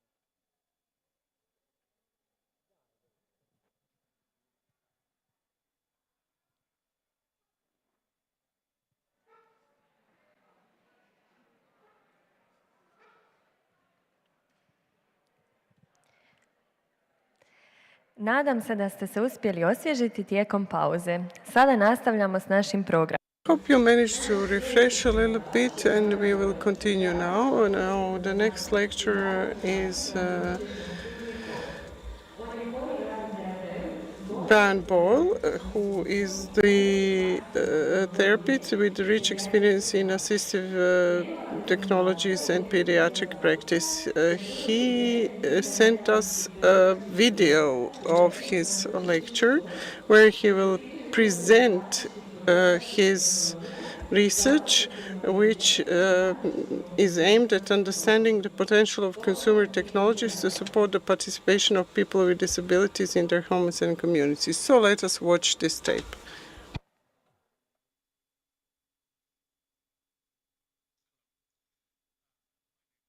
Boyle. I am lecturer in the Department of Occupational Science and Occupational Therapy. Ja sam predavač na sveučilištu u Korku i nažalost nisam mogao doći u Zagreb i pridružiti. Given the opportunity to record the presentation that I was due to deliver so that we can actually share that with you and of course hopefully be able to engage with some of you in further discussion or maybe some conversation around this work at some point into the future. So what's the presentation about? Effectively, my plan with this presentation was to try and share some of the experience that I would have had in a recent project that was funded here in Ireland by the National Disability Authority. The plan for the project was really to try and explore the technologies that were being used on a day-to-day basis by people with a disability here in Ireland, and specifically to look beyond some of the assistive technology that they were using and to look at some of the regular day-to-day consumer technologies that people were using and to try and explore what sort of assistive potential those technologies had and to find out some of the new and novel ways that people with a disability used those technologies to make getting through the day, performing regular tasks and participating in the activities that they wanted a little bit more easily.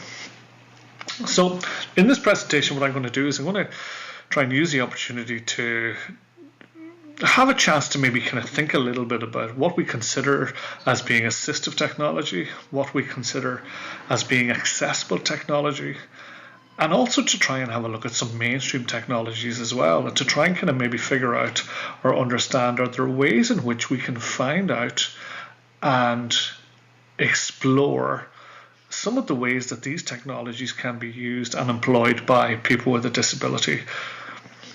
I'm going to hopefully get a chance to kind of consider some examples of how some mainstream consumer technologies can actually benefit those who are living with a disability and their families, of course.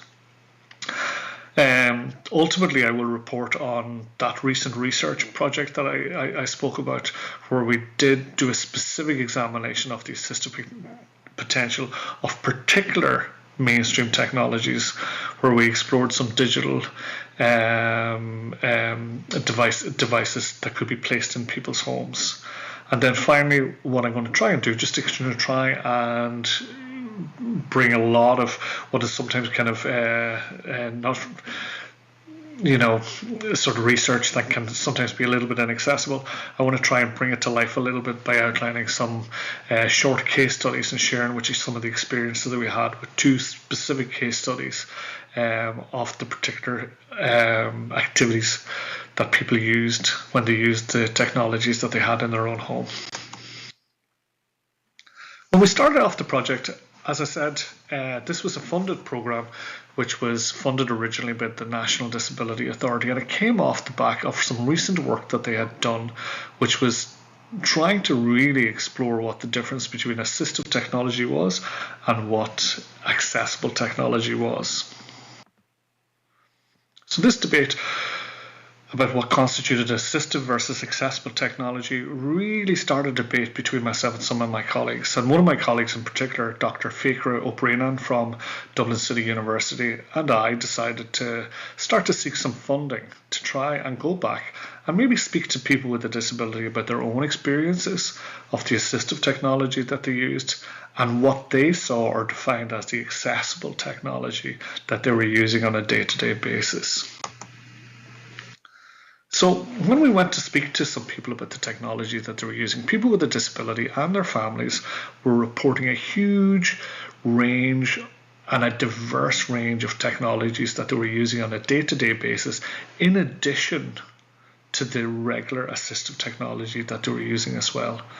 So as well as the assistive technology that typically tended to be provided to them or for them on a prescription basis, which tended to be the result of having availed of a particular specialist service.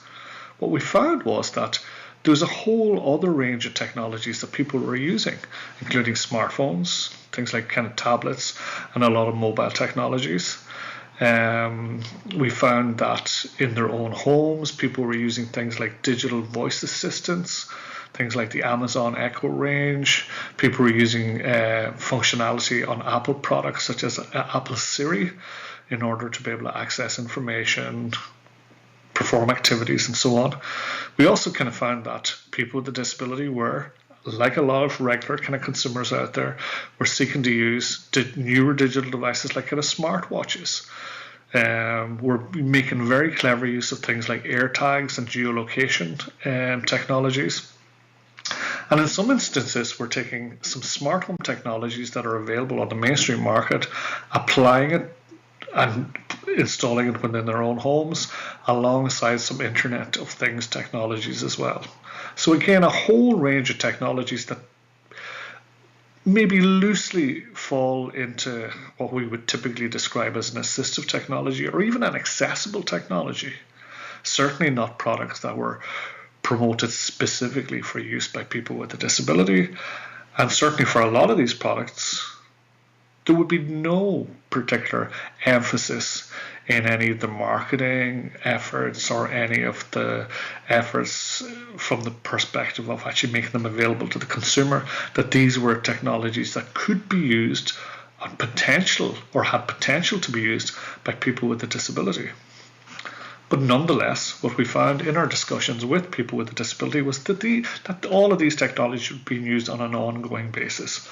So what we wanted to do as part of research was to maybe kind of take some of this technology and actually have a deeper dive, look at the technology in situ, see how people were using them, and to try and uncover some of those new and novel ways that people with a disability found ways to leverage the potential of the technology, the functionality of some of these technologies in order to make living that little bit easier for them. So what we did was we constructed a project that was based around using effectively digital voice assistants or smart speakers. Okay. Again, what we wanted to try and do was find technologies that people were using on an ongoing basis anyway, try and see if we could install these in people's homes for a period of time, and try and see in what way were people finding unique and bespoke ways to use that technology.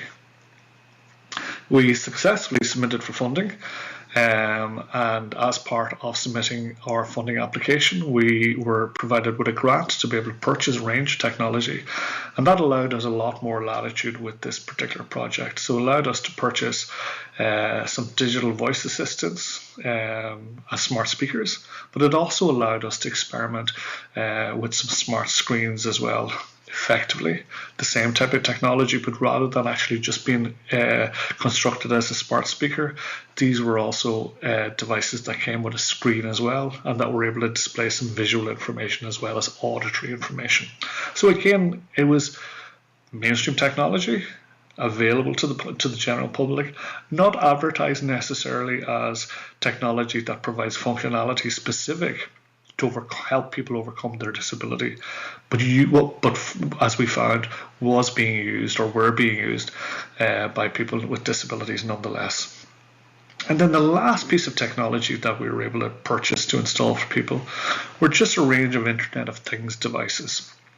We were able to collect a range of devices that we were able to kind of connect for people using the smart speaker or the smart screen, and come up with a configured solution for people that could be used on a trial basis within their homes.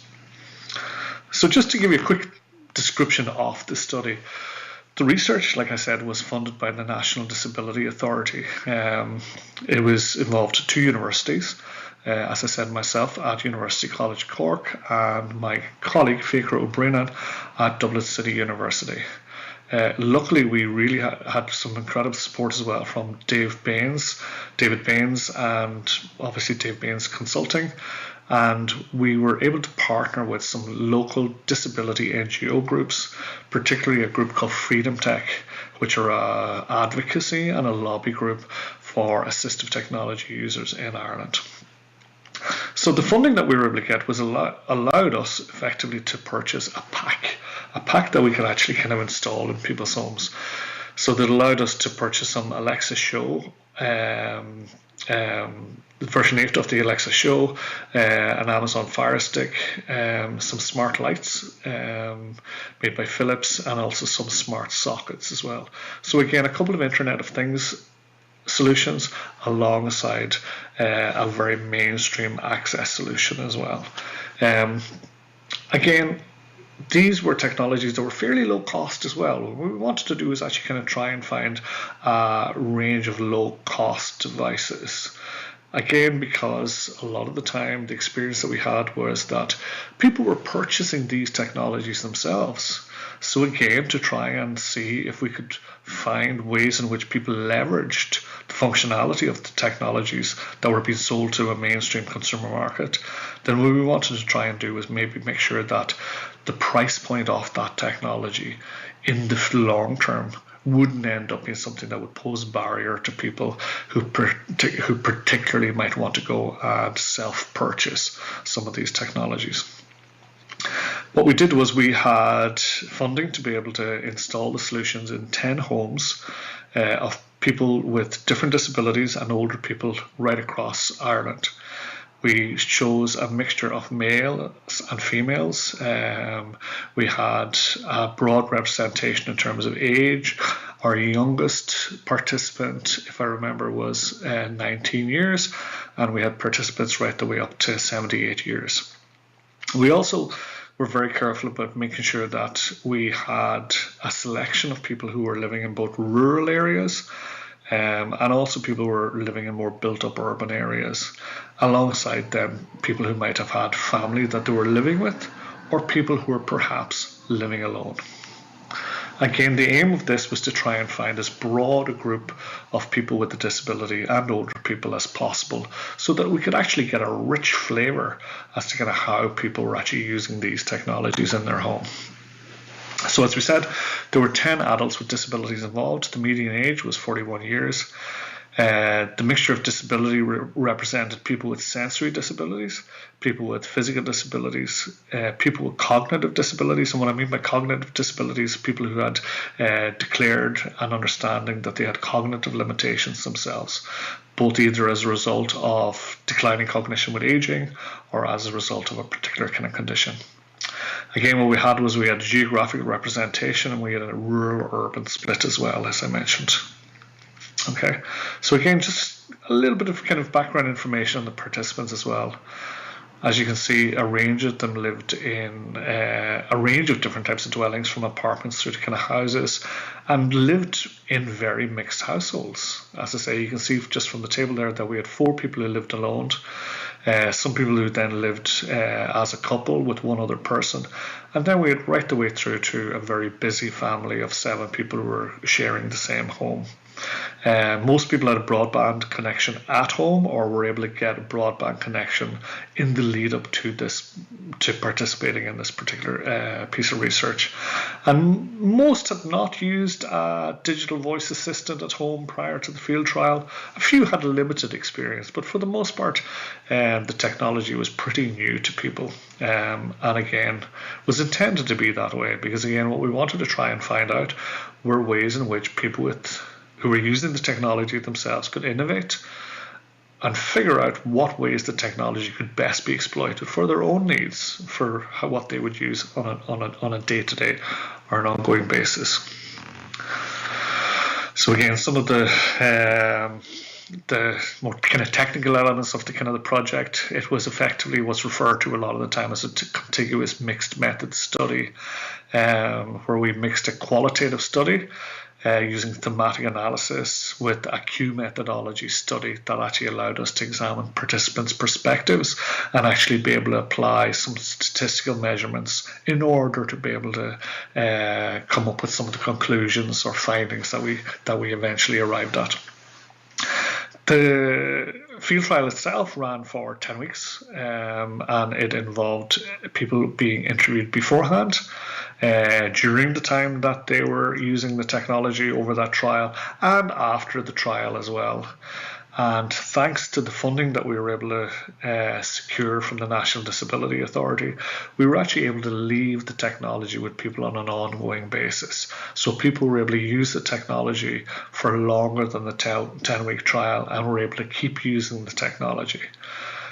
And in terms of our kind of findings, what was really interesting was that as we got to the end of the project and we communicated back to people and asked whether or not they wanted to discontinue using the technology, whether there was any of the technology they wanted to stop using, overwhelmingly the entire group took a very positive approach and wanted to continue using the technology on an ongoing basis.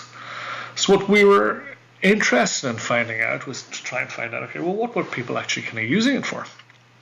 And we got some very interesting answers, and we got some very unusual answers as well that again gave us probably a lot of kind of food for thought, but have also given us opportunities, I think, to try and kind of look at further types of research or further types of approaches that we can take when we're actually kind of looking at the application of some mainstream consumer technologies by and for people with a disability. Okay, so some of the things that we found was that people were in general very excited by the idea of having access to smart home technologies. But what they were most interested in was finding ways to be able to adapt those smart home technologies for themselves to apply to their own situation. Okay.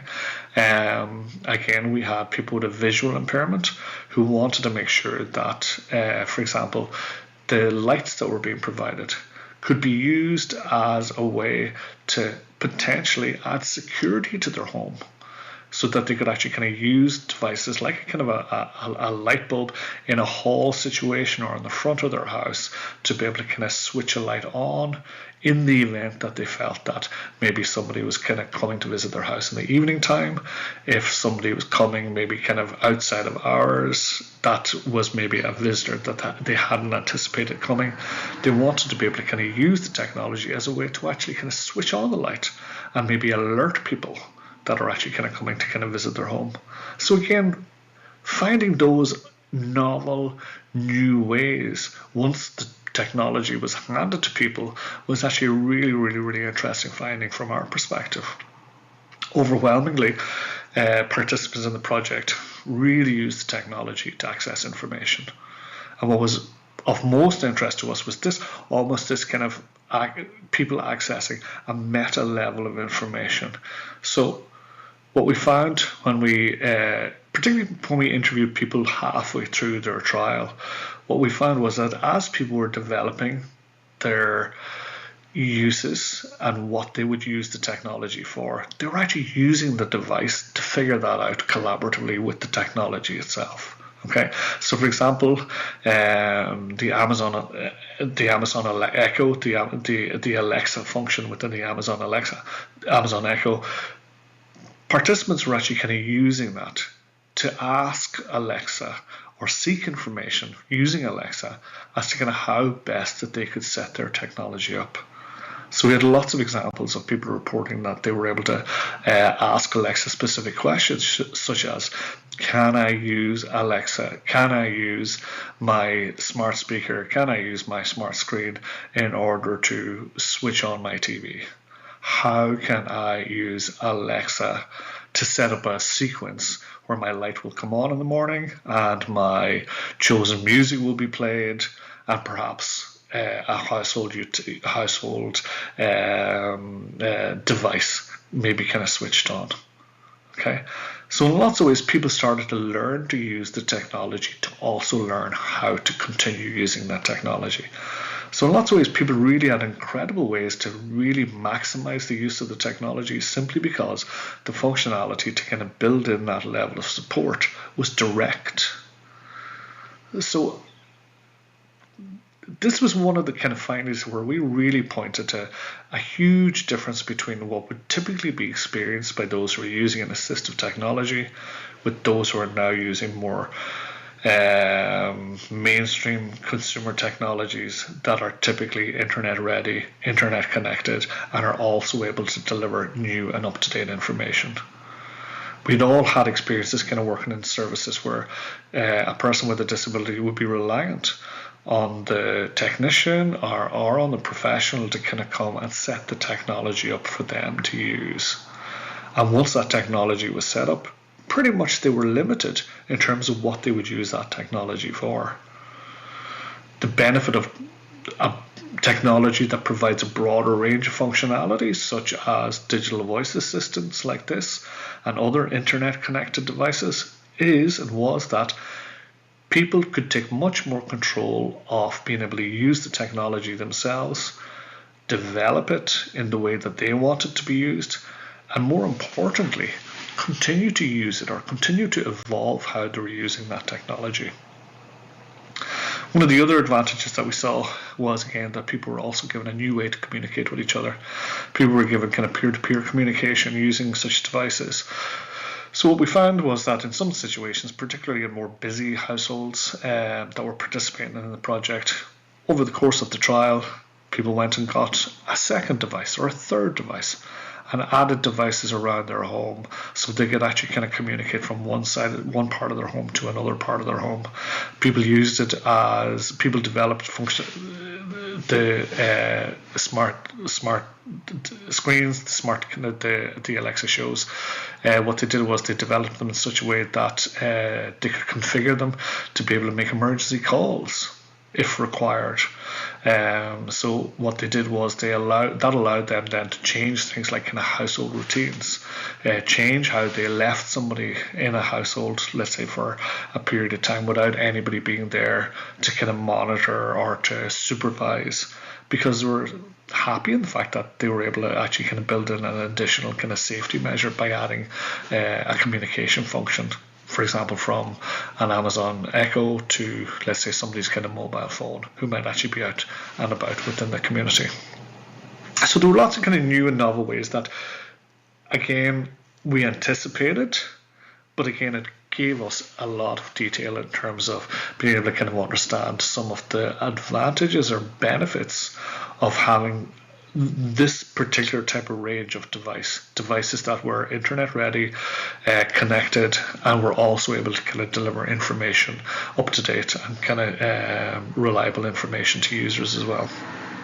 However, on the flip side, there were some concerns, and people actually had some valid concerns about the use of the technology, partly based on their experience of using the technology in their own homes during this trial, but also based on some of the social discourse that was out in the media, in conversations amongst kind of friends, family members, and kind of colleagues around issues such as privacy and the autonomy of their data.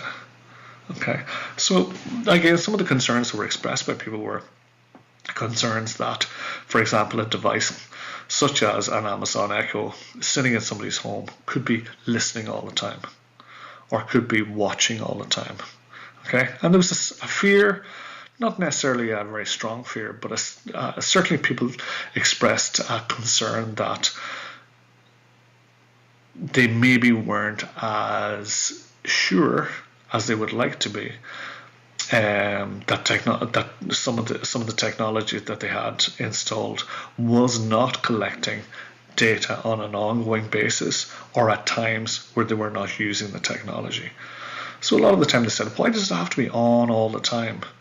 They felt that it would be better if there was a way then to, switch it on and switch it off without having to rely, let's say, on a voice prompt just to actually kind of wake the device up, rather than actually being able to kind of power it up kind of from scratch. And again, some people were very concerned about the fact that they were living with a disability or with an ongoing condition, and that they were concerned that some of the data and some of the information that they might share in a home situation with another family member, or maybe in a call with a carer or with a colleague or with a visiting professional, that some of that data may actually not be as secure as they would like it to be. And again, there were concerns that they had no sense as to kind of what happened to their data once it actually left the device. And again, what we found was that quite a lot of people who were participating in the study also used the device itself to try and allay these concerns, okay, by asking questions of the Alexa functionality, but by saying, okay, well, what happens to my data once I've actually spoken to you? You know, and actually kind of using the device as a conversational partner to allay some of those kind of concerns. And I think that was really interesting because, again, you know, when we had previously looked at abandonment studies back through the 90s, early 2000s, right the way up to the last kind of 5 or 8 years, a lot of the time people didn't have the opportunity or didn't have access to a network where they could actually kind of go and find out from other people some of the answers to some of the questions that they had. Instead, they would wait maybe to another appointment and possibly during that time stop or drop off how to use the technology. So again, just some other findings that we had. And again, some of these were a little less anticipated, but nonetheless incredibly interesting. Certainly for many of us, I think, who worked in assistive technology services over the last 20 years, one of the issues that would have really concerned us was the lack of interoperability between assistive technologies and some of the challenges that we would have had trying to ensure that one particular manufacturer's technology would work alongside another manufacturer's, or how a software system might sit on a particular kind of hardware device. And thankfully, a lot of these issues are starting to become issues from the past. But certainly during this project, we were able to kind of very quickly understand that the interoperability of consumer technologies and the very fact that the success of these technologies within a consumer market depended on the ease of interoperability meant that their setup and use was from the very start a lot easier, a lot more immediate, and a lot easier to support on an ongoing basis. One of the things we found with mixed households, with households of people who had the disability, with maybe other family members who didn't, was that people found different ways to use the technology to suit themselves. But more than that, what tended to happen was that as they all developed their own ability to use the technology, they created their own little support ecosystem themselves. So we found a lot of instances where we went back towards the end of the project and we found younger family members helping older family members to kind of use the technology. We found people with different abilities within the family being able to help those with other challenges, maybe in terms of kind of using the technology or participate in particular activities around the home. So again, that lack of specialism and that lack of having a device that was dedicated just for that person with a disability actually also meant that there was a broader application in terms of the support that was created in terms of kind of continuing to kind of use it. There was a lot of very strong feedback about the potential of voice-controlled technologies and how it eliminated physical barriers and how ultimately it just extended the audience that actually might be able to kind of use such technologies, particularly when integrated with the ability to deliver both visual information and auditory information via something like a smart screen. Okay, there's a QR code just on the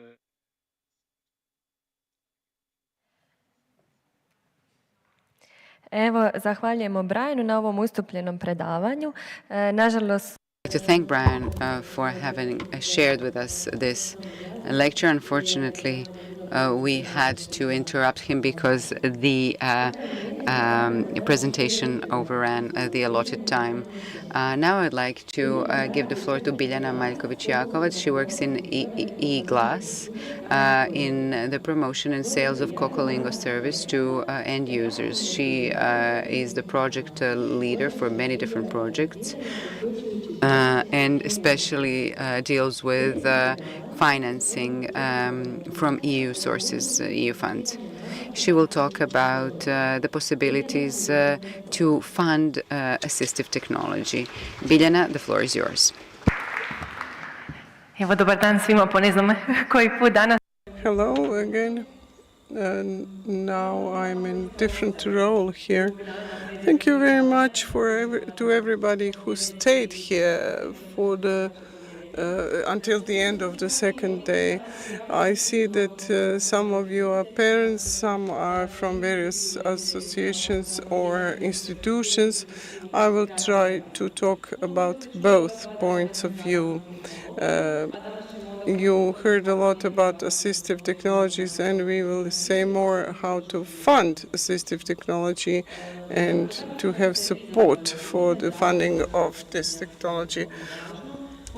So what are the challenges for the parents? What are the national or state sources of finance? What are the processes for the application for this finance?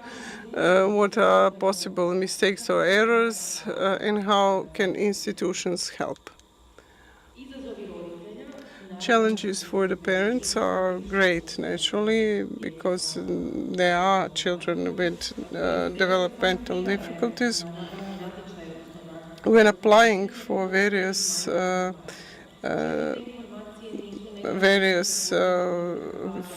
supports, there is a lack of information. Sometimes the information is fragmented. It can be found in several websites, not on a single website, and this whole process is quite demanding. And the process for applying for this fund is often complex. And maybe you have to send some documents, or there needs to be some official form of communication with doctors and with the institutions. The conditions and criteria for the application is also sometimes not clear. It's not clear which documents have to be appended, what are the preconditions that parents have to fulfill, and sometimes because of these administrative issues the applications are denied, and this is naturally something we don't want. The cost of assistive technology is quite high, and sometimes parents need to co-finance the assistive technology, or maybe they have to finance the entire cost until the competent body decides to reimburse them for the costs. This is something, there's always lack of time, especially parents of children with disabilities. They really always lack time, and this causes emotional stress and exhaustion, and this has to be mentioned as well. Why is financing of assistive technologies important? It's clear that it's important. It's important for the ministry to participate in the national sources as well. But I would like to say, why is this social benefit larger than just focus on the family and small communities? So this is certainly something that contributes to improvement of life of children with disabilities. They are more mobile, they are more flexible, they can reach better levels of education. This is a good incentive also for the parents who take care of such children. It reduces the emotional and financial stress, and it's an incentive for early development and education, and the results will be better. There are also some long-term benefits for society. Initial investment in assistive technology might be very large, but this may mean that in future there will be less investment into social welfare. This also means equality of access and social inclusion, especially for families with lower means, because it means that everybody can gain access to this technology. And this is also something that empowers communities and institutions. So not just families, but also larger communities such as kindergarten, schools, etc. This was just an introduction about the challenge, and the most important aspect is sources of finance, what we can require from our sources of finance. I will say something about national sources of finance. There's the Ministry of Health, which offers a whole range of tools or assistive technologies or assistive tools. There are no specific time limits for the applications. It is possible to apply at any point in time, but naturally this has to be supported by medical documentation. The ministry also has the national program for preventing disability, which means intervention and early diagnostics. So all the institutions who are involved in this program, they even have some tenders that they publish, and it is possible to apply. There's also the Croatian Health Insurance Institute. There are various rules by the Ministry of Health, and the Croatian Institute of Health Insurance is basically implementing various programs adopted by the Ministry of Health. And any funds that are collected for this purpose are then allocated, and the Health Insurance Institute decides what amount will be co-financed or whether certain assistive technology will be fully financed. They do this through various lists of medical devices. Communicators are still not on these lists, but we are fighting for this, and we hope that they will be included in the list. It is also necessary to have medical documentation for this part. This is mostly one-off payments which are allocated to various families depending on their social and economic status. Another ministry to be mentioned here is Ministry of Labor, Pension System, Family and Social Policies. They have various programs to support families who have children with difficulties, and besides the one-off assistance that is paid out, there are other forms of assistance, and there is also possibility that poor families apply for help, for assistance, regardless of the tenders which are currently published.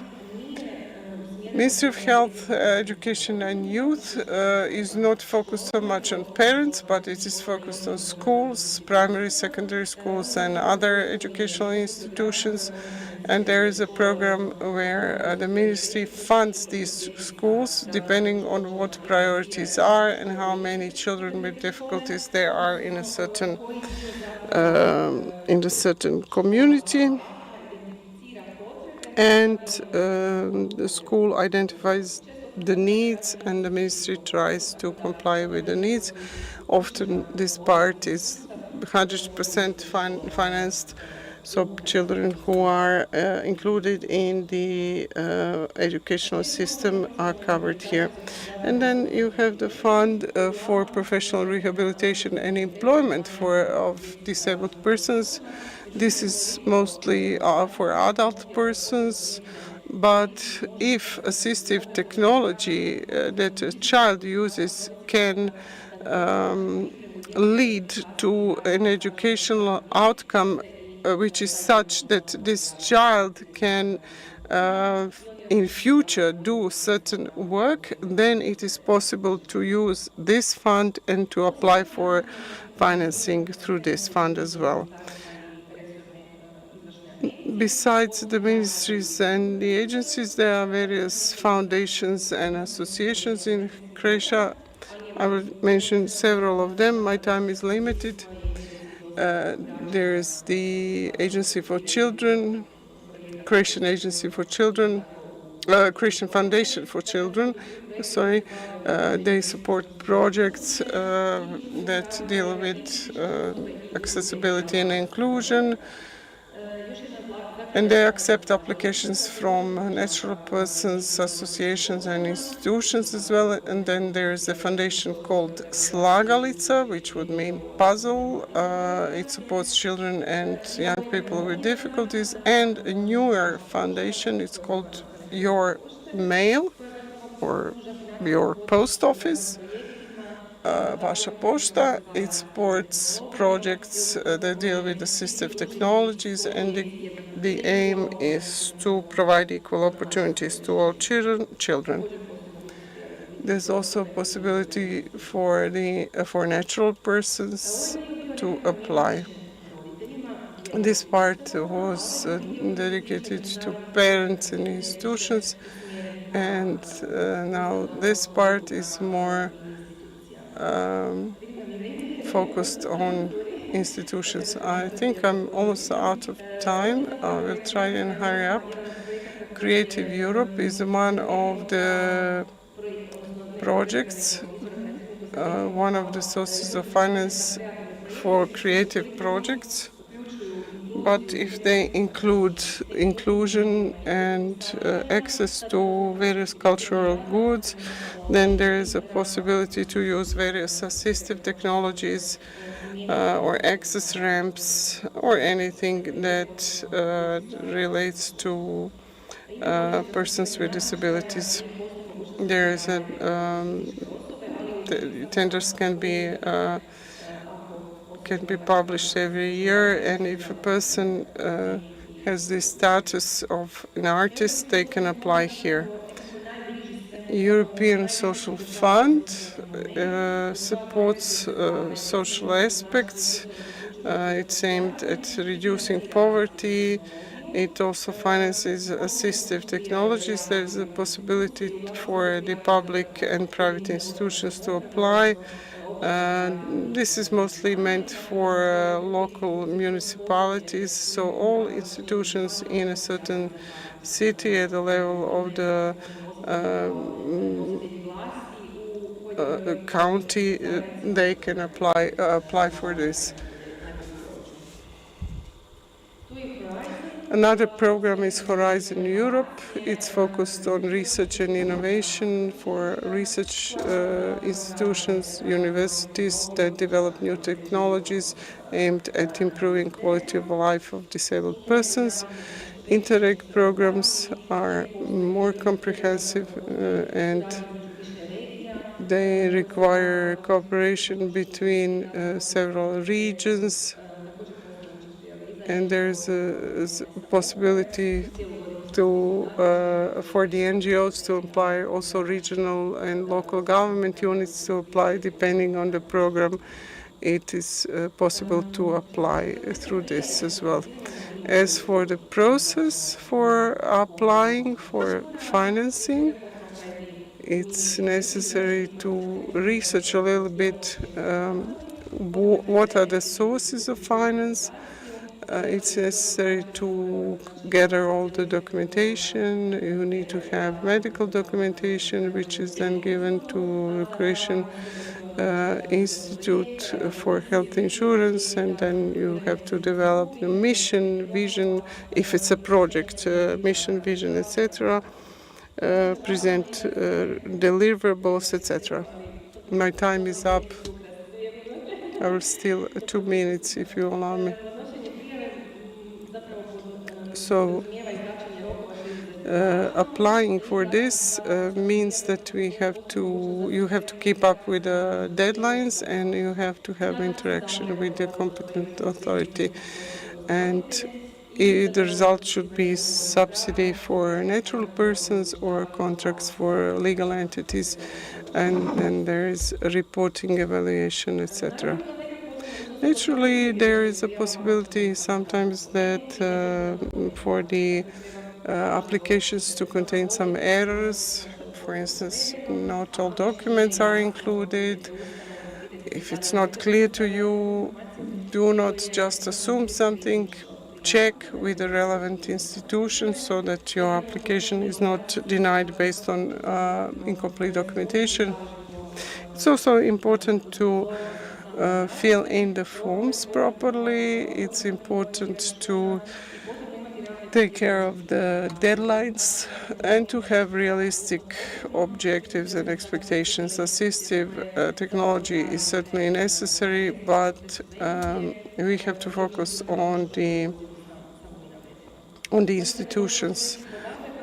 Sometimes specific data is lacking, so qualitative and quantitative data have to be mentioned as well, so that this is a good application. I will skip this, but institutions can play a great role, and advice for parents: be brave, be patient. You can research the possibilities, you can ask for support, and believe that each step leads you to a better future. The topic is expensive, time was short. I will be here if you have any questions later. Thank you. Hvala Biljani na predavanju I uvidu. Thank you, Biljana, for telling us something about funding of AT. I would like to ask all of you who have headsets to give the headsets back to the reception desk so that you don't lose them. So please, before you continue on to the poster session or to the workshops, please bring back the headsets to the reception desk. Now it's time to announce our last speaker. Darko Sobota has been working since 2016 at the Center for Professional Rehabilitation in Zagreb. He will talk about the workplace adaptation, what to expect, and how expensive it is to make adjustments in the workplace for persons with disabilities. Darko, you have the floor. Good afternoon, everyone. Finally, the last presentation. To begin with, I would like to say that 2 big days are behind us, and I have to congratulate organizers and say, well, you did it again. Each time I listen to these presentations, lectures, talks, I'm excited when I see the technology. It's so promising, but then it all costs so much. How to acquire funds for all this? My colleague talked about how to acquire funds, and I will talk about one particular source of funding. We have the ordinance on encouraging employment of persons with disabilities. We have funds available that correspond to 40 net salaries.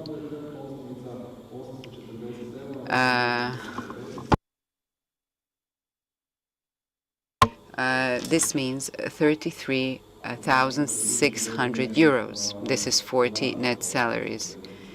Next year, the net salary will increase, and there will be even more funds available, over 35,000 for workplace adaptation. I have to say one important thing. Of course, this is not for children with disabilities or with developmental difficulties. This is for persons with disabilities who work or for employers. Adaptation begins with employment, with recruitment. The person with disability who is employed for a job in terms of work is not handicapped anymore as soon as they find employment. And then the employer can maximize the skills and competences of the person with disability by adjustments in the workplace. Of course, we also have to employ the person with a disability at the right job, the job has to be adapted to their capabilities. I will just briefly go into some of the adaptations that can be co-financed. 33,000 euros for architectural adaptation and adjustments. This includes access ramps, vertical platforms, handrails, and such. We can also broaden entries. We can make adaptations to the lavatories. But of course, there's requirements for each public institution. We can also create tactile pathways.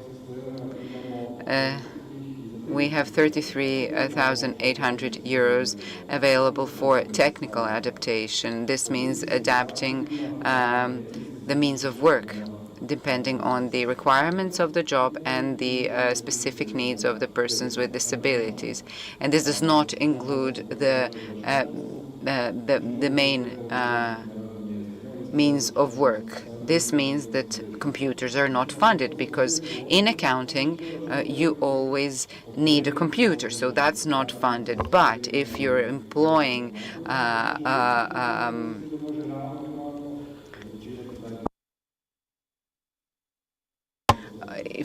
blind person, then you can finance software for this computer that you already have. Assistive technology, tiflotechnical equipment, ergonomic aids, you can all finance all of these.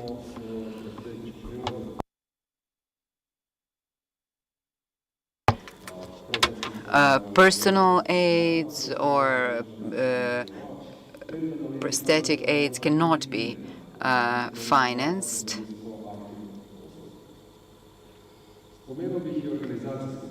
Because there are other funds, national funds, to finance this. Then there's adjustments that are free of charge. This can be working from home or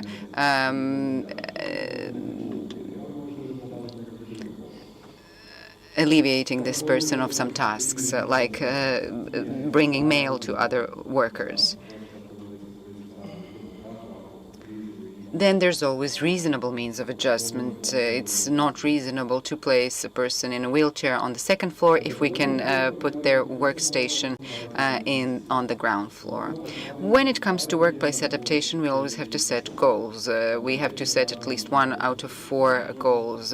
First, better efficiency and reliability, greater independence, autonomy, better safety, and the prevention of the degradation of the health of the person with disability. So if we've satisfied some of these goals, we have the opportunity to carry out the workplace adaptation. How do you do this? You have to address one of the centers of professional rehabilitation in Zagreb or other cities. You have to fill in an online form, and then this launches the process. First, we carry out a rehabilitation assessment in our premises. Then we go in the field, carry out an assessment of the workplace, and then we carry out the workplace adaptation plan. The rehabilitation assessment involves a occupational doctor, psychologist, and a rehabilitation technology. As regards the analysis of the workplace, we have to see what kind of a job it is, what are the procedures, what kind of premises it is, what are the physical activities, is it a seating job or a standing up job, sensorical skills needed for working, and motor skills as well. Then, based on all this data and an interdisciplinary meeting of all persons involved in the procedure, we issue a detailed finding and opinion of the expert team, where we explain our conclusion as regards the workplace adaptation or equipment needed, where we assess the effect of this adaptation to the situation in hand. We send a report where we recommend measures and provide framework prices. So if the price of a piece of equipment is 3,300 euros, we will say approximately 3,000 euros. The Institute for Professional Rehabilitation and Hiring Persons with Disabilities, this is the institution that actually pays the check for what we've designed. Within the Institute, you can address the sector of measures for workplace adaptation. There's different forms to fill in.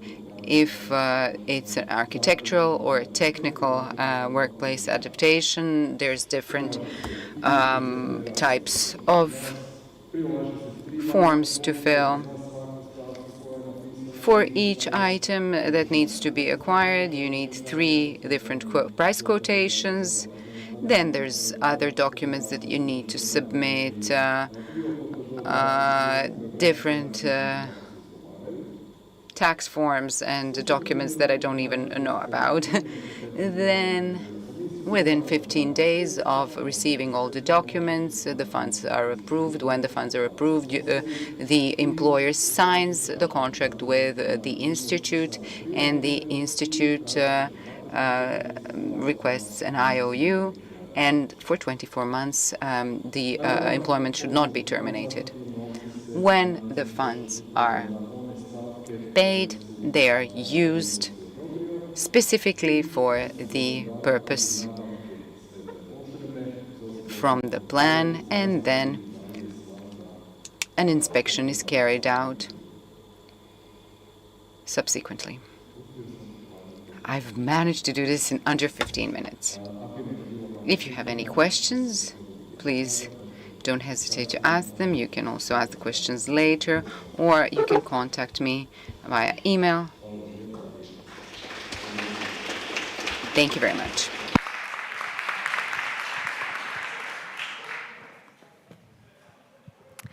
Hvala puno, Darko Sobota. Thank you, Darko Sobota, on this very useful presentation. Once again, I would like to tell you that if you're using headsets after the closing of this part of the conference, please bring them back to the reception desk. And now it is time for us to announce the remaining part of our program. We will have the poster session in this room, and this is an opportunity for you to talk about the latest developments in assistive technologies with experts themselves. And now I will give the floor to Miroslav. Evo, hvala lijepa. Evo još jedna najava pobjednika. Again, the announcement of the winner for the best poster.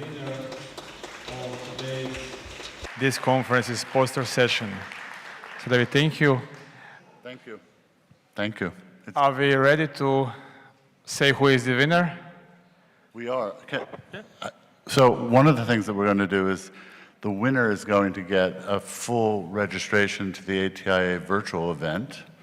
But I want to let all of you know, for the in-person, that includes just the registration, so there would have to be travel. But if that can't work, then we can give the virtual event. But I want all of you to know that the ATAAC, the Assistive Technology Industry Association, has a virtual event that is also free, that has, I think, over 65 courses and sessions that happen, some live and some recorded. And they're available for several months after the conference. And they encompass AAC, learning disabilities, physical access, and they're all sessions that are sponsored so that we make them available so that anybody can attend.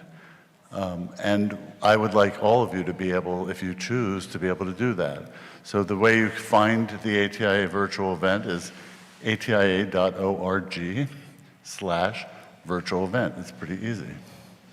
The winner from the posters is From Assessment to Action, Implementing Assistive Technology in Daily Activities, insights from Malidom. And there is Martina Cielesic coming to us.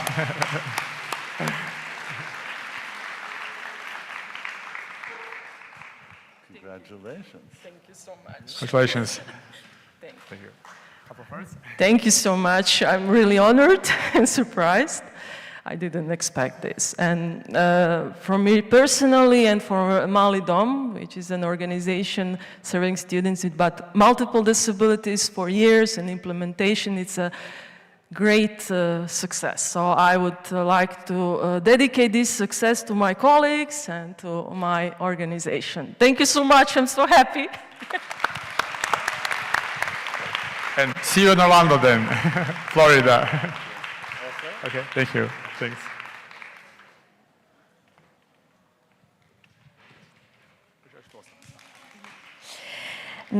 Nakon prezentacije postera održat će se i radionice i to na nekoliko lokacija gdje ćete kroz praktičnu primjenu imati priliku ostvariti interakciju sa najnovijim tehnologijama i alatima. Svakako se uključite u ove interaktivne sesije koje traju sat vremena, odnosno trajat će do 18:30. Ja ću sad kratko proći kroz sve... Evo ga. Dakle, prva radionica je povećanje uključenosti, korištenje Magic Rooma za maksimalno iskorištavanje postojećih resursa u tretmanu i obrazovanju u dvorani Voda. Transformacija komunikacije, kako Ion Air čini tehnologiju upravljanja pogledom dostupnom svima u dvorani Zrak. Funkcionalno razvijene aktivnosti za sklopke, vatra i Environ Praetorian Technologies, upravljanje okolinom u igraonici.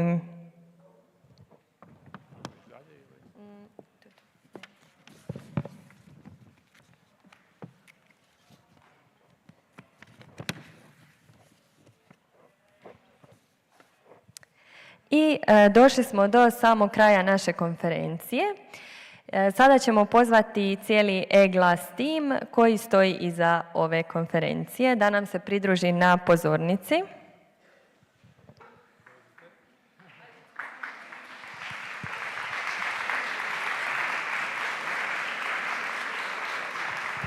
Isto tako pozvat ćemo sve volontere da nam se također pridruže, bez kojih ovo isto tako ništa ne bi bilo moguće.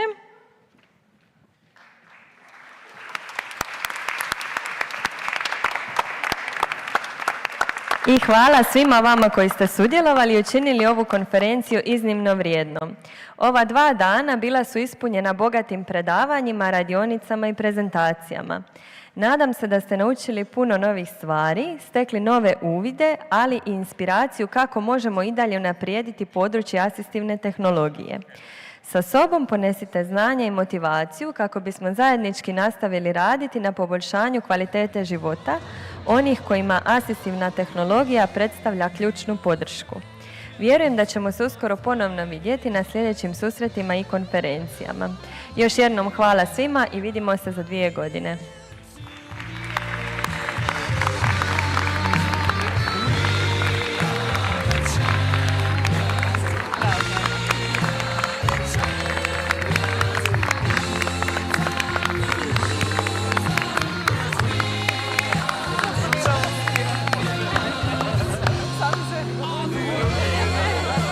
Treba sam se vidjeti.